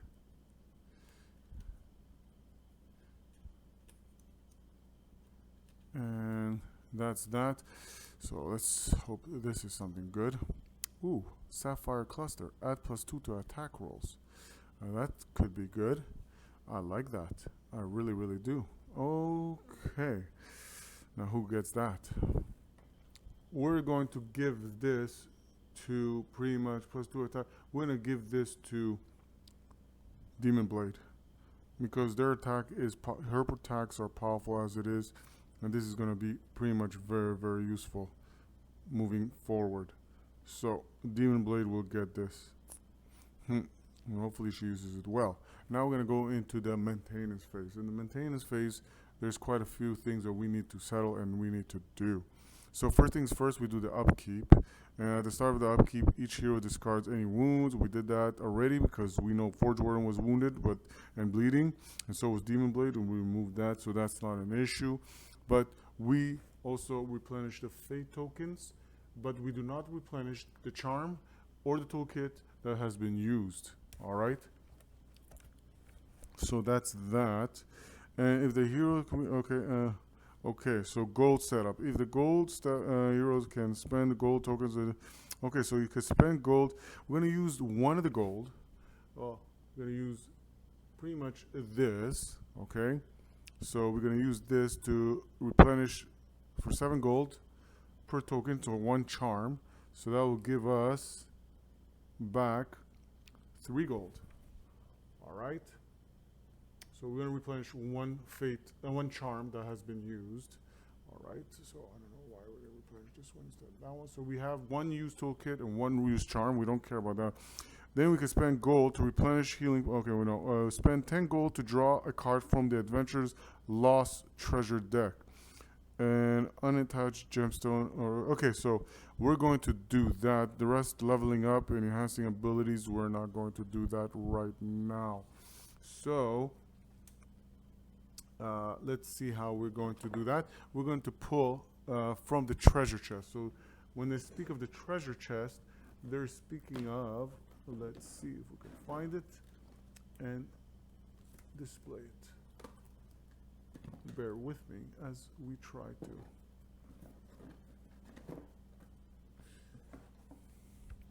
So we have the treasure chest right here, and we have no idea what it is. So I'm going to choose something randomly from the stack, and this is what's going to be. For 10 gold, we're going to spend, because that will leave us, I think we did well, that's going to leave us with 14 gold. All right, so now we will see what this treasure is as we move forward, because we have not resolved this quest in saving the villages. Ooh, copper bar. Keep this card in your inventory. How useful. Warm and soft of you in the dancing torchlight. This bar almost feels friendly. No comments. Yeah, that's what we found. I don't want to hear it. Okay, so we got the copper bar. We got 3 things pretty much, and we got 2 wrong cells pretty much as a notification, but that's not pleasant to know. Okay, moving on, I should say, we have done, and now we are left with the final. But I think so at this point, I'm scared to even find out what's going to happen, but we are the last. So we did all of them. We're going to be right here. And the story, as it unfolds, we currently know. And it doesn't look too nice or well, because pretty much, yes, there is the foes right there waiting for us. And let's see what transpires at this point, and hopefully we can save the villagers in time. What's this? Looks like these lads got caught in a right old tear-up. At the bottom of the stairs, you freeze as yet more hobgoblins stumble across your handiwork overhead. Although quickly relax as you hear their guttural voices change to laughter and the sound of pockets being searched. I always said CH5 was getting too big for himself. Serve them right. Here, do you want his sword? Your eyes roll. These creatures disgust you. I don't know, Razzie. Something got them. Maybe it was the big lad. The second voice is interrupted by the other. No, won't be. I'm his in the pan behind that big metal door. More guffos. As the voice amuses itself. Get this, he's so stupid. They don't even lock it. Can't use bloody handle. As the pair of goblins launch into a full-blown argument, you tiptoe away. Their shouting will soon bring more, and you don't want to still be here when this happens. A strong scent greets you on the breeze. Strangely, it isn't unlike the smell you'd expect to find in a forest rich and earthly, mixed with a touch of rot. You even see some small flies as you continue, doubtless attracted by the same aroma. You idly wonder if the weeds and roots from upstairs choke these tunnels as they did above, but there is no time for that. An iron gate has been hammered roughly into the walls here, wedged tight enough to never be removed once more. There's a gap at the top that you might be able to clamber through, though, if you climb the vines creeping alongside the walls. Well, we're marching forward, and we have arrived to the torchlight. So again, like before, we place a token on this, and if ever there's 15, this encounter is over. We're going to put it like this. Also from the story, Sun Spear, as we know, our goodwill is at 4, which is maxed, so we're really goody 2 shoes. We also know we have 1 toolkit and 1 charm used. We have 14 gold because we kind of used some gold, and we acquired some treasure. Alright, and the most awkward treasure we pretty much acquired is, we have no idea what this is, what serving purpose it is, but we got a copper bar. And keep this card in your inventory. Well, we don't have really much of a choice, really, buddy. So, we're going to push forward. I think, more importantly, Forge Warden will. Alright. So, it's going to be Forge Warden's turn. And Forge Warden will come here, and so will all the valiant heroes in this zone. Well, so that does for that. And now we didn't shuffle the battle aspect or the challenge aspect because pretty much we're never gonna see any of them if we keep shuffling them. And we have shuffled only the room and the tiles because pretty much, well, we kind of had to. So now an event phase have ended. We use that. So now we're in the second round. In the second round, we're going to have Forge Warden use his free action as a passive one to pretty much search. And what did you find? Alright, well, we're going to get this tile, and it is a battle aspect card, and we got some foes to set up here. Well, the new tile is placed, the new enemies is placed, and the new marching order is placed, and now we're going to verify the battle aspect card, and there's no new event because we skip because there's a new marching order. So hopefully this one is merciful. Echoes in the distance. A troubling sound echoes from away. Activate the echo token if there are fewer than 3 tiles, or there's fewer than 3 tiles, buddy. So don't get all excited here on me.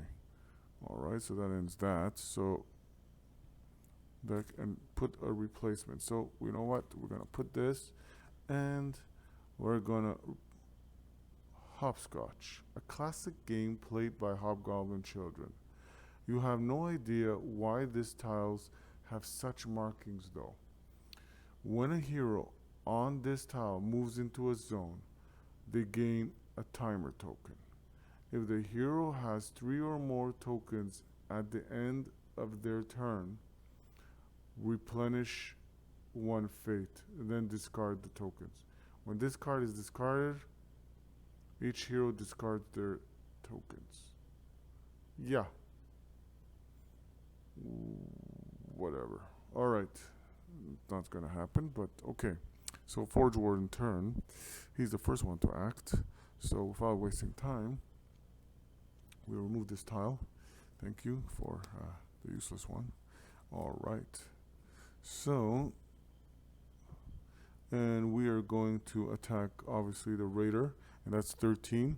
13, oh, we're attacking it with, we're getting all forgetful here, with the Judgment, which has used a fate, and the Raider is pretty much, so it's the 13 plus the 3 of Charisma, that's 16, which was way sufficient. The Raider is 10. So, and at this point, we are going to, and this is melee, so at a disadvantage, we could have rolled an extra die, which we didn't. So now it's about damage roll, and the damage is +1 because the damage die once per additional enemy. So upgrade. So we did, because it's going to go from a die 6 to a die 8 because, well, there's 2 foes right here.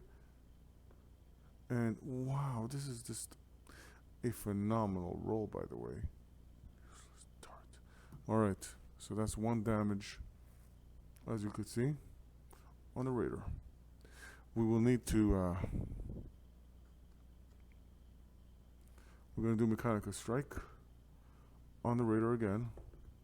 And that's 7 plus the 3, it's a 10. Aren't we lucky there? But this time we roll a die 6, and hopefully we strike it. It's terrible, but it's enough to kill it. Happily so. And that's gonna go right here, and that's gonna go right here, and this is gonna get removed for 1 gold. One little gold, and that's gonna turn into 5. So we have 15 gold at this point. I'm gonna remove all these tokens. All right, I like the way this is progressing. Well, you have to use your both turns. You're a +6 defense. You're in okay position, and this moves everybody kind of up a little bit. All right. So now it is Demon Blade's turn, and Demon Blade, what she will do, No, fire soul. Demon Blade will move in. Try not to break the door down. She'll move beside the Forge Warden against the Butcher. Alright. And when a hero on this tile moves into a zone, they gain times token. If the hero has 3 or more, they're not gonna have 3 or more, so that's avoidable. So, because it's not possible, there's only 2. Unless they keep on moving back and forth, the door is gonna get smashed at some point. So let's focus in on here.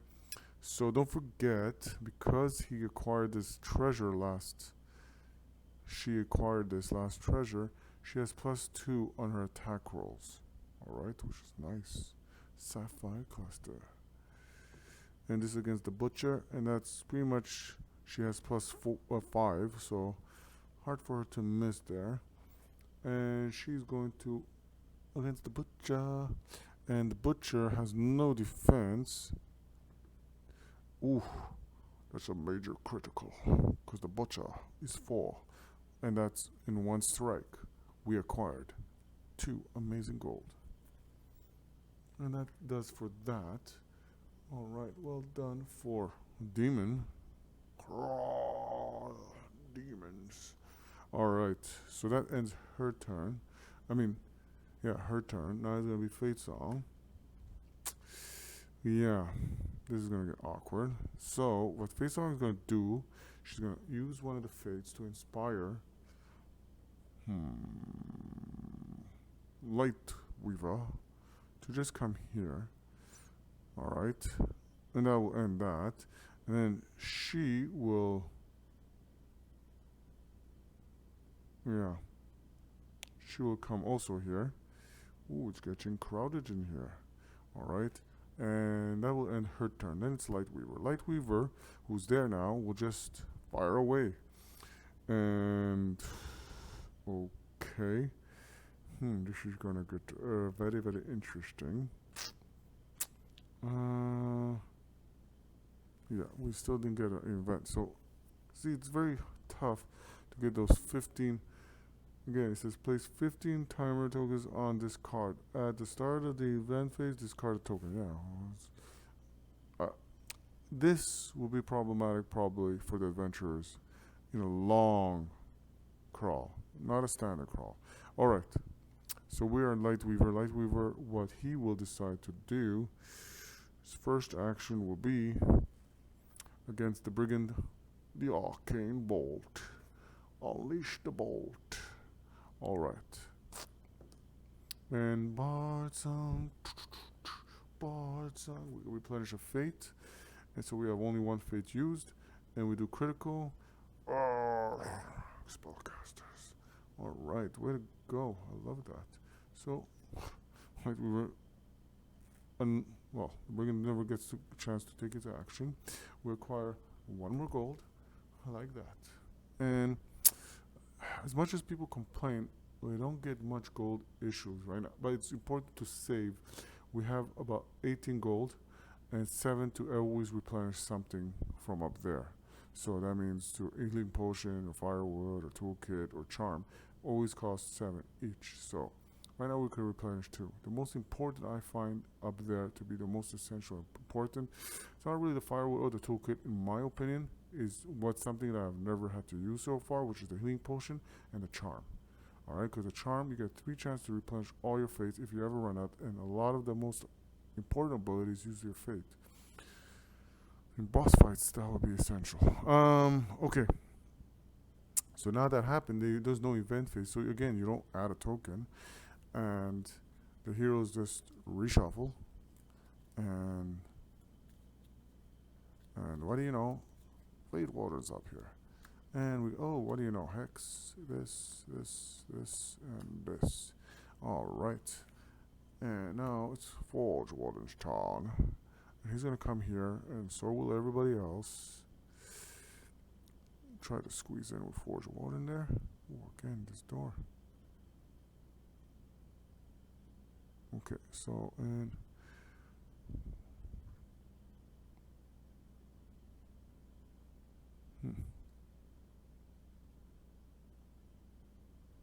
okay, so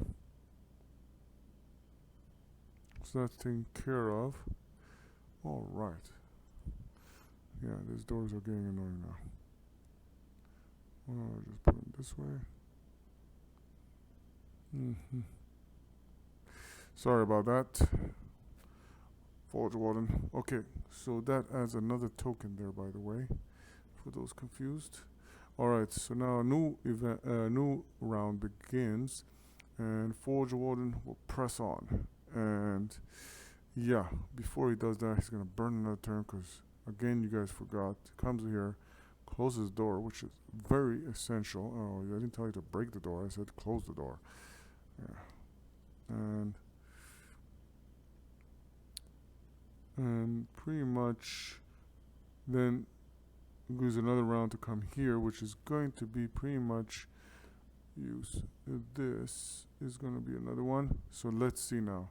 So we're going to, oh no, this is, yeah, so we're going to wait here. We're going to see what she is. She has already new round. Just follow me. And in this new round, we're going to get Forge Warden to step forward. He's going to seek and search what is up there. And as he does, oh, it's nothing. It's really, really nothing. Eerie silence. Okay, so what we're going to do is we're going to find this tile. We're going to place it this way. So the heroes will, oh, make a run for it, but it's an eerie, kind of quiet kind of tile. So let's check the challenge there before we're moving on. This gets kind of discarded. It's no longer valid. At the end of the card, tokens. If a hero has a... Okay, so this is pretty much discarded. And we're going to see what this is. Goblin Trader. Okay. Does it look trustworthy? No, but when needed must. The heroes can spend 10 gold to replenish a healing potion, firewood, token, charm. If the heroes don't spend any gold, roll a die 6.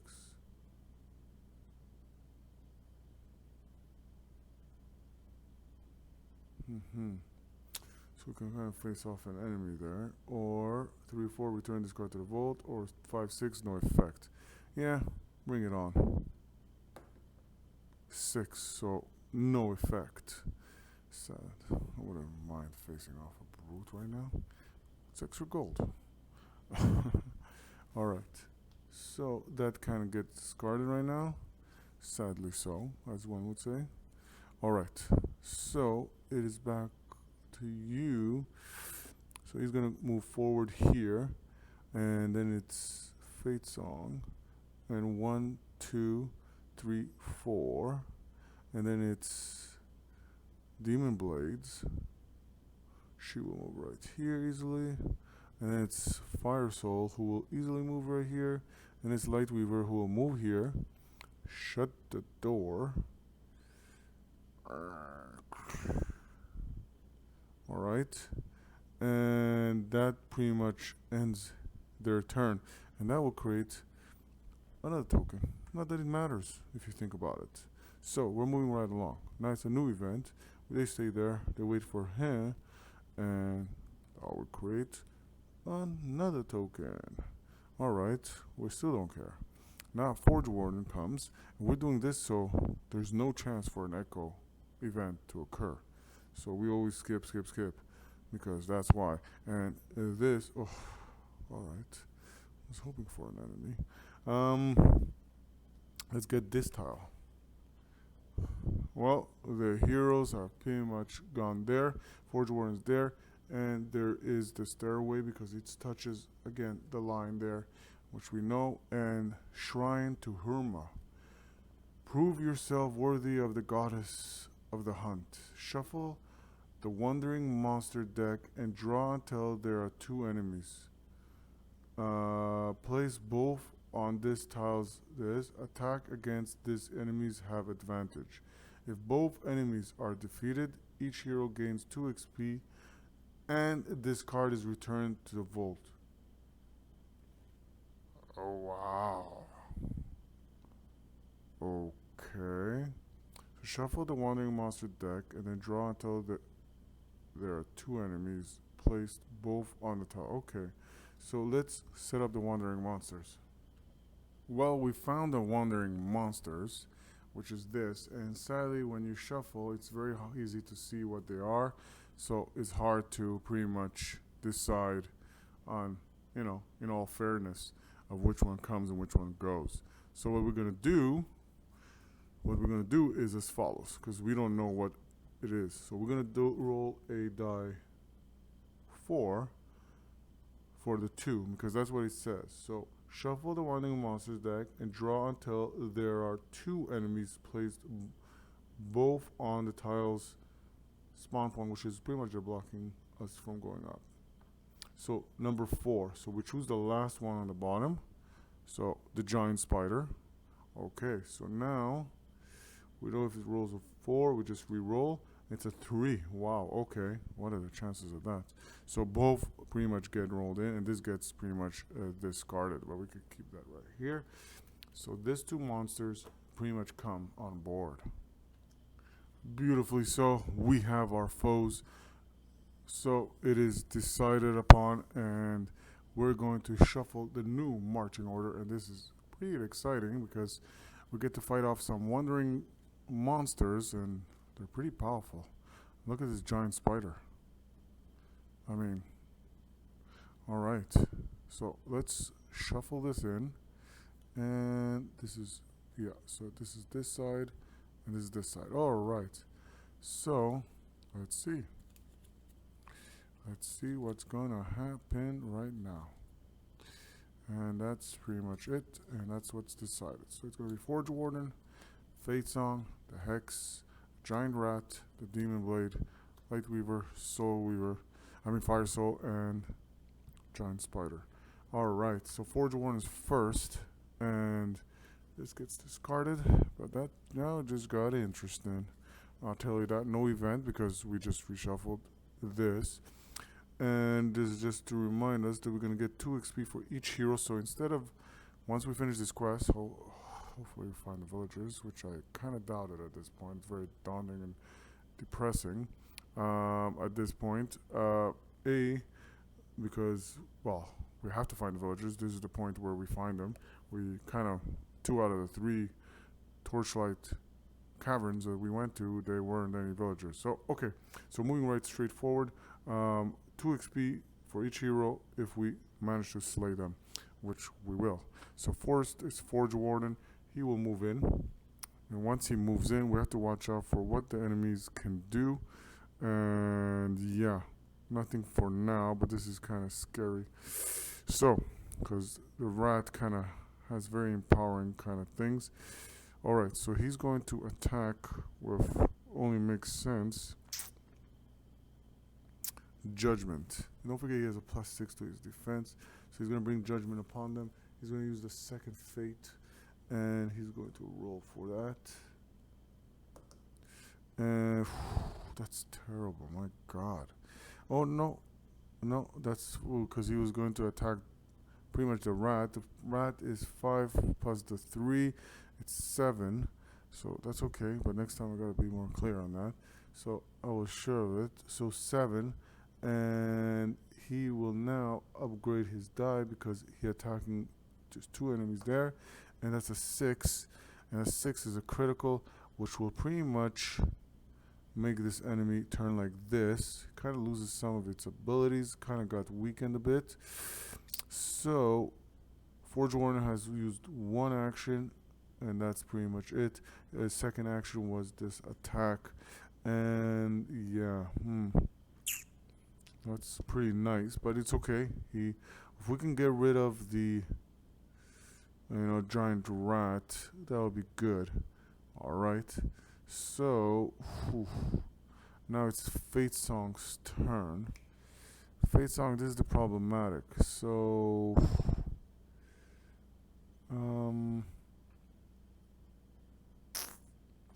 we're gonna allow Forge Warden to pretty much attack again, and he's gonna use against the giant rat Judgment, which will use the second Fate, and oof, No, close call. 4 plus the 3 of charisma that he has, it makes it 7.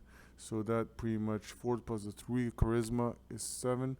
So 7 is enough to hit it. Now, because there is one more enemy up there, miserable. We only managed to do 1 damage, and that's not good. So here, I'm going to put on the rat 1 damage on this point. Okay, so now that's Fate Song's 1 turn. I'm going to leave. Well, what she's going to do for the second action. Yeah, she's going to stay there for now. So that uses Fate Song X, and now it's the giant rat. So the giant rat, this is something new. So the rat has something called, kind of scary, because it has something called the Devour and the Ferocious. Devour is at the start of its turn. If this enemy is in the same zone as one or more other enemies, and there are no heroes in the zone, it defeats the enemy in its zone with the lowest initiative. That's scary. If this enemy defeats another enemy in turn ends, and other behaviors are not resolved. So, wow, that's scary. So this doesn't happen to Devour. So hero in the same zone is going to attack a hero in the same zone, and it has this. If you see it, it is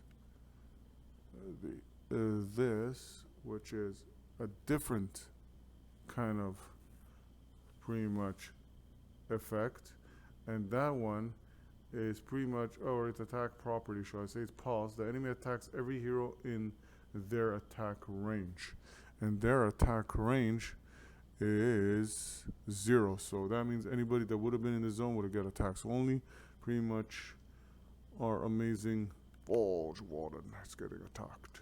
And Forge Warden 7, well, easily defends, but 7 plus the 6 original defense, he defends, and there's no miss, so this pretty much is voided. Whew. Moving right along, Demon Blade. So Demon Blade, without delay, will move in. She wants to, well, at this point, do we focus on the giant rat, or do we focus on, the giant spider or the giant rat? I say we focus on the giant rat. So Demon Blade will use her strength. So that's a 6 plus 5 that she has in attack rolls, because as the strength is plus 3 and plus 2. So either way, she passes this, and now she rolls this, and she uses obviously the Devil Lash, and no more the Judgment here, Forge Warden. Thank you. And there's no more of this. More important. Let's do it here. And that's a 7. It's a critical, and we are going to pretty much remove this, and this is worth no gold. Rats are worth no gold. I like that. So this moves everything in the order sequence, and this makes it from Demon Blade, it becomes pretty much now, it's going to become Lightweaver's turn. And Lightweaver, has a range of 2, so that easily hits the spider. So let's see how deadly he can do it for the spider. Before Lightweaver does the attack, let's get rid of this ugly looking giant rat. And Lightweaver, what he will do, Arcane Bolt, and remove the Devil's Lash. Remove that, and this will use a Fate token, which only 1 is left after this one, so hopefully we'll do some good with it. So I'm going to attack the giant giant spider, sorry. And we miserably miss. I love that. Oh my goodness. And Alright, we're gonna try Magic Blast. Hopefully we hit it. And bar critical. That is 2 wounds, which makes the spider flipsy fips. That was good. That was good, but it's dangerous. It does serious wounds if it hits. So, and we replenish the fate, which is also good. And it's all up to you, our great giant spider and fire soul at this point. All right. Yeah, it's Fire Soul's turn. Let's see what Fire Soul can do. And that's 15. That's a hit. 15 plus the 3 intelligence. That's 18. That's way sufficient for the fireball attack. Now, here. 4. And 4 is a critical, by the way. And it's pretty much vulnerable to physical attack, but we're not doing any physical attack. This is enough. This does a crit. We have eliminated the spider, and sadly so, it doesn't give any gold either. So we have eliminated. Falls right off the map. And yeah, in that case, Fire Soul will do as a second action is just step in right here. So that pretty much resolves, but now that the enemy's gone, we're lucky enough, the event phase comes in. I mean, not the event, but more like we have to do a new marching order because pretty much there's no more enemies. So as you can see, 15 is way more sufficient than you need, as it says right here. Alright, Forge Warren's turn, and we moving off this map, running off, and running off. Alright, so the heroes have finished it. But before that, we're going to return this to the vault. But before that, if both enemies are defeated, each hero gains 2 XP card, and this card is returned. And attacks against these enemies have advantage, and we didn't even use advantage, by the way. Now that's something to note, because we did miss some attacks. We maybe wouldn't have missed it if we took the advantage. So at this point, before anything, we've finished the quest, and sadly so, we take note that, understandably so, it was our 3rd try to locate them, and we didn't come in time, sadly so, we didn't successfully save them. And that's a very sad occurrence. And now, moving forward, we have the maintenance phase, and we're going to do maintenance phase because at this point the heroes have 3 XP from completing this, and they obtain 2 more from this, each hero, so that's 5 XP, by the way, and that's for the maintenance phase. And also, they have, for completing this quest, well, they didn't successfully complete it. Well, we didn't fail in any of our encounters or quests, but we did not manage to successfully do, which was save those villagers, sadly so. But it doesn't change the fact that moving forward, and what will occur now is pretty much, let's see, and so there's several things that's going to happen. The heroes can upgrade their equipment, which is awesome. So they get to upgrade their equipment. On top of that, we have 5 XP to dispense. So let's set this up. Wow. So let's review it. First is first. So this is Forge Warden's original weapon, right? It is level 1. He now upgrades to something formidable like this, if you could see that. So it is something from this to this. So level 2 now has skills on his weapon, and pretty much this repulsor shield, what it does is the first time Forge Warden is defeated during an encounter, they heal 1 wound instead. That's awesome. And now you can equip 2 attachments. If Forge Warden defeats an enemy and removes their card from the marching order, replenish 1 fate. That's just formidable. Now, That even is amazing. All right, so this gets removed. Oops, sorry on that. Okay, so now we're going to go to pretty much Demon Blade. And Demon Blade, he has, well, pretty much this, which is now the Soul Reaper, which is his weapon, by the way. Shuffle the hex card into the marching order at the end of each round. No problem. That's already being done. Demon Blade can discard the hex card to reshuffle the marching order after it has been dealt. So you can, well, one time deal, you can dispense of the hex card to reshuffle the marching order if you don't like the way it ends. Also, you have the Demon Spite. Now, the Demon Spite attacks have, we're going to use this one because we're straight, so Demon's Anger, more like it.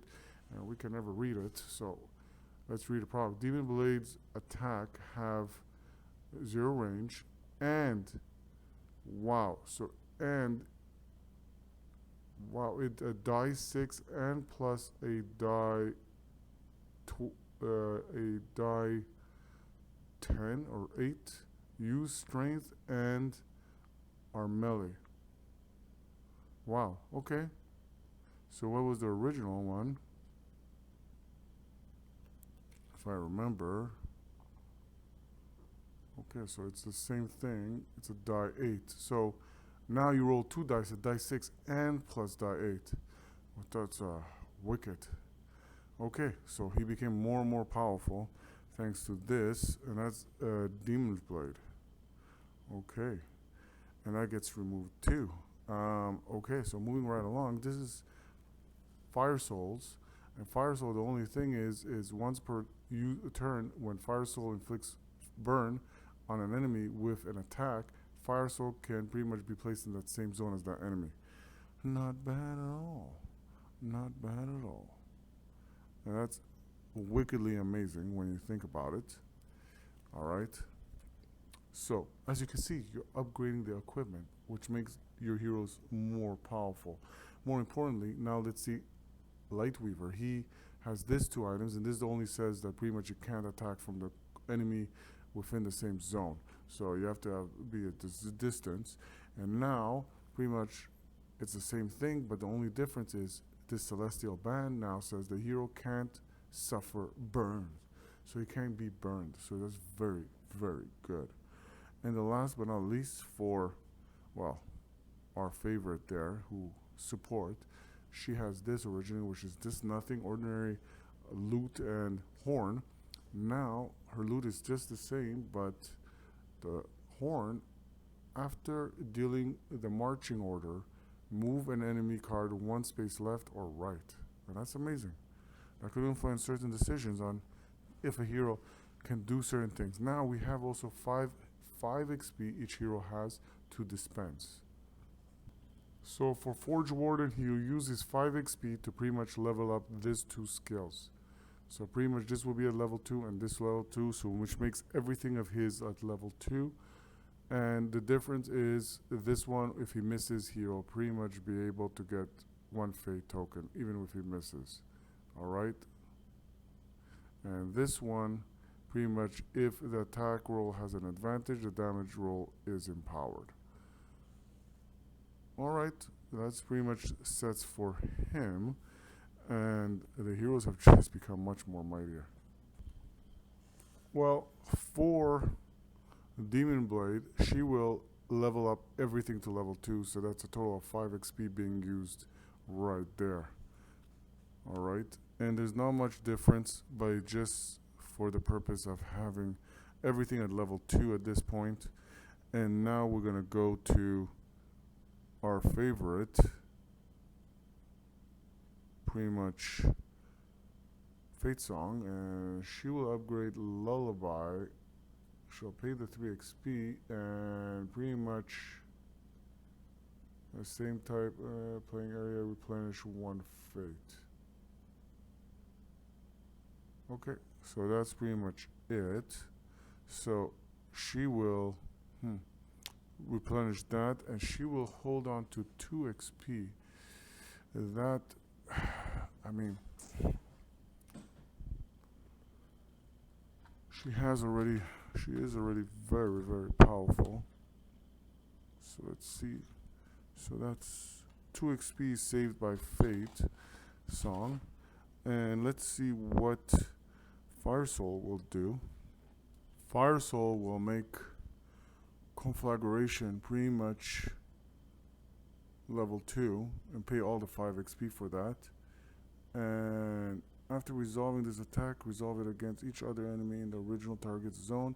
Each additional attack is a free action. The only difference is the miss. Pretty much there's a miss as if it's a hit. So basically you're going to do damage either ways in some form or manner. You're going to burn them. Alright, so that pretty much settles that. So the only one that saved XP was Fate Song, who has saved pretty much, well, we're going to have, let's see. Yeah, so Lightweaver, he will use 5 XP to pretty much flip this and flip this. So everybody's level 2. So if he misses with this attack, at least he'll replenish the fate that he spent, which is amazing.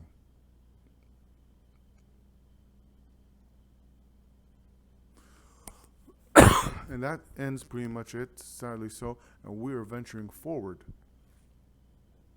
moving right on.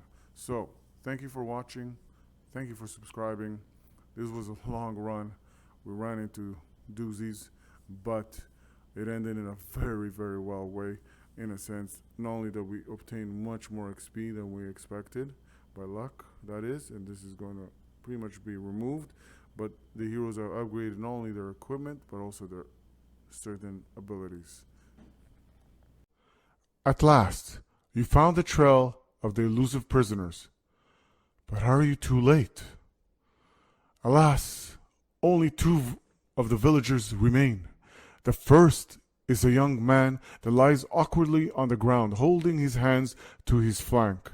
Blood stains his fingers and the soil underneath him. His breath comes in short gasps, and his face is ashen. He doesn't have long. The other is a weeping old woman, cradling his head. She looks up as you enter, her rheumy eyes sad.